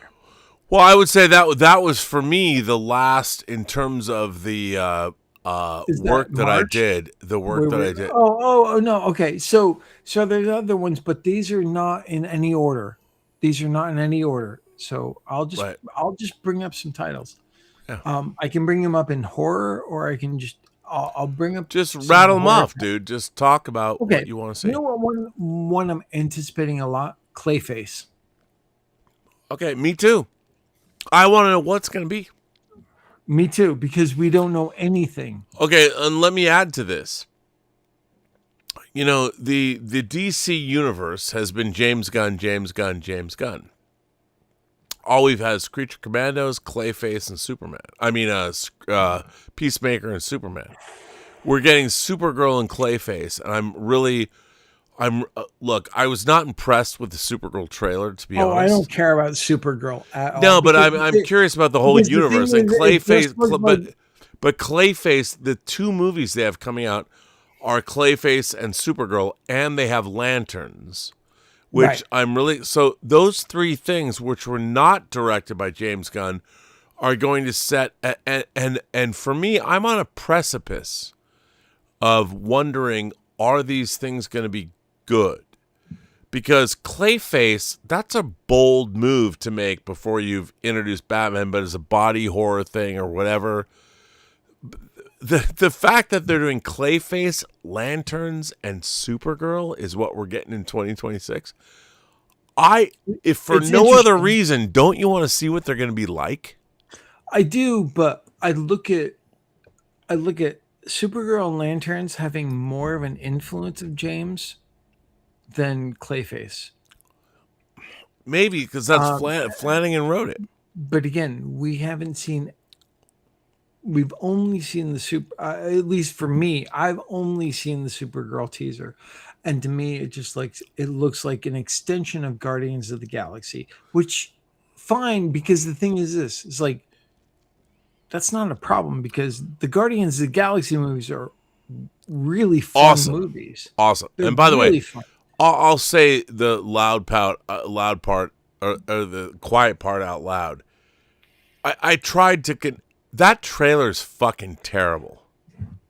It's not a good trailer, and The problem I have with Supergirl is she's abrasive. So how are you supposed to get the whole audience to love her? She's abrasive in the trailer, and even in the post credit sequence, she's abrasive. Okay, but here's the thing. She's a party girl, but with a conscience, and her whole thing is because she was there when her entire civilization died, and they're going to give you this, and it'll be there. And I think that Millie Alcott, the one thing about James Gunn that I really look, as you know, I mean, Casting choices. I really like James Gunn. I've always liked him. I got to work with him for a little bit, 25 years ago, and I went to all his parties for 5 years and all that. It was fun. And the thing about James Gunn is he has a vision, and his, if you've read his book, The Toy Maker, and I recommend everybody should read that.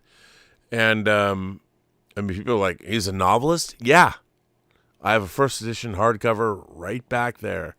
But the thing about James Gunn is he has this quirky sensibility that he applies to everything. He does. Look, he's got a stamp. He has a stamp.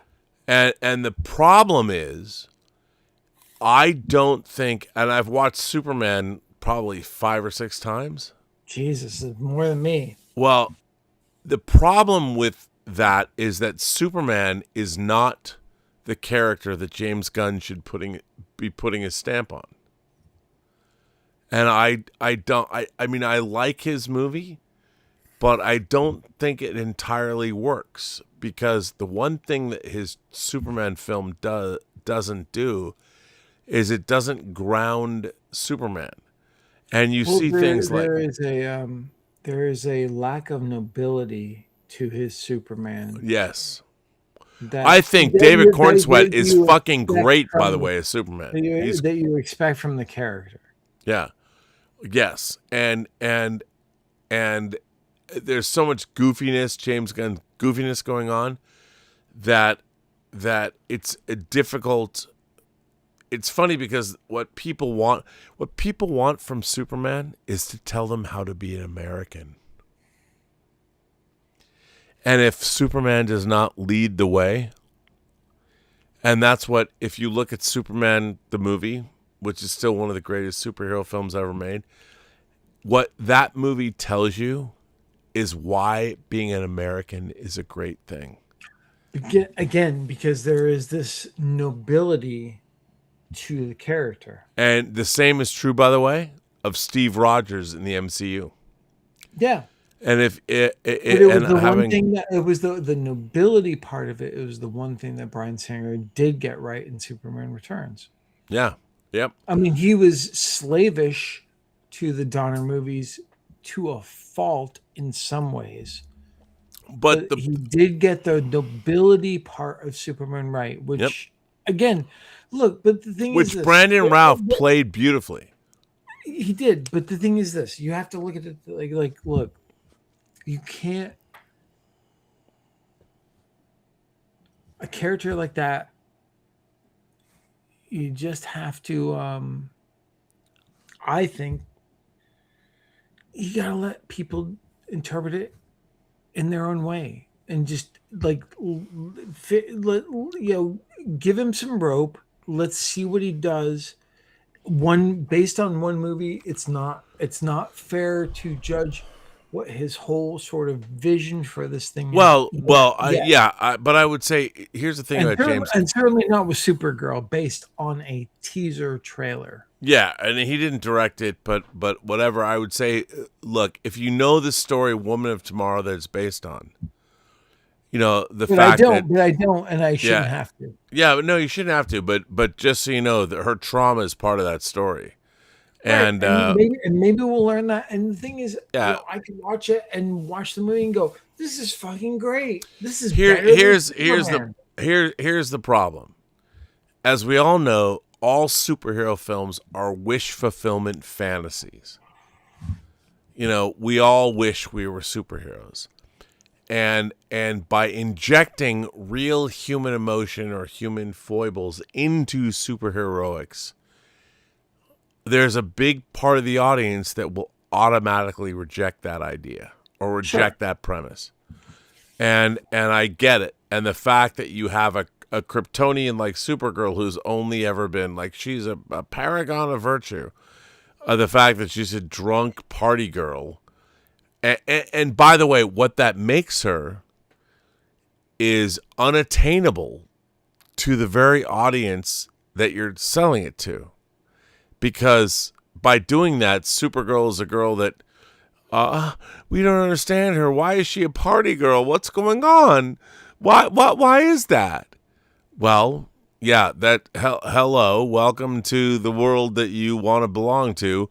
Supergirl is not the paragon of virtue, which makes her interesting. So, yeah, I would say this. I mean, I want to see it. I want to see what they're doing. I think Millie Alcott. That to me is a wait and see. We've only seen the first teaser, so we'll wait and see what they show us more. Okay, Dave. Let me hammer home the greatest movie of 2026 is coming out. Okay. In 2 months. Based on Andy Weir's novel, Project Hail Mary. I have to tell you, Dave, I have been deliriously excited. I went to CinemaCon last year. The Amazon presentation was hugely important to me. I'm like, oh my God, are they going to show clips from this movie? I don't know. They didn't even have someone come out on stage. They just dimmed the lights in the Coliseum Theater and showed us like 8 minutes of Project Hail Mary. And I have to say, Dave, of all the books that I've loved, that I've wanted to see translated into film, I think when I was sitting in that presentation, I'm like, oh my God, they nailed it. I was sitting there going, and they showed nothing of the alien presence except a hand coming up to a window. I saw four. They have the German actress that starred in Anatomy of a Fall, the French. Dude, everything I saw, I'm not hugely impressed by the trailers. Even both the second trailer was better. What we saw at CinemaCon was it fucking floated my biscuit, if you know what I'm saying. Oh my God. I mean, I'm anticipating it because it's an original movie based on a book, but that shouldn't matter to anyone going into the theater. I'm hoping it's more not by its nature what the movie is, but I'm hoping it has the success at least of The Martian, but because the way things are these days, because it's not an IP that people know of, because I don't know if a lot of people have read the book or read who go to the movies. I'm hoping that's great. It looks really great and promising. So I'm hoping, is it going to do the insane numbers that it should for an original property in this day and age? That I don't know. I'm excited. Look, we've got the movie. We've got on so long. I gotta say, like, we got Super Mario Galaxy, Devil Wears Prada 2, Star Wars: The Mandalorian and Grogu, Masters of the Universe, which Guy Dias and see that one, Masters, is on my list of anticipated because I'm hoping. I can't wait. Disclosure Day. We have Disclosure Day coming. Disclosure Day. Spielberg doing sci-fi that we don't know anything about. And maybe he's just softening us up for actual real disclosure. I mean, who knows? As far as independent movies go, we have The Backrooms. Oh, I can't wait to see that. Could be very big. We also have, big movies that we're lest we forget. We have Michael. We have at least there is the full or the first part of $1 billion fucking dollars. Those trailers are great. I can't wait. Amazing. And our friend Cliff Stevenson is making the special features. Dude, that movie looks the acting. By the way, Anton Fuqua. Yeah, is one of the greatest unsung directors working today. Mm-hmm. Anton Training Day Fuqua. Just look up any interview he's ever given. That motherfucker is awesome. And he's directing Michael. It's going to fucking rule. The Equalizer series is amazing. If people, dude, all three. And by the way, he directed Olympus Has Fallen. Right. Oh my God. You know what? If someday we're going to get Anton Fuqua to come on the show, because you know why? Because Anton Fuqua is fucking metal, bro. Fucking metal, yeah. And someone in the chat says Spielberg hasn't made a good movie in this century, and I would say, are you kidding me? I'm just saying. Oh, hold on, before you go on. I'm just saying, with this movie, the fact that so much has been secretive about this movie. Here's the thing: whether you think that or not, you can't argue that he is not capable of doing it. No, of course. You can't argue that Spielberg is capable of making something astonishing still. And the fact that he's kept this so secret tells you, at least tells me, that there's something really special coming with this movie. Okay, first of all, hasn't made a movie let's go through Spielberg's filmography in the 2000s. Minority Report, AI, Munich. Can we talk about Munich? Catch Me If You Can. You know, here's the thing: they're not Raiders or right. Yeah, they're populist movies that he used to make. The Terminal. Well, I didn't love The Terminal. How I would dare not you? say How that. dare you? You unromantic. But you know what's really interesting? West Side Story. Yeah, Spielberg's bread and butter films are amazing. Lincoln, dude, Lincoln is amazing. And here's the funny thing. But they are. You're asking. They're not. But the thing is, a lot of people are going. But they're not Raiders. Well, they're not. They're not the greatest movies ever made. Jaws, Raiders, Close Encounters. Right. I mean, are you kidding me? They forget that he's made some of the greatest, if not the E.T., the greatest movies ever made. The problem is, people think, what do you think a movie is?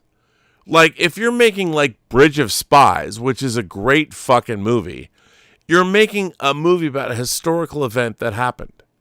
Like, it's not going to be Raiders or Close Encounters. It's a historical event. I mean, Spielberg already planted his flag. And I would say this to all of you motherfuckers out there that talk about, have you seen Empire of the fucking Sun?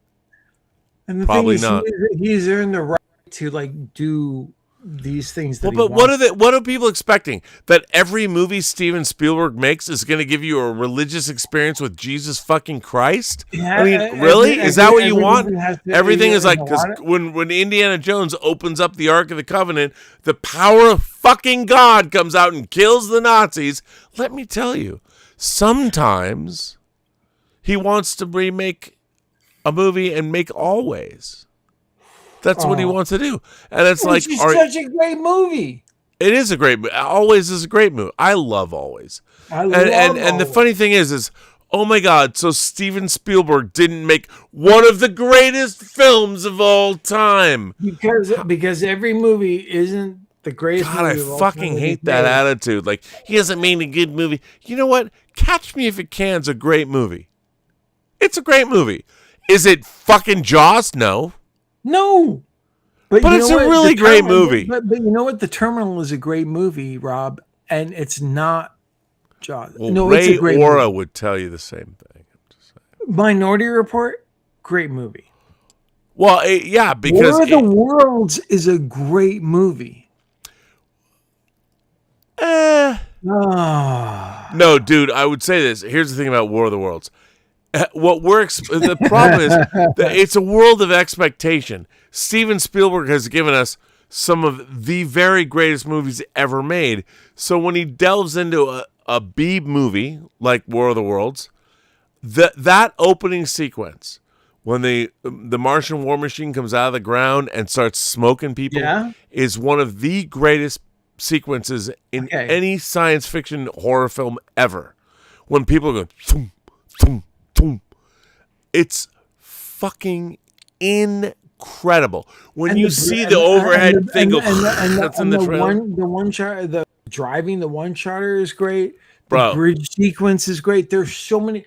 It's okay. It's not a great movie, but there's so many great moments in that movie that it's like, okay, he hasn't lost his touch. It's like, oh, but it's not Close Encounters. Well, nothing will ever be. Okay, well, you make Close Encounters, and then dude, the funny thing is why does everybody expect some filmmakers to present them with the greatest experience they've ever had? Like, the funny thing is Spielberg, when he did Catch Me If You Can, you have to look at it and go, okay, that's what this story is. Is this a good version of that story? And then I would say yes. I'll say this. To my knowledge, the last movie that he made that we've seen before Disclosure Day is The Fabelmans. Am I correct with that? No, it is. Okay.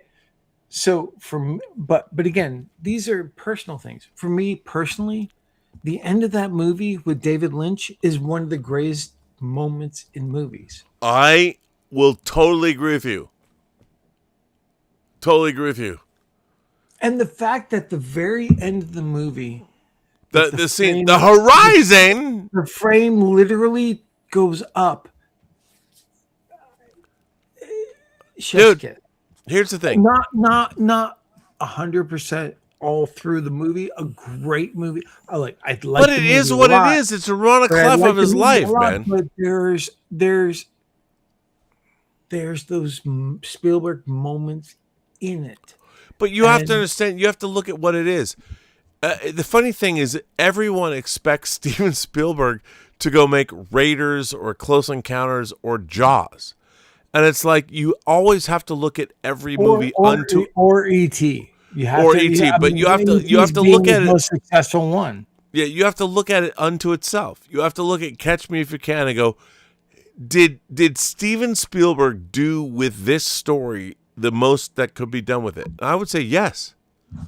I look at, you know what's funny? When I saw Empire of the Sun for the first time, I thought it was over-directed. And the second time I saw Empire of the Sun, I took a woman who was 25 years older than me to that movie, and it ended well. Anyway, just saying, that's a whole aside. Circle, I'm really looking forward to Disclosure Day. I don't know anything about it, but I'm very excited. Another one that I'm excited about that I don't know anything about, and obviously we're going to bring up before we end the show a couple big ones, but Digger with Tom Cruise, Alejandro. Inarritu and Tom Cruise. Really? Count me in. I'm in. Bring it on. I'm very excited about that one. The other one, there's another one. These are going to be considered small movies. relatively. There's a movie that's called that I know has been shot. It's called Whale Fall. Oh, Josh Brolin's let in it. me. It's That's a based on it's 20th. based on Hang on. That's a Ridley Scott film. based on a It's Daniel Krauss book. It's a 20th Century Studios film, and let me tell you something. I know a little bit about this movie, Dave. Okay. Apparently, and I'm not saying how I know this, but I can tell you, you can take it to the bank. People are saying it's extraordinary. I've read the book. I read the book. I know Ridley Scott didn't direct the movie. It's based on a Daniel Krauss book. What do you mean he didn't direct the movie? Ridley Scott didn't direct Whale Fall. Whale Fall? Yeah.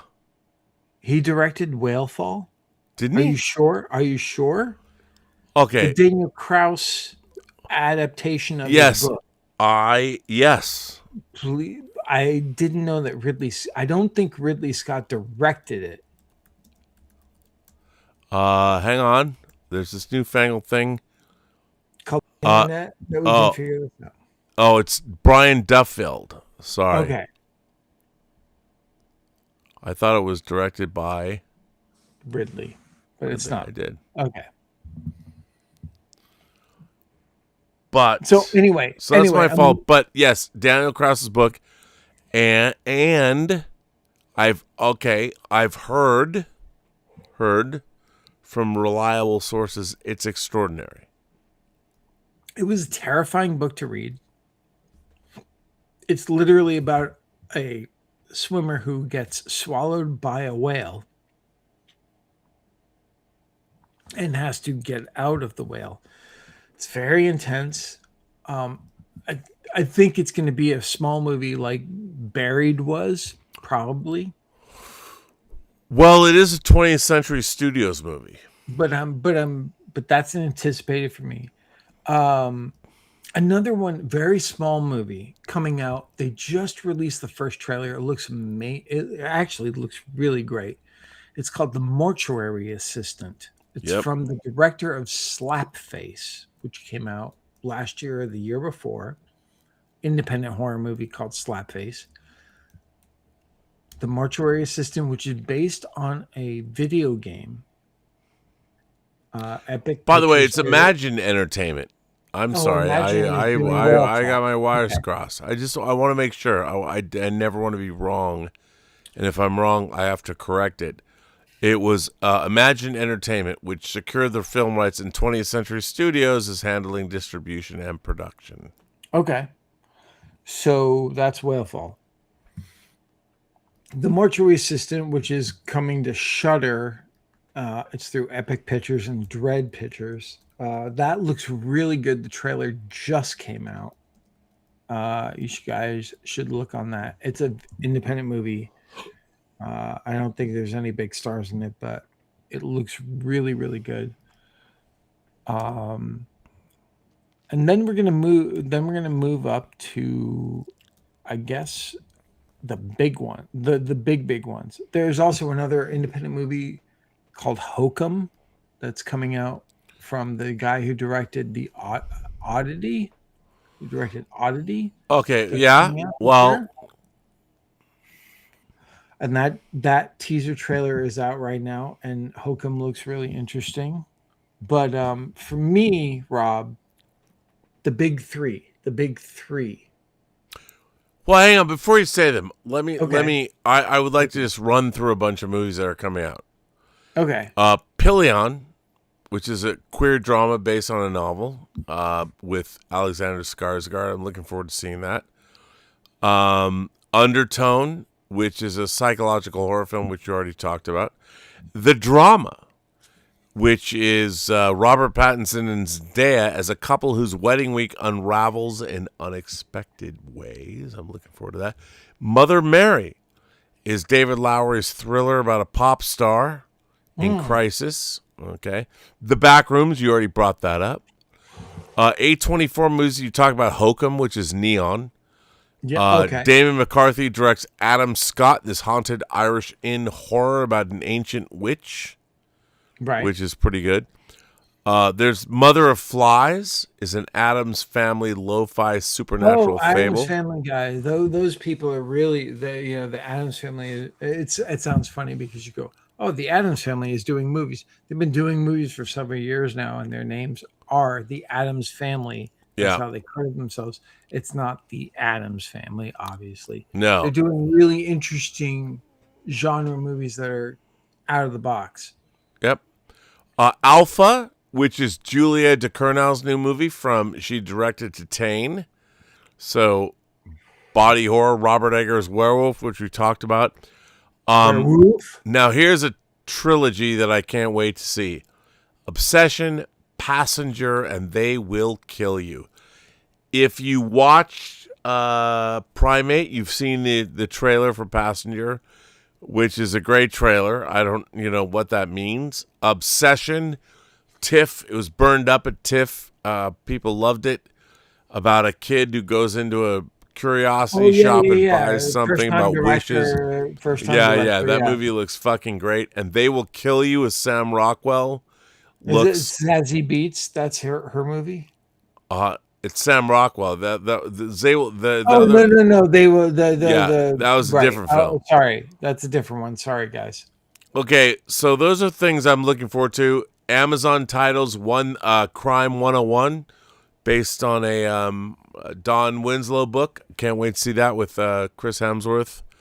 Really looking forward to God is God, which I saw could be great. I mean, who knows? But Dave. And then we got the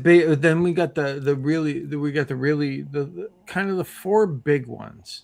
I mean, five big ones. We've got, for me, Project Hail Mary is the number one big one. Right. But besides that, because we talked about that. So we got Dune 3. Dune 3 coming. We have Spider-Man Brand New Day. We have the Odyssey. We have, I hope, though I don't know if it's going to actually come this year, but they said it was going to come this year, but I don't know if it will, which is Godzilla Minus Zero. Oh my God, dude, can't wait. And then we have Avengers Doomsday. If you're an Invader Zim fan, doomy. So we have the big five. So for your out of these five, where is it? Is it Doomsday and Dune 3? Or Doom Messiah, whatever it's called? Yeah, okay.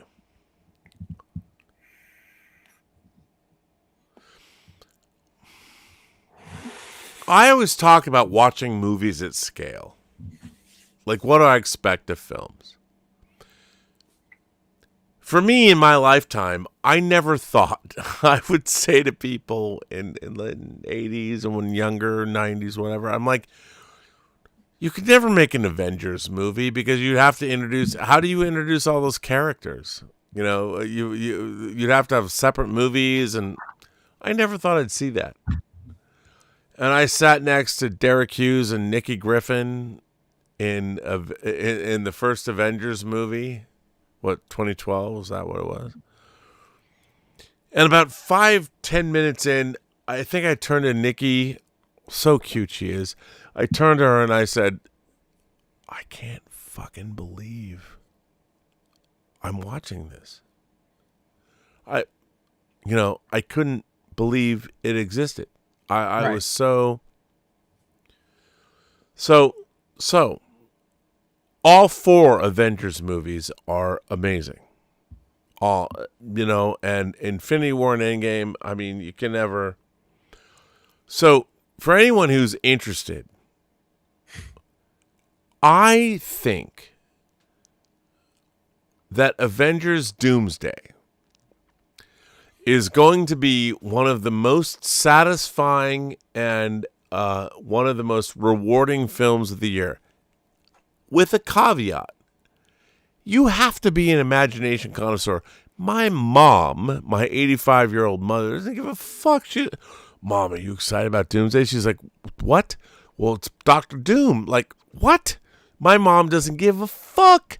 The only people who know. So Right. that is, in my mind, the number one film of the year for me.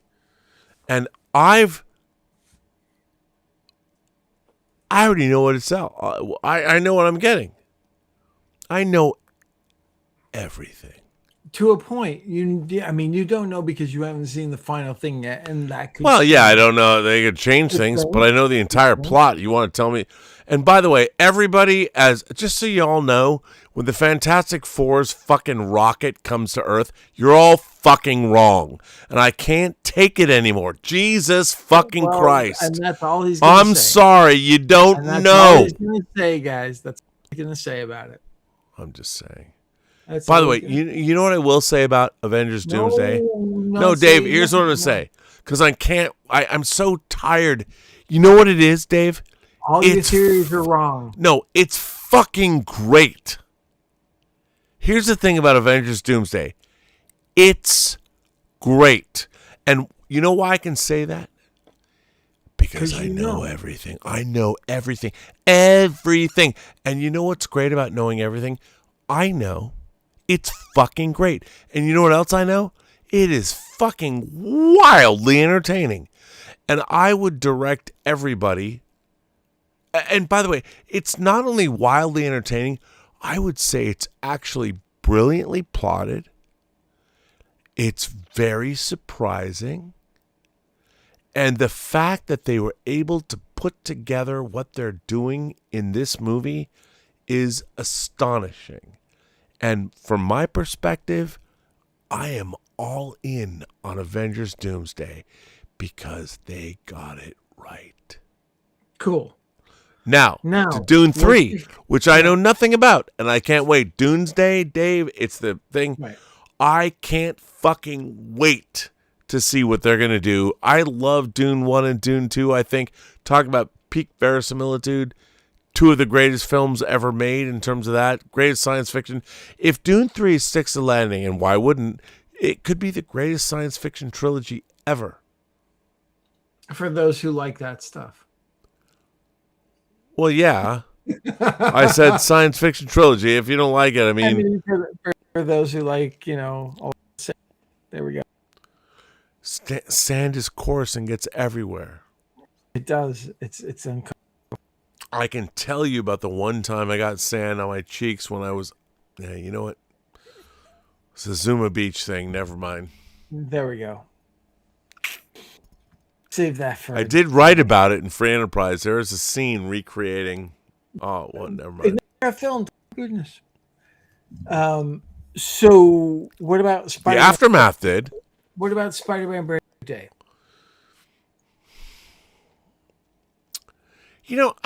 To be honest, I don't care. It's going to be fine. It'll be fine. It's going to be Fun. good, I'm hoping you're fun. I will say this.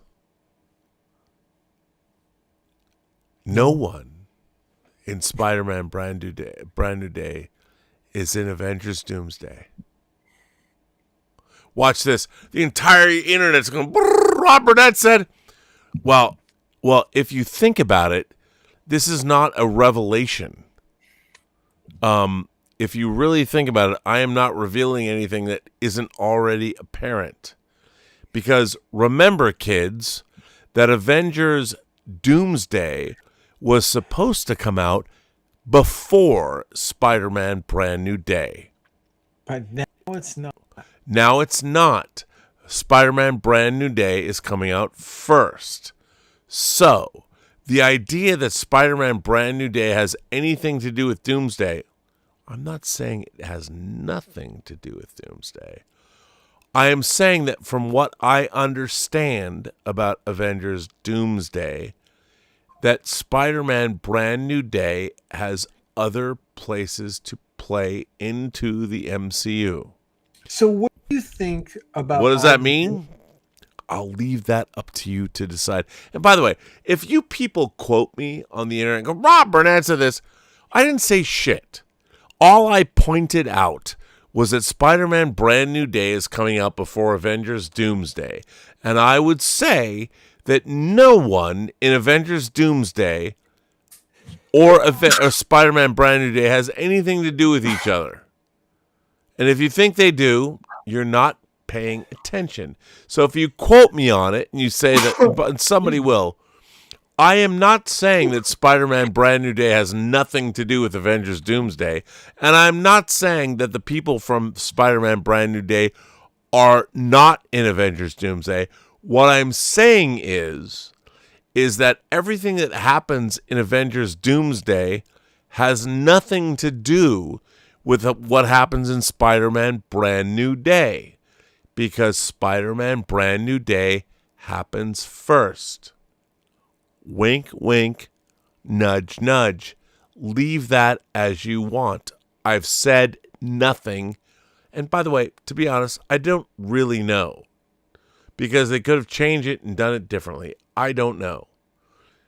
But from what I do know, the reason that Spider-Man Brand New Day has nothing to do with Avengers Doomsday is probably very important.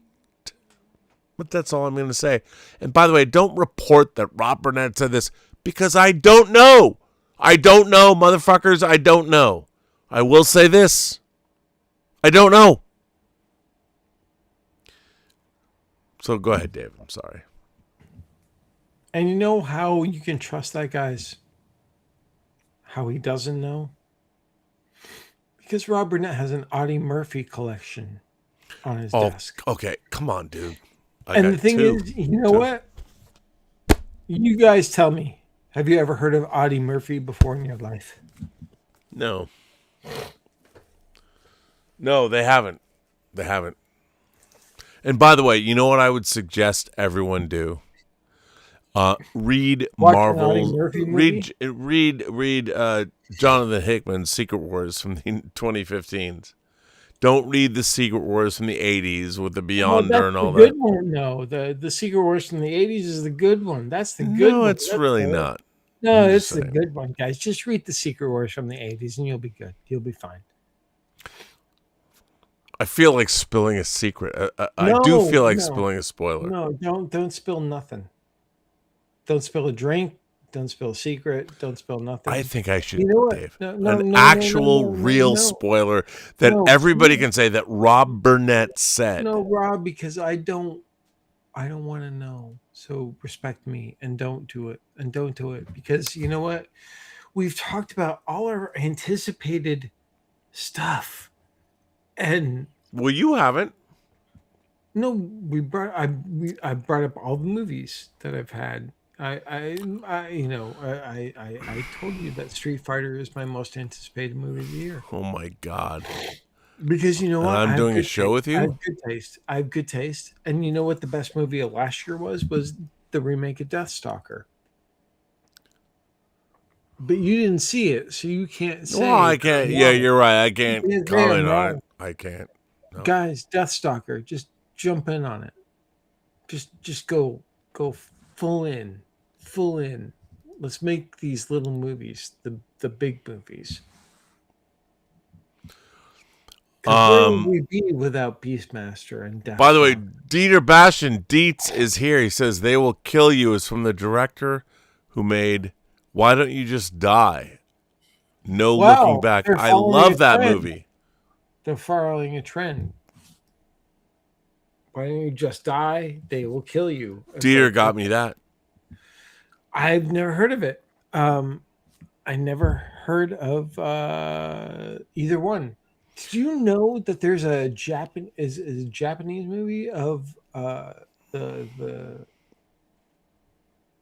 All You Need Is Die? Is that it? All You Need Is Kill. Yeah, it's in my local theater this weekend. What? Yeah, it's an animated film. It's anime. It's anime. Yeah, that movie is based on a manga called All You Need Is Kill. And now it's anime? Dude, that's crazy. The version of the movie I have that Cliff Stevenson got me is my version of Edge of Tomorrow is All You Need Is Kill from the Japanese steelbook. What? No way. Come on. Dude, yes way, totally. You're pulling my leg. No, I'm not. I am not yanking your chain. Crazy. Does it make it better because it's called that? Well, I would say All You Need Is Kill would be a much better title. I think look. I think the fact that they changed that title tells you everything you know about American marketing, which is Is that the they know last nothing. great like sci-fi-ish movie? I don't know. I think Yeah. it's pretty good. I mean, it's pretty amazing. So, Dave, Pretty damn entertaining. why don't you ask me a direct question about Avengers Doomsday, and I'll answer it. Okay, guys. I'm going to do this. Here it comes. Here it comes. What's Doctor Strange's part in Avengers Doomsday? Wow, that's a really interesting question that Dave, to be honest, I can't answer. And I'll tell you why I can't answer it. Then I asked the right question, guys. No, here's the thing. The reason that I can't answer that question definitively is how do I put this? There were code names used in certain elements of the source material for this whole film. And that particular character you mentioned, Stephen Strange, from my experience and what I know, is nebulous. I would say based on Secret Wars and everything that happens, I would tell you one thing, but I cannot confirm nor deny Dr. Stephen Strange's involvement. But I will say this. All the people that talk about the breakdowns and the acts and all that shit, you know what? No one's talking. I have a different question for you. Well, hang on. I would say this. Okay. If in fact if in fact the question you ask is Stephen Strange in Avengers Doomsday, I would say if he is, don't know. I honestly do not know the answer to this question. Okay. But I do know if he is, you will know within the first 20 minutes of the movie. Interesting. Now, let me ask you this. Do you think Doomsday or Secret Wars is going to be better?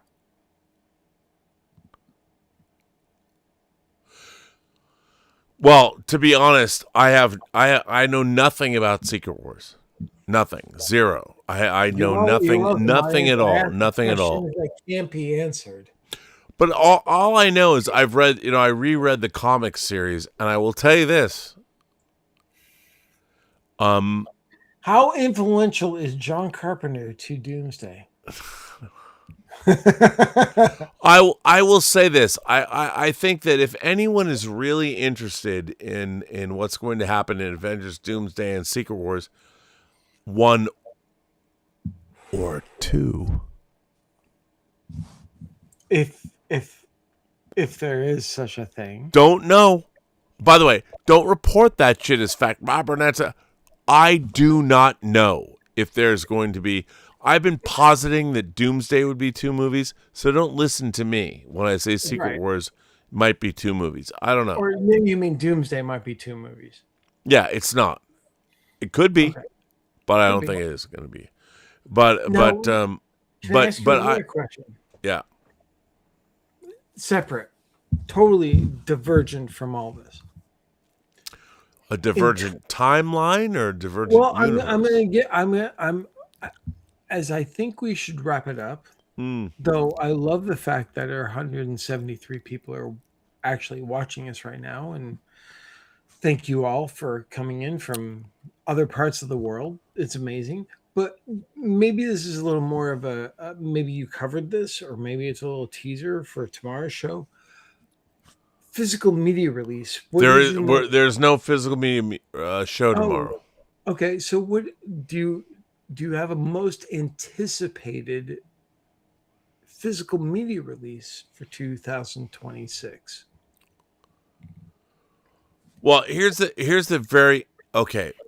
what I would cover tomorrow that no one's talking about. I have been told that if one of the major studios, already physical media is on a life support system because 20th Century Fox and Disney are releasing nothing, essentially nothing. And Paramount is being very selective now too. Well, Paramount, you can license all their titles, but now if Netflix takes over Warner Brothers, and if Netflix shuts down their physical media division, which would be horrible for it will be the beginning of the end. And the people I've talked about, I've had lots of recent conversations with people that are in the industry. Now what is not understood, I think the thing that I need to impart to everybody about physical media, because even John Campy is like, why do you physical media? The problem with our world, and I would say this is a problem, is most people are not seekers. They're not looking for entertainment or movies that came out 90, 80, 70, 60, 50 years ago. They're just not. And I would say also this. To watch a movie that was made in the 30s, the 40s, the 50s, the 60s, it requires training. And I know people think, what do you mean? I can just watch a show. I'm like, no, you can't. Your perception is stunted by the fact that you've only seen a particular delivery system when it comes to cinema. I'm a film fan. I was born in 2000. Okay, so now you're 26 years old, and you became a film fan when you were like, 7 or 8 or 9 or 10, which means that was 2007, 8 or 9 or 10. If I ask you to go back and watch the 1950 Best Picture Award winner, which is All About Eve, do you have the mental capacity to do it? And this is not a slight. This is an actual... I own that movie. Yeah, and this is an actual question. Do you have the mental ability to go back and put aside everything you think movies are and go watch the majority of films that were made before you were even born? Do you have that ability? And I have to say, judging by America today, most people don't. And this is not a slight or a criticism. It's just a fact. And my question is, can you go back and watch Truffaut's The 400 Blows and get something out of it? We live in a world where people are monumentally undereducated. They are undereducated about everything. And this is not a criticism of people. This is just a fact. And I would say that it is astonishing to me how uncreative and uneducated and uninterested the modern kids, the modern people of today are. And yet they think they know everything. They know nothing. But that's okay. I get it. It's frustrating, Dave. I get it. I'm going to stop you, but if you have foresight to pick, say, a release of 2026 that you're hoping for. Okay, here's what I would hope for. I think of all the movies, I have to go to Project Hail Mary. I think that movie is the E.T. of the 21st century. Well, but again, that's gonna get a physical media release. I'm talking about maybe something that hasn't gotten one. Well, how about the entire 20th century catalog? Planet of the Apes, Patton, like I talked about. Okay. 20,000 Leagues Under the Sea, Mary Poppins. Where are those 4K discs? The problem is, here's what I really can't stand. We have an elite ruling class that does not know their own jobs. I mean, honestly, they really don't. The people in the entertainment industry certainly don't. They don't understand what they're even making. I mean, the fact that Paramount is David and Larry Ellison are suing Warner Brothers. I'm like, guys, how about make something Why not show that you know what to do? And I'm a big fan of David Ellison, except Marcy Ross killed our fucking project over there. But don't think that I'm bitter. But hey, never mind. But I would just say this. We have a world of people that are not educated and do not understand the jobs that they are in. And it is monumentally frustrating for the people that have worked for a very long time, in not just our industry, in all industries. Because the people that have been promoted don't know fuck all. And I'm not just going against, I'm not saying that, I'm like, look, man, the people that are above you are using weird analytics and they're looking at reports that they don't actually get. And they look at the bottom of those reports and go, oh, this is this, and this. And so this means, nope, we're not going to do your project.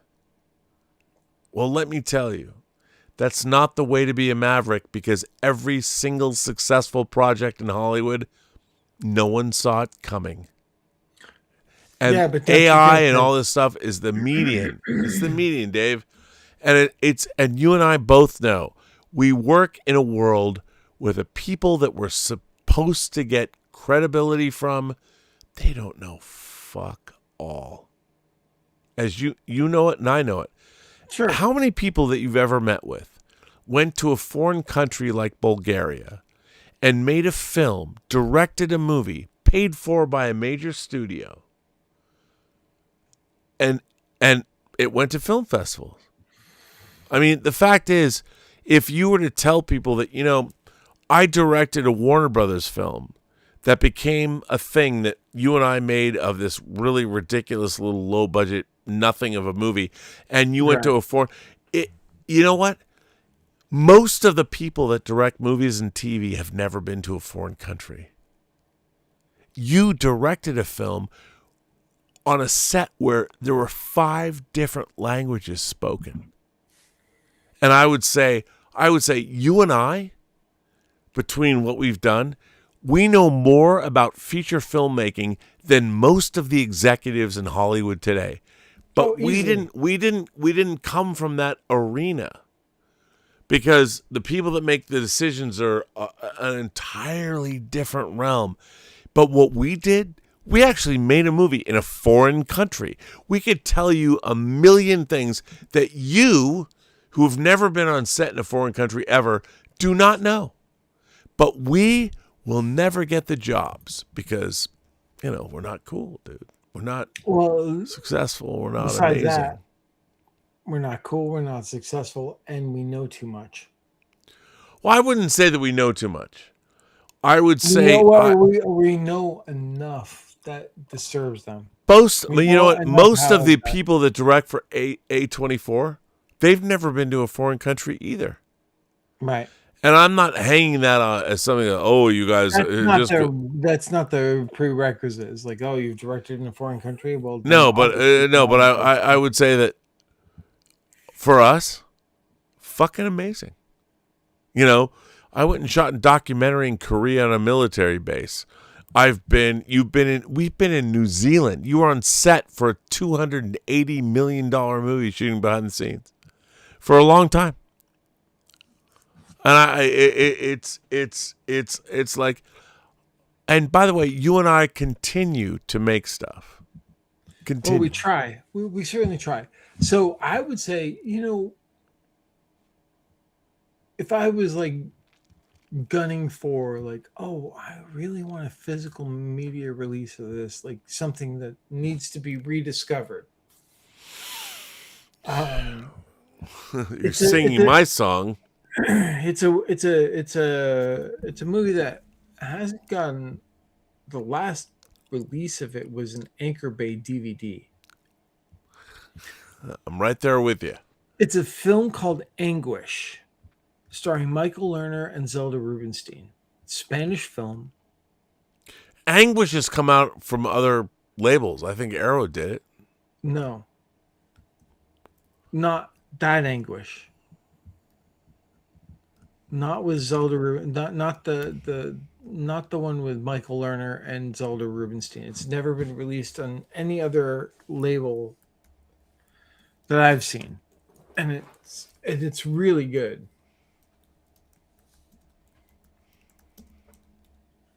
Hang on. He's checking. There are versions of it. Okay. From overseas. Yeah. Yeah, there's one. 1987. Dieter could get this for you. Anguish. In Eulenblock der Angst. I'm curious. Actually, it's a pretty... I'm curious if Dieter's ever seen the movie because he would probably really like By it. the way, the Blu-ray is $138, dude. Yeah, see, that's crazy. Actually, Diabolic has it standard. There's an all Blu-ray. What? Yeah. Diabolic DVD has it for $27.99. Well, shit. Anguish Blu-ray all region. Damn. Hang on, it's out of stock. It's out of stock. Anguista. So okay, it's out there though. But it's out of stock. Yeah. Look, dude, don't shoot the messenger. I'm just telling you. All right. Well, I think we've covered all of the Major Chai Chai says, don't get too long. By the way, Darth Plato says, do your wretched devourer's voice again. Oh yeah. Was that me or you? Yeah, that was you. I don't even remember what it was. The wretched devourers. I don't know. Was that it? Terrible. No, it was so wrong. Was it wrong, my original voice, or what? Yeah, it was last week. It was so much more metal, man. The wretched devourers! Ah! It's closer. That's closer to it. So. By the way, how great is that title? Oh, it's great. Is that coming out next year? That should have been on our most anticipated of this year. Well, Duh. but it's not on the list. It's not on the list, and neither is Pryor's movie, the boy in the iron box. Right. Sorry, guys. We didn't know if they were actually coming out this year. Castle Grayskull says And Techniques won, and you are not the only person who has seen The Ritual. It's a great movie. David Bruckner's The Ritual premiered on Netflix. Oh, I love that movie. Great movie. Great movie. Our friend in Portugal says, does one battle after? Oh wait, I already did that, right? You've already done that. Now we're going back. DUI Champ says, Rob, how do studios monitor podcasts to ensure no one is spilling the beans? Is there something tasked with monitoring your show? Okay, here's the thing. They're chips. No. No one is monitoring my show. There's nobody talking about spilling the beans. They don't even know how I know what I know. They don't know. They don't know nothing. And here's the thing. If I wanted to right now, you could, but I could spoil all of Avengers Doomsday. I could. But the question is, why would I want to? Like here's the thing. He wants to hold it on for a year and keep you guys guessing for an entire year. I don't give a fuck. I'm not on there. I'm not making this spoiler leak. Have I been doing Avengers Doomsday leak videos? I can make a lot more money. You mean you're not a shill? I am not a shill. And by the way, do you know why I don't want to do Avengers Doomsday leak videos? Because here's the thing. It's fucking awesome. If you people cannot tell by the 4 trailers that were released, the tone of what we are getting.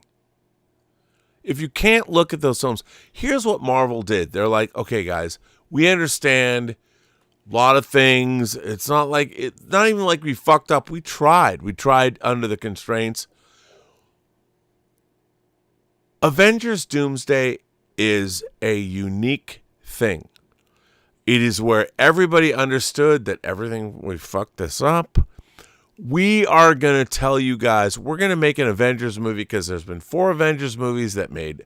There's never been a failure. There's never been an Avengers movie that didn't deliver. I will say this. I look around. I have tens of thousands of dollars of Marvel omnibuses in my room. The Robservatory. I love the MCU. I love it. I want to see it succeed.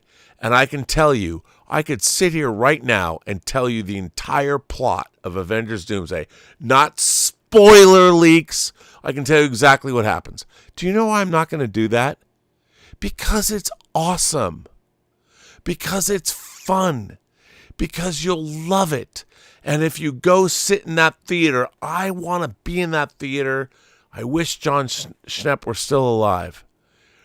I will tell you, I can honestly tell you, I am not being paid to say this. God, I need the money. I wish I was.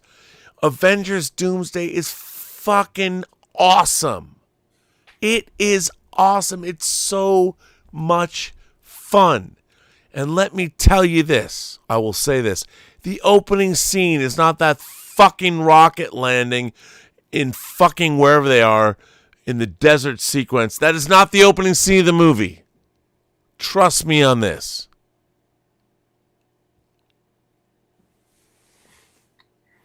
I'm just saying. I can't stand the leaks. I'm not going to say shit. You guys, you know what?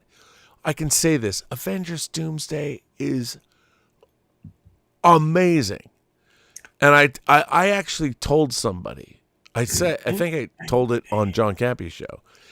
I want to get a 70 millimeter print of Avengers Doomsday.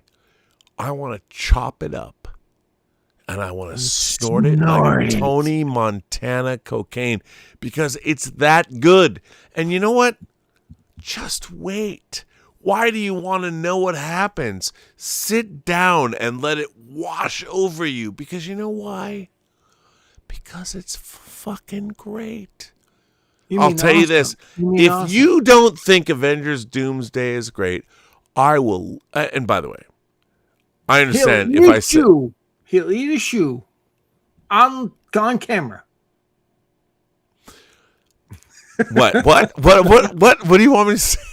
You gotta eat your shoe on camera. You gotta eat your shoe if it's not great. If Avengers Doomsday isn't great, I will end my YouTube channel. No, you won't. I will leave social media forever. And by the way, do you know what my indication of whether it's great or not is? Oh, now there's a $2 billion gross. You know, if Avengers Doomsday does not make $2 billion, I will shut this channel down. I will leave YouTube. I will quit the John Campia show. I will go be a fucking cobbler like Daniel Day-Lewis. Avengers Doomsday is going to make $2 billion. And if it doesn't... Rob likes feet. He'll be a cobbler. He's okay. I don't like feet. Not a fan. He likes feet. He wants to be a cobbler. I'm just telling you. By the way, Dave, I'm throwing down a gauntlet here. I know. And $2 billion. I'm okay? looking forward to the Rob Burnett cobbler show. No, there won't be one because I'm leaving YouTube. If Avengers Doomsday doesn't make $2 billion, I'm out. And by the way, quote me on it, tag me on it, put me Rob, everywhere you want. Rob, I'm gonna hit you with a similar thing, with a similar statement. If Street Fighter isn't the greatest fucking movie, I'm leaving. If Street Fighter isn't the most metal movie, if everyone doesn't love it, and they don't love Deathstalker, they don't love. Okay, I'm just saying. I'm so tired of listening to people, all the naysayers.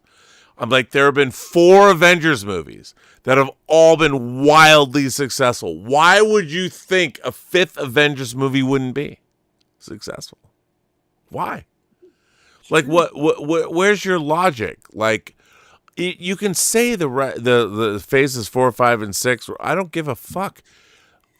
Every single Avengers movie has been wildly successful. Wildly. Even the least successful of them was Avengers Age of Ultron. It still made $1.5 billion. Let me tell you something, dude. Avengers Doomsday is the fucking crack cocaine of sci-fi movies and superhero movies and everything. There is so much. You know what? If you actually had cocaine, if you did, and you walked into a theater, it would be the film Street Fighter. I would say this. The first 2 sentences.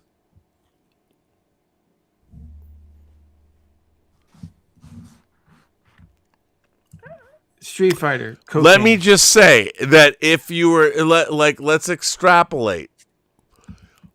I am just telling you, I don't even the opening scene. Call it the opening scene. No. All I can say is I'm like. All you can say is no. And here we are. It's 1:50, guys. And you know what? By the way, I'm drunk right now. Well, we're gonna wrap it up. Dave, but let me ask you this. So we have Doomsday happening. Your graphic was Doomsday.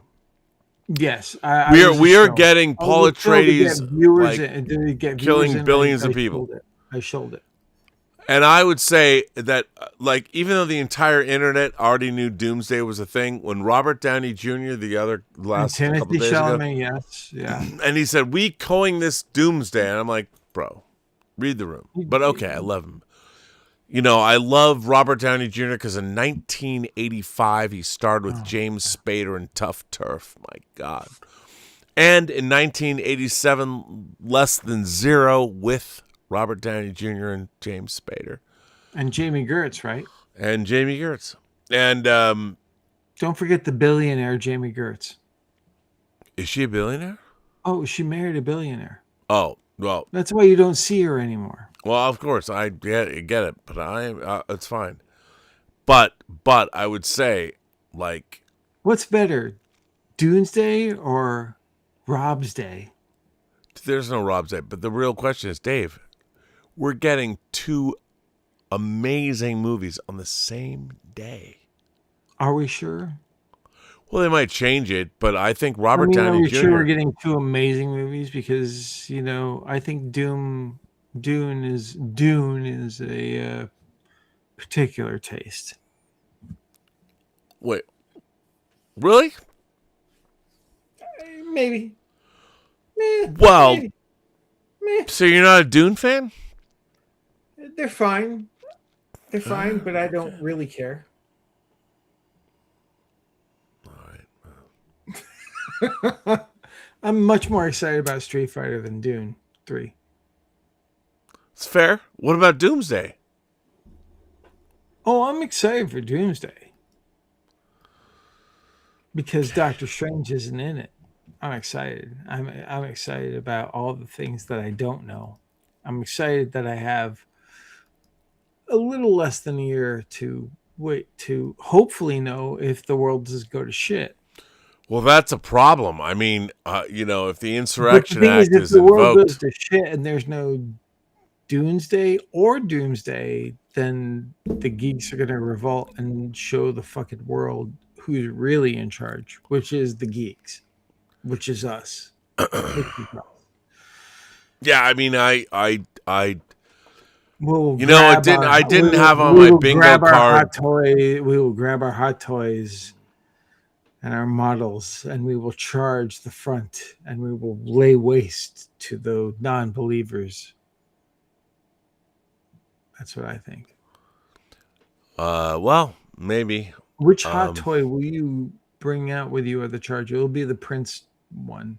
Right? It's not a hot toy. I know. I will bring out my Ironmonger, Iron, which is right over there. You just wouldn't bring Prince, even if it's not a hot toy. It's like if you had to bring one with you to the battlefront. Well, at least he would play the music of love. I mean, perhaps he could conquer all. maybe. Oh, you have another couple super chats. Then let's wrap it up. Okay, we'll wrap it up. Hang on, Dave. Let me just see. I'm just letting you know we have a couple. No, but we also have. Just wait. Just hang on. Just wait. Wait. In a world where, oh my God. Wait. I didn't even get through all my whole lists. That's okay, here we go. Our Mario from Portugal says movies like Martyrs and One Battle After Another are problematic to me. Okay. I don't know. I would say Mario, Martyrs should actually, both of them should be problematic. They're not easy. They're not easy to digest. Fearless Wolf says, Rob, be honest, have you watched Starfleet Academy yet? Or are you saving it for a guilty late night watch you'll never admit or stream? Oh, no, I've watched the first 2 episodes of Starfleet Academy. One of my friends was a director on that show. Oh, good for them. Axel. Yes. Who, by the way, I did put in money to a short film she made. I'm an executive producer on it. Yeah. And now she's directing your favorite show. But I'm happy for her. I'm happy for her. She did direct on it. She did, yes. I would say that, I've seen Starfleet Academy, and I think I will never do a show on it, nor will I comment on it, because that's my comment on it, to not acknowledge it. And maybe one day after the first 2 seasons, I will say this. Starfleet Academy would be a show set in an academic situation where both the professors and the teachers should be both protagonists and antagonists. Like the paper chase. Well, like I've said a million times, yes, 100%. And we've seen examples of Starfleet Academy all the way back to the first season of The Next Generation in an episode called Coming of Age. We've seen the first Duty. We've seen episodes in Deep Space Nine. I remember when I saw my first Duty. Okay. I'm just saying, Dave. This show, I will say that Starfleet Academy is an unimaginative, ridiculous waste of time that has nothing to say about where human. It's a show set 1,000 years in the future, and they're trying to make us believe that people of that era would act like they act today. What a failure of imagination. Like all of modern Star Trek. People that don't read, people that don't watch previous movies, people don't. If you're going to make a show about Starfleet Academy, how about watch all the great movies ever made about academia? From the Wonder Boys down to Sir with Love. But none of you did. And you made a TV show that is based on other TV shows set in the modern era. It is a creatively bankrupt enterprise. And I say that knowing what I'm saying. Starfleet Academy is the nadir of, oh my God, the most unimaginative, illiterate bullshit ever. It's everything that's wrong with American society today. And they think it's great. And if people like it, good for them. You know, fine. If you want to take the societal traits of a beloved Star Trek race and subvert them by making him sensitive, go right ahead, do that. It's fine. But that's the most lazy, horrible, candy-ass bullshit way to write. But anyway, I am not going to cover Starfleet Academy on the show unless it gets good, unless it is worthy of my time. But you will read on a separate show DUI Champ's email to you. Oh, of course I will. It's a great email. So yeah, Fearless Wolf. There you go. I'm not saving it for a guilty late night stream. The show, by the way, the show's not even worthy of my time, to be honest. It's just not. You know what? I deserve better. Why do you have to make a show that I don't like? You should aspire to make a show that I like. You know why? Because I'm most of the Trek audience. Next. Jay the Ski says, is it true? Are they digitally removing characters from Doomsday trailers? Yeah, of course. Of course they are. Like, why do you think they're not? They've been doing that from the very beginning. Of course they are. You know, I just got to say, you know what I threw on last night that I hadn't watched since theaters, that I just threw on almost as background noise, but then ended getting sucked into, was Wakanda Forever. Oh, dude, it's a much better movie than people think. And by the way, it almost made $1 billion. It's like 800. It is really, it's really pretty good. I was like, oh, this is a lot better than I remember. Yeah. So don't worry. I'm gonna read your, in my opinion, unofficial Oscar Herrera says, in my opinion, Dune is to sci-fi what Lord of the Rings is to fantasy. Could be. Okay, here's why I would beg to differ with that. Doesn't feel as epic, but okay. Well, for me, the whole thing about Lord of the Rings is it's analogous to actual places on Earth, where Tolkien was writing about England.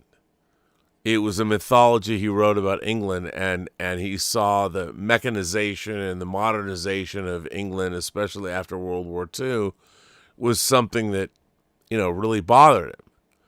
Whereas Dune was Frank Herbert creating this whole universe. I mean, jihad. I mean, the fact that people can't even deal with what Frank Herbert wrote in his goddamn books tells you everything you need to know about the modern age. Yeah, he talked about jihad because if you don't understand the way Mike McQuay's Jitterbug was about a world about where Islam endured, I don't know why you're being precious about it, because it is what it is. The fact that we can't deal with reality is so annoying. It's so frustrating. That's not the question. Go to the question. Well, the question is Dune what sci-fi is to Lord of the Rings? No, it's not. It's not, because, and as I was trying to point out, because J.R.R. Tolkien was writing a book about, he said, I want to create a modern mythology for England, and his book is about what was happening in the modern age. It's directly analogous to what is happening in England, and still is right now. Whereas Dune was not that. Frank Herbert was, literally researching mushrooms in Oregon or whatever, and he came up with this idea, and I would say Dune's very interesting, but if you can't look at these things, here's my problem. When people ask these questions, what they're asking is about the movies. Right. They haven't read the books. They haven't gone into the books. Well, and but for counter argument's sake, they shouldn't necessarily have to read the books. Well, yeah, they should. It might enrich them more. Of course, reading the book, even reading Lord of the Rings, will enrich you more. But this question is Dune to sci-fi what Lord of the Rings is to fantasy? I would say the only way to answer that is to go read the books, because Dune is not that way. J.R.R. Tolkien wrote 3 books, that's Lord of the Rings. Frank Herbert wrote 6 books about Dune. Dune, Dune Messiah, Children of Dune, God Emperor of Dune, Heretics of Dune, and Chapter House Dune. And the fact is, those 6 books are so fucking out there. When you get to God Emperor, I so wish they'll make God Emperor of Dune. And Heretics and Chapter House begin a whole new thing that Frank Herbert was starting that was never finished. Right.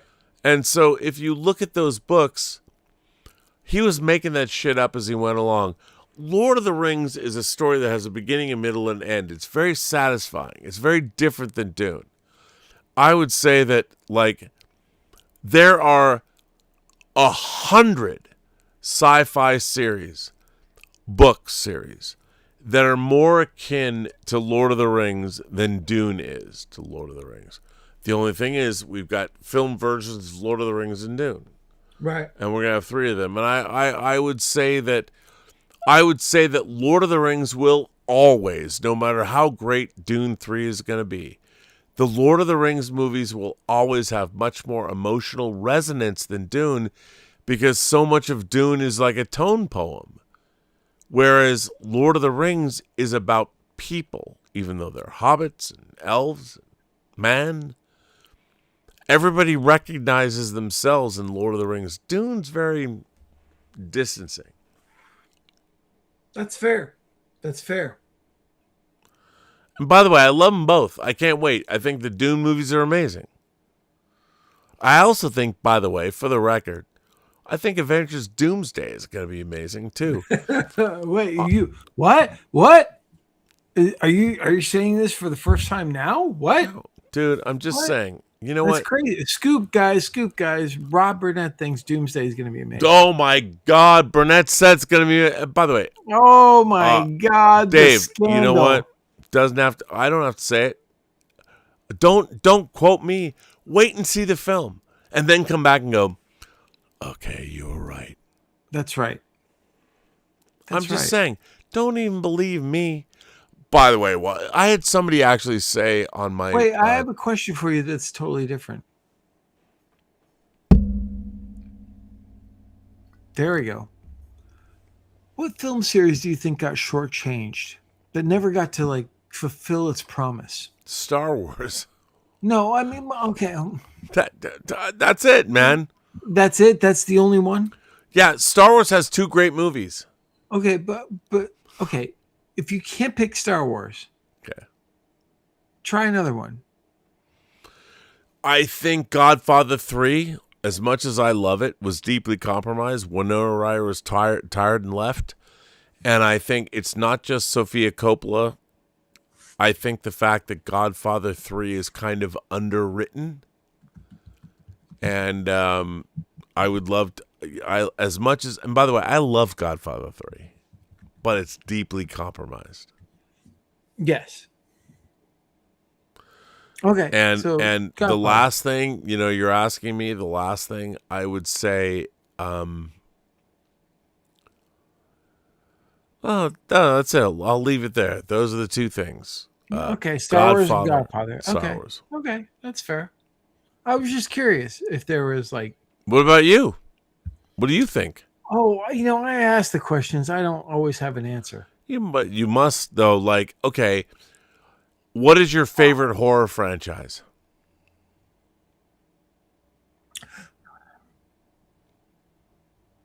I really think... I think that Nightmare on Elm Street got shortchanged because I think if they had... Now, hang on. Are you saying that's your favorite horror franchise? That was the question I asked you. No. Because the thing is, my favorite horror franchise, I don't think got shortchanged because my favorite horror franchise is Phantasm. Wow. Okay. Well, the first Phantasm is one of my favorite movies of all time. And I love the second one. And I love the fourth one. But I think because of what Don had to do and compromise as he went on after Phantasm 2, which I think is amazing. I think it's an amazing sequel. I think it's so much fun. It's so good in what it is as a middle section. But then I think he got shortchanged by money and studios and everything, that I think there is something so much more interesting that he wanted to do, that I think it probably got short. And yet still, given the limitations, I think he did amazing stuff with what he had. But I still think that series got shortchanged. I don't disagree. I mean, there was a point in my life where I was working trying to get I know. and I was getting there. I was getting and the funny thing is, I would say that and that was with the Bruce Campbell version of Phantasm. right, that was the Roger Avery script of it. But I think the funny thing, the ironic thing, I think, is that Phantasm 4 for the fans is one of the most interesting and fulfilling movies, and it has all the footage of the original they cut out too. Right, it's something that really works for me. But I wanted to look. Here's my thing. I'm such a fan of Don Coscarelli's that I want to see someone give him his due, give him the money, and just let him do what he does, because he looks so outside of the box. You look at not only Phantasm, but you look at Bubba Hotep. You look at John Dies at the end. He's so unique in what he does that I really wanted. By the way, I cannot believe John Dies at the end does not have more of a presence in the modern day genre sphere. But it's really sad, because I don't think Phantasm has the presence that it needs to either. And it's really Dave. It's really Here's a great failing of modern fandom. J.J. Abrams, and the greatest thing he ever did was pay a lot of money to restore Phantasm into 4K. Okay, and what did he do? He created a character in the new Star Wars sequel trilogy called Captain Phasma. That was totally an homage to Phantasm. And by the way, no one fucking knows it. The Star Wars fans don't know it. It was completely... I have, by the way, thank you, Dieter Bastian. I have the German media book of the 4K disc. I don't think Phantasm... I would love to get that, because it's funny. On my trivia team, Phantasm has not been released in 4K in America. Not yet, no. But it's funny that you mentioned Hellraiser, because I would love to get that Hellraiser 4K, because I play trivia with the screenwriter of that. Well, Hellraiser. you can buy it. There's 4 different versions and the steelbook. Yeah, if I could afford it. Yeah, me too. I'm broke right now. DUI Champ just sent in a super chat. I'm going to read it right now. He goes, Dave, do you think Pinhead from the new Hellraiser comes anywhere close in quality to the OG Pinhead? No, because if you don't have Doug Bradley in the OG Pinhead, you don't have the new one. The new one is way closer to the way it was written in the Hellbound Heart. Yeah. But there's no eclipsing Doug Bradley. She did a really great job in making I love that. Own. That movie is way better than and I was like, that Hellraiser was way better than so many of the sequels that Miramax did that. And look, one of our dear friends directed one under compromised and duress situations. But the thing is this: Hellraiser is a franchise that has 2 good movies. The first one and the second one, and potentially had a great 4th one. If they God, that script was Peter Atkins' script was so good. It was so good. It was such a great script. Oh. So, but to me, Hellraiser is a great 2-movie series. By the way, I'm not saying anything definitive, so don't fucking report this shit. So Pinhead shows up in Avengers Doomsday. No, he doesn't. But I would say this. I mean, having read, I met Peter Atkins at Full Moon because of you. Right. And what a terrific guy. And I did see. Just so everyone knows, Peter Atkins never wrote a movie for Full Moon. It's just that we became friendly and he would come over there. Yeah, he'd come over. And I went and saw, I went and saw Hellraiser 1 and Hellraiser 2 with our mutual friend, at the Arrow Theater. I don't know where she went, but I love her to death. And Right. Yes. Yeah. yeah, and I miss her. I miss her, but I really do because Hellraiser 2 is but they the showed his Hell- print of that. Yeah, He but brought his Hellraiser print 2 over. I remember Hellraiser 2. I was still back in Vermont when it came out. It came out on Christmas Eve, and I Yes, it remember, did. And I remember went with Taylor going White the to see theater. it. I remember going to the theater on Christmas Eve and seeing Hellraiser 2, and I was like, oh, to me, now it's always weirdly a Christmas movie to me. Oh, And then I am right there. then- I am right there with you. And that And movie, then the weirdest thing was then I became friends with Ashley Lawrence because she starred in Lurking Fear for Full Moon that I'm in. that we're both in. We're both in. And so is Dan Schweiger. And Dan Schweiger is one of the Munsters. The Munsters. And he directed Second Unit. Yeah, which we're both in. But yeah, so, and I've met Clive as you have many times before. He was fantastic. Like meeting Clive was like, Dude, I interviewed him at his house in his gallery up in the Hollywood Hills. It's just so, again, we've talked about this before, but just the fact that the people that we've been able to interact with, I mean, we're throwing names out like Don Coscarelli and Peter Atkins. I was like, I was on the set of Phantasm 3. That was one of the greatest moments of my life. I was on the set of Phantasm 3. I was literally, we show up one night late. We go to this warehouse, which is on Sherman Way in the Valley here.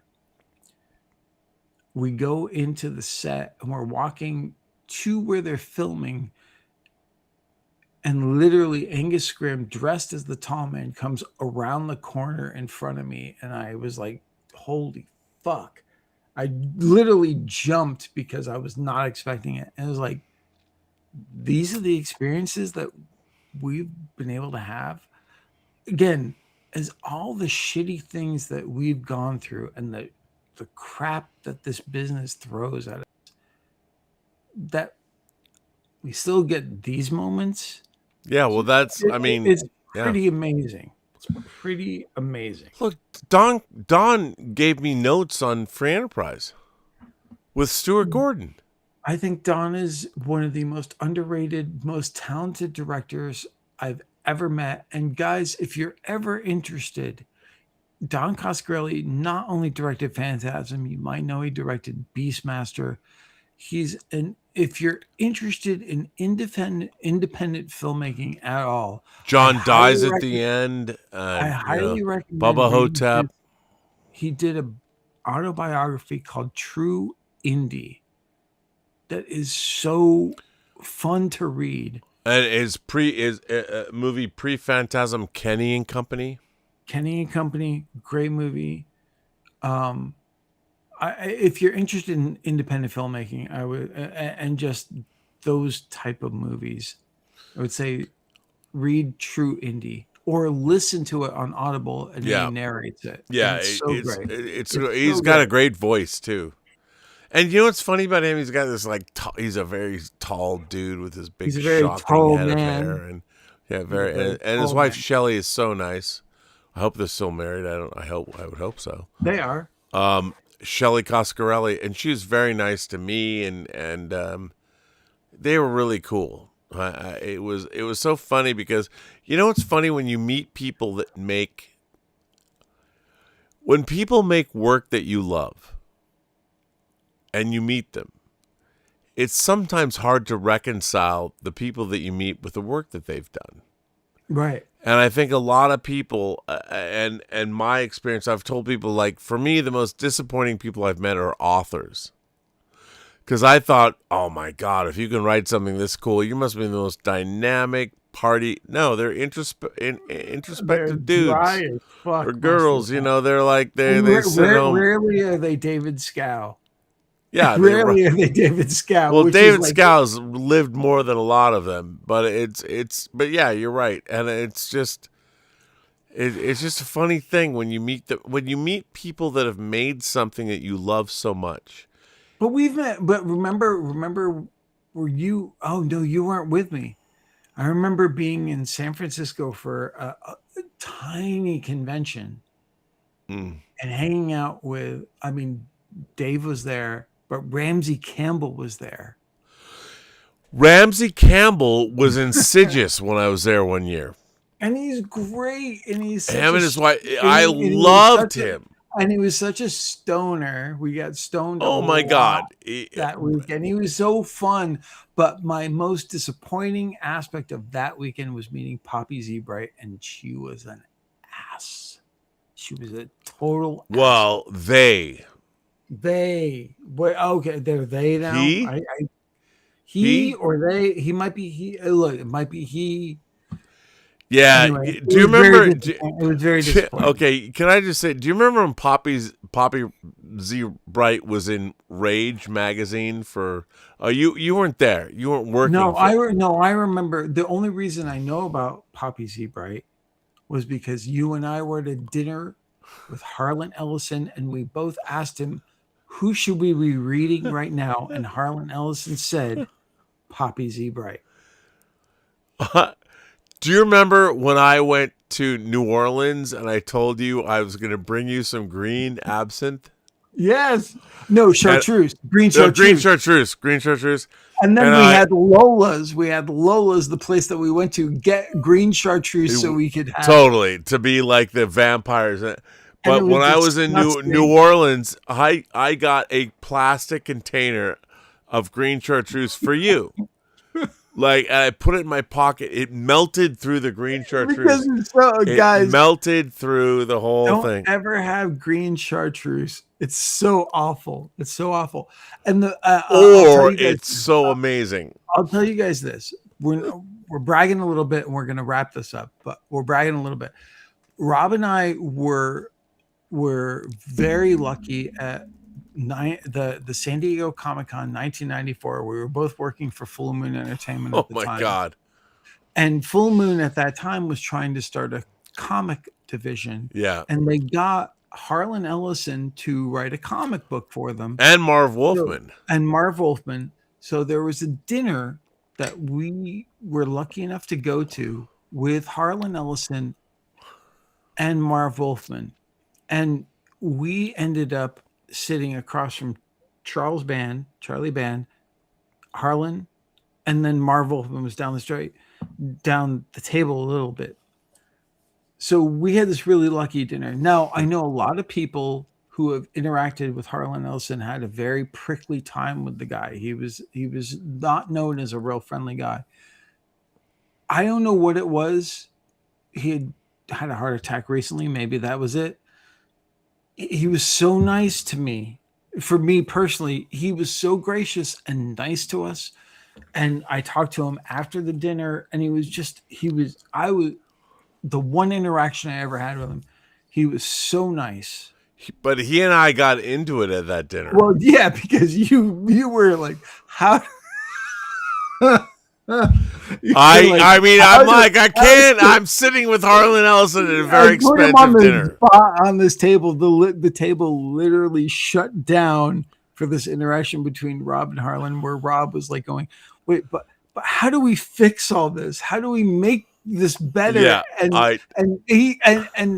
look, Harlan Ellison is not someone that you stump. That was a good question, though. But again, Harlan Ellison is not someone you stump.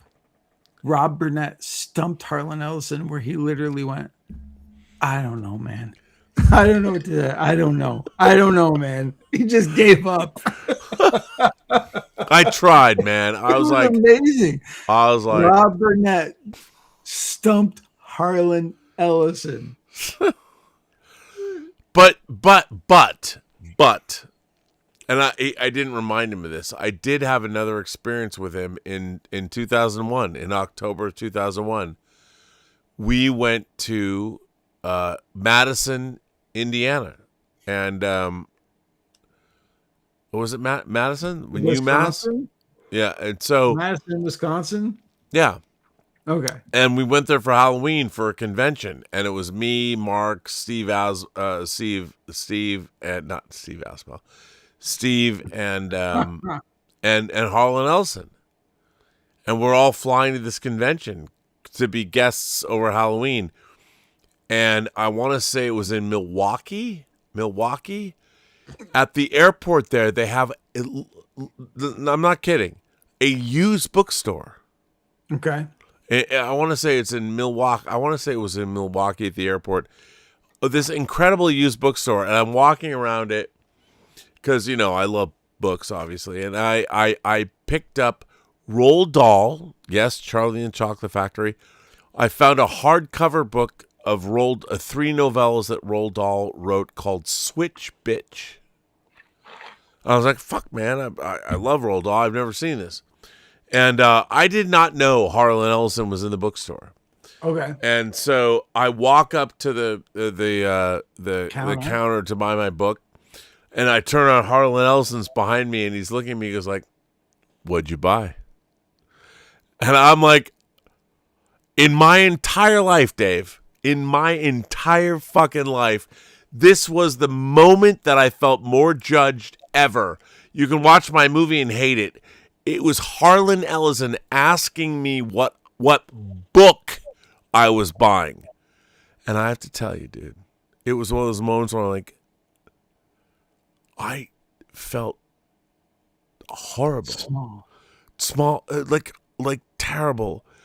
And because they put it in a bag, and I pulled the book out of the bag, and I said, "Here's what I bought." And I'm like, and he dude, I was so, it was like this is Harlan fucking Ellison, and he didn't understand why we yo-yos. He was the guest of honor. Why were we guests of honor? We're on the same fucking weird little plane, and I'm like, and he looks at me and goes, "This is a great choice. Yeah, I'm very impressed that this is the book you're buying." And I was like, yeah, and I told him, I said, Tales of the Unexpected is adult drama series, and I read those books, and of course he was a staple in my childhood. I didn't know that this existed, and I saw it, and I was like, this must be amazing. And he's like, "You're a true fan," and he's like giving me mad props. I'm thinking. And you're thinking, "Oh God, thank God he doesn't remember our dinner together." No, totally. He would never know. And by the way, I didn't remember our dinner together at the time. Oh, shit. I didn't say anything. I was so like, I'll never forget that dinner. I won't forget that dinner, dude. That was 90.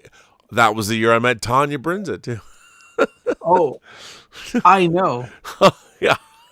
I was there. Yeah. I was there when you met Tanya. Yeah, I know. Who, by the way, became Someone said, "I would love to." Light Trail Picture said, "I would love to make an adaptation of I Have No Mouth and I Must Scream."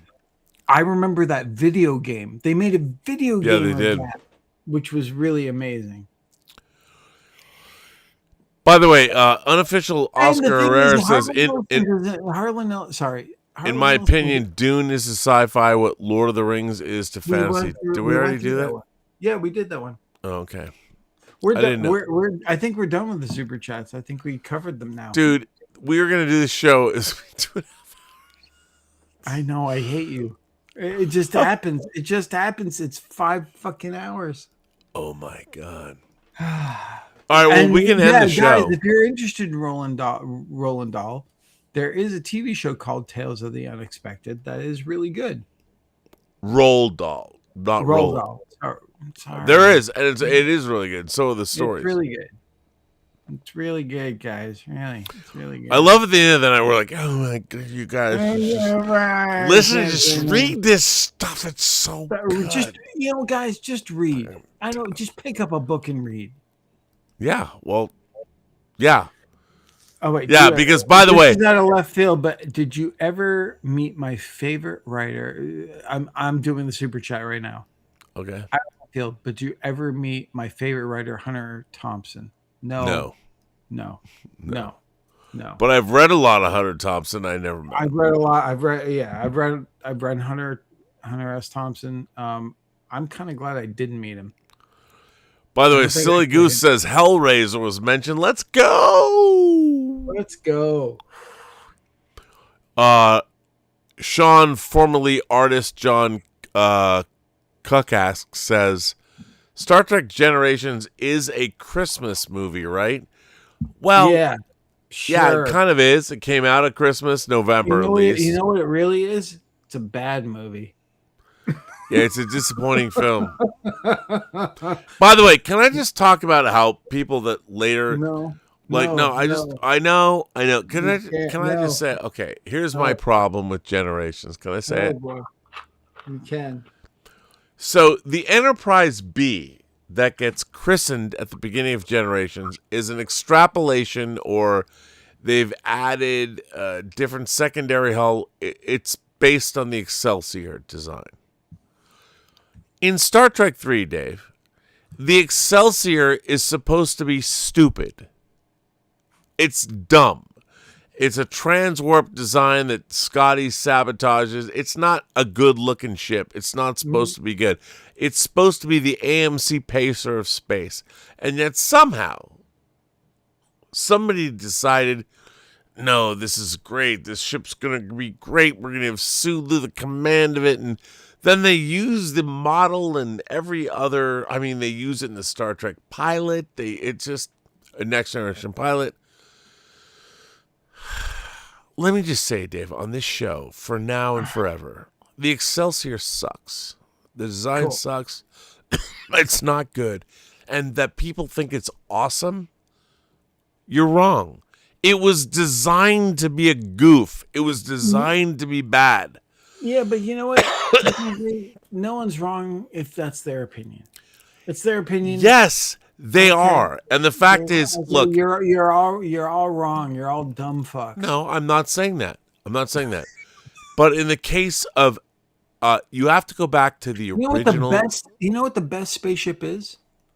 The original refit Enterprise from Star Trek: The Motion the one Picture. from Battle Beyond the Stars that looks like two boobs. Okay, I've got that one. And by the way, it's not just it's not just two boobs. Prove me wrong, if you look at it, or is it the Flesh Gordon one that looks like a big ween? Do you know why Nell, that's her name, from Battle Beyond the Stars is so great? It's not two boobs, Dave. If you look at it from the top down, it's the entire female reproductive system. Yes. It's two ovaries and a uterus. Amazing. It's sculpted by James Cameron, by the way, guys. Didn't you? If you want to know. But here's the thing. Oh, wait. A Silly Goose 7136 says, I have no mouth and must scream. Thoughts on the short story? Well, it's been a long time since I've read it, so I don't really remember it. So sorry. I haven't read it in, 40, 45 years. But by the way, that title is one of the greatest titles of all time. True. So, well, Dave, it's 2:30. I have to get up at 8 and drive to LA. I have to make coffee, drink it, and go to LA. And then I will see you. I will see you and others potentially later at 4 p.m. at Pinocchio's. 4 p.m. By the way, Burbank. if you live in Los Angeles, imagination connoisseurs par excellence, or the Southland, come to Pinocchio's tomorrow at 4 or today at 4 o'clock. Magnolia Boulevard in Burbank. In Magnolia, we are having an impromptu meeting of the Post-Geek Singularity, brought on by Major Chai Chai, Julian Mushkin, and our king of squirting. And by the way, I shouldn't even say that. Squirting? Did you say king of squirting? Yeah. Who? Well, now should I say his name? His name? Well, he's the magician. He knows how to make it happen. Oh, I gotcha. I'm caught up now. Yeah, gotcha. What's his? Well, yeah. Why? What did you think? You should definitely. I thought he squirted, but now that you said that he's the No. He's he knows how to fascinated. make them. He knows how to make. So His yeah, you have to raison mention his- d'etre is to make. You have to. Yeah, you have to. Okay, so yeah, you should definitely mention his name. No, I don't know if I should. Well, now you should. You know what? I think You're building them up. You know what? Here's what I think. I think Oh. if you want to know, you should Show come up. tomorrow. You At should Monte come Carlo, tomorrow. Pinocchio's. You got to come to Pinocchio's in Burbank. Where is Pinocchio's? Is it on Magnolia? It's on Magnolia and Magnolia Park. It's in between Hollywood Way and Buena Vista. And if you're curious about squirting, you should come meet him. Because he is the official doctor of squirting on this channel. The same way that Darth Plato is our official historian. And if you don't know him, maybe you can find out who it is tomorrow. Today. Today.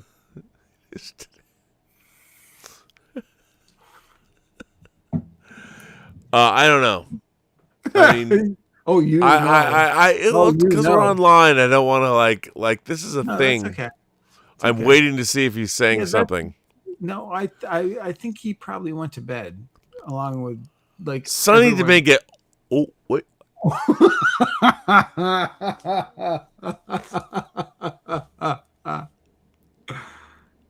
I'll be there at Pinocchio's. His name is Or am Sonny. I lying? Sonny, that's all you need to know. Just Oh wait, Sonny. real Thomas Logan showed up and he goes, Paul Giamatti's Nus Braca will be revealed to be the time traveler and the true father of James T. Kirk. Finally, Trek will dive into the truth about Jim.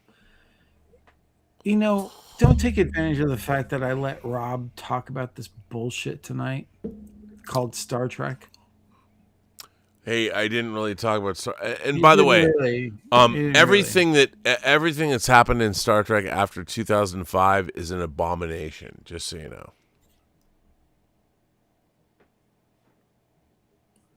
There we go. Dive into the truth about Jim. Here's the thing.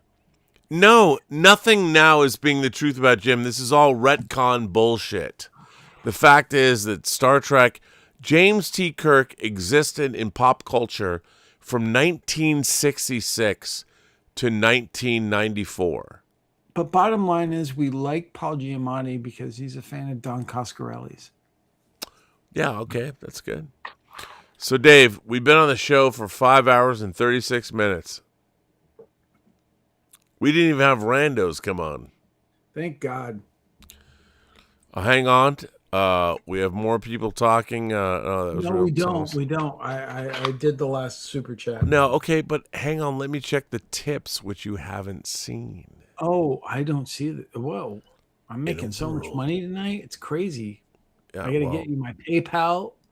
Yeah, I'm gonna get your PayPal and hang on. Actually, speaking of that, still 50, Miss 50, and still metal. That's right. I'll have to get it to you later because it's too fucking late now. It is late. I gotta go to bed. I gotta get up and drive to LA. I'm gonna be at Major Yeah. Chai Chai's hotel at 10:30 tomorrow or 10:30 today. Or 10:45 maybe. Maybe 11. No, I know because Maybe I'm taking them on 11. the greatest Maybe tour of the Hollywood Hills Maybe ever. 11 with traffic. What traffic?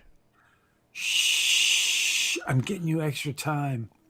No, dude, there's no extra time. I gotta get. It's not my. It's the dogs are gonna get up. Elizabeth's gonna get up. Where's the fucking coffee? What are you doing? I'm like, yes, master. I will do what you want me to do. You can't say that.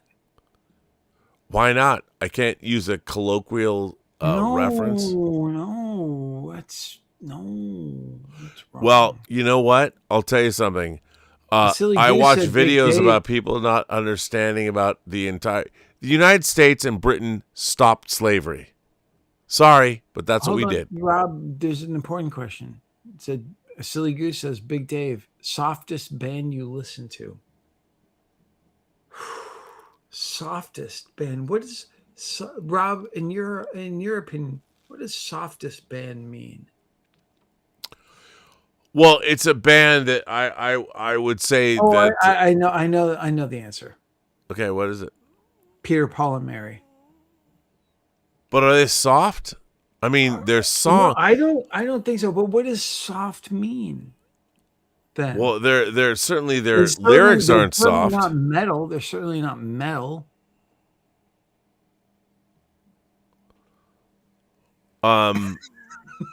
No, but that's actually a really great question. Softest band, softest. Wait, Silly Goose, can you elaborate on what you mean by softest band? In the chat, you don't have to send a super chat. And Silly Goose doesn't know who Peter, Paul, and Mary are. Well, look them up. They're actually a Oh folk my band. God, really? They're a folk band. Hey, they said Peter, Paul, and Mary ? Is like, I don't know. I assume Fleetwood Mac is not soft. If you actually listen to their stuff, they're not. Yeah, soft. no, they're not soft. They're all about how they hate each other.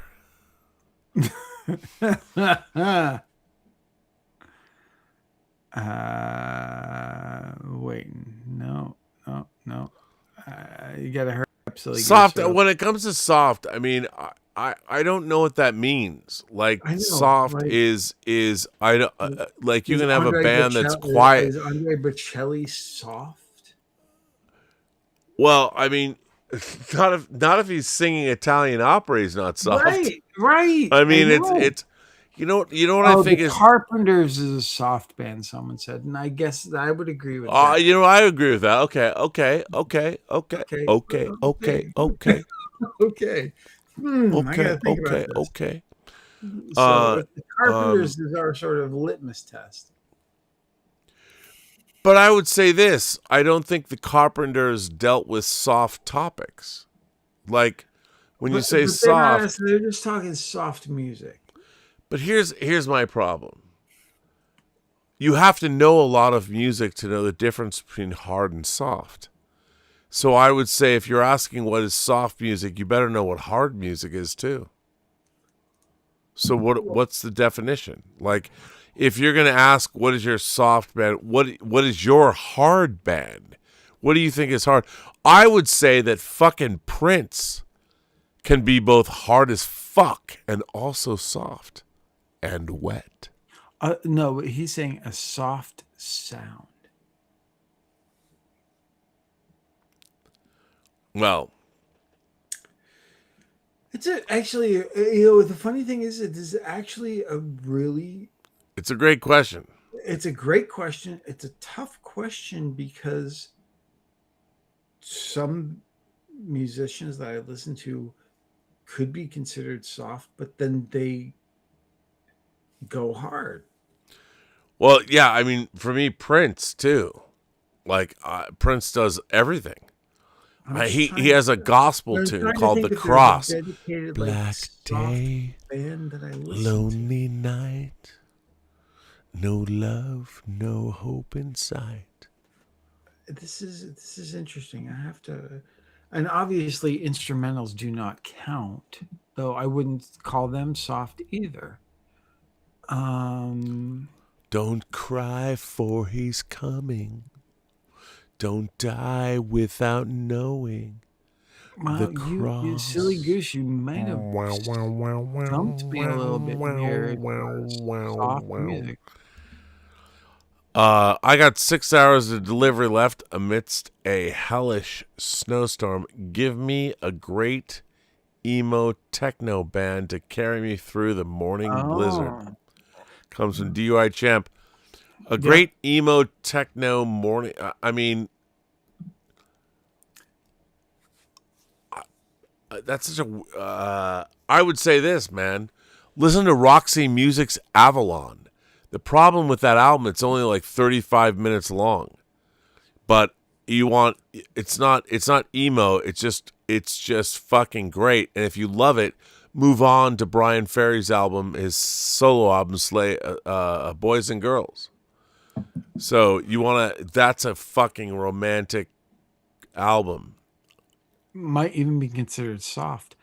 It is Silly soft. Goose, silly goose. I'm gonna have to think about this. and I will think about it, and I will answer on the next show what my softest band is. But I need to think about it. I really do. You posed a really good question there.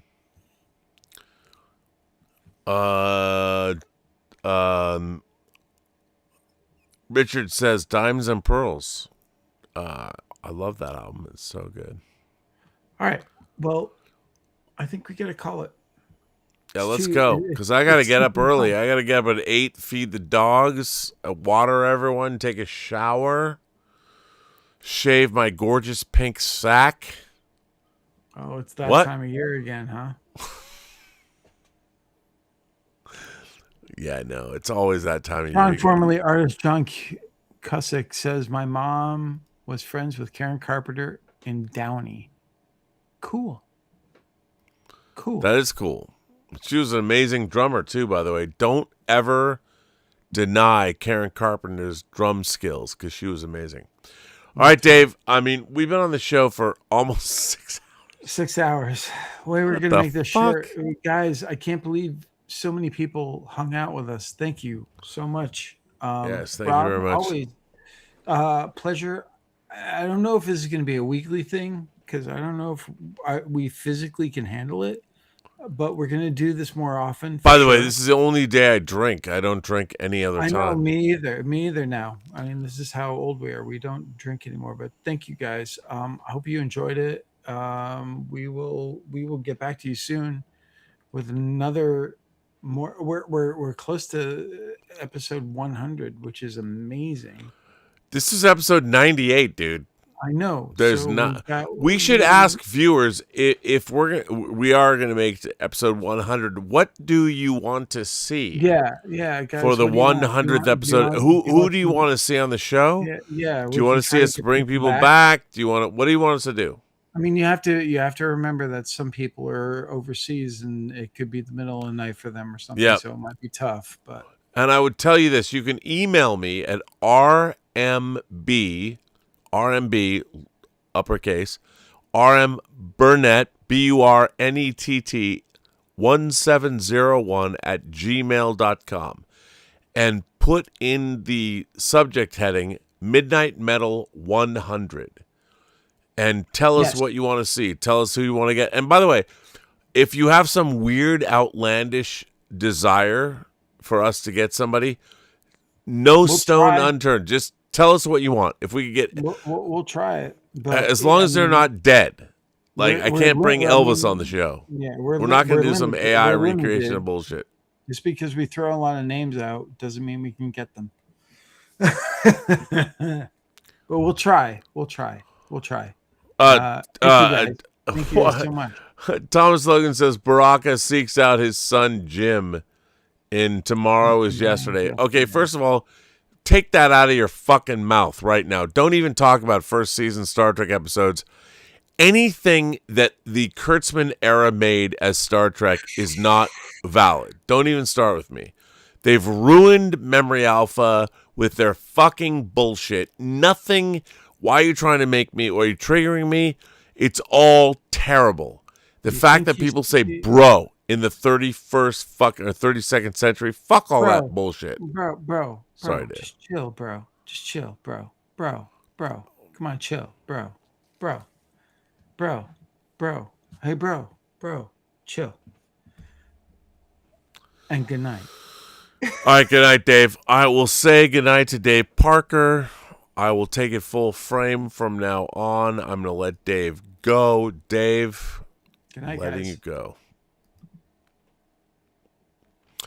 Dave Parker's gone. All right, kids. Now the party can begin. Just kidding. I'm going to go have a party later today. I want to thank everybody for being here. I want to thank my moderating staff. I want to thank everyone who supports this channel via super chats, tips, memberships.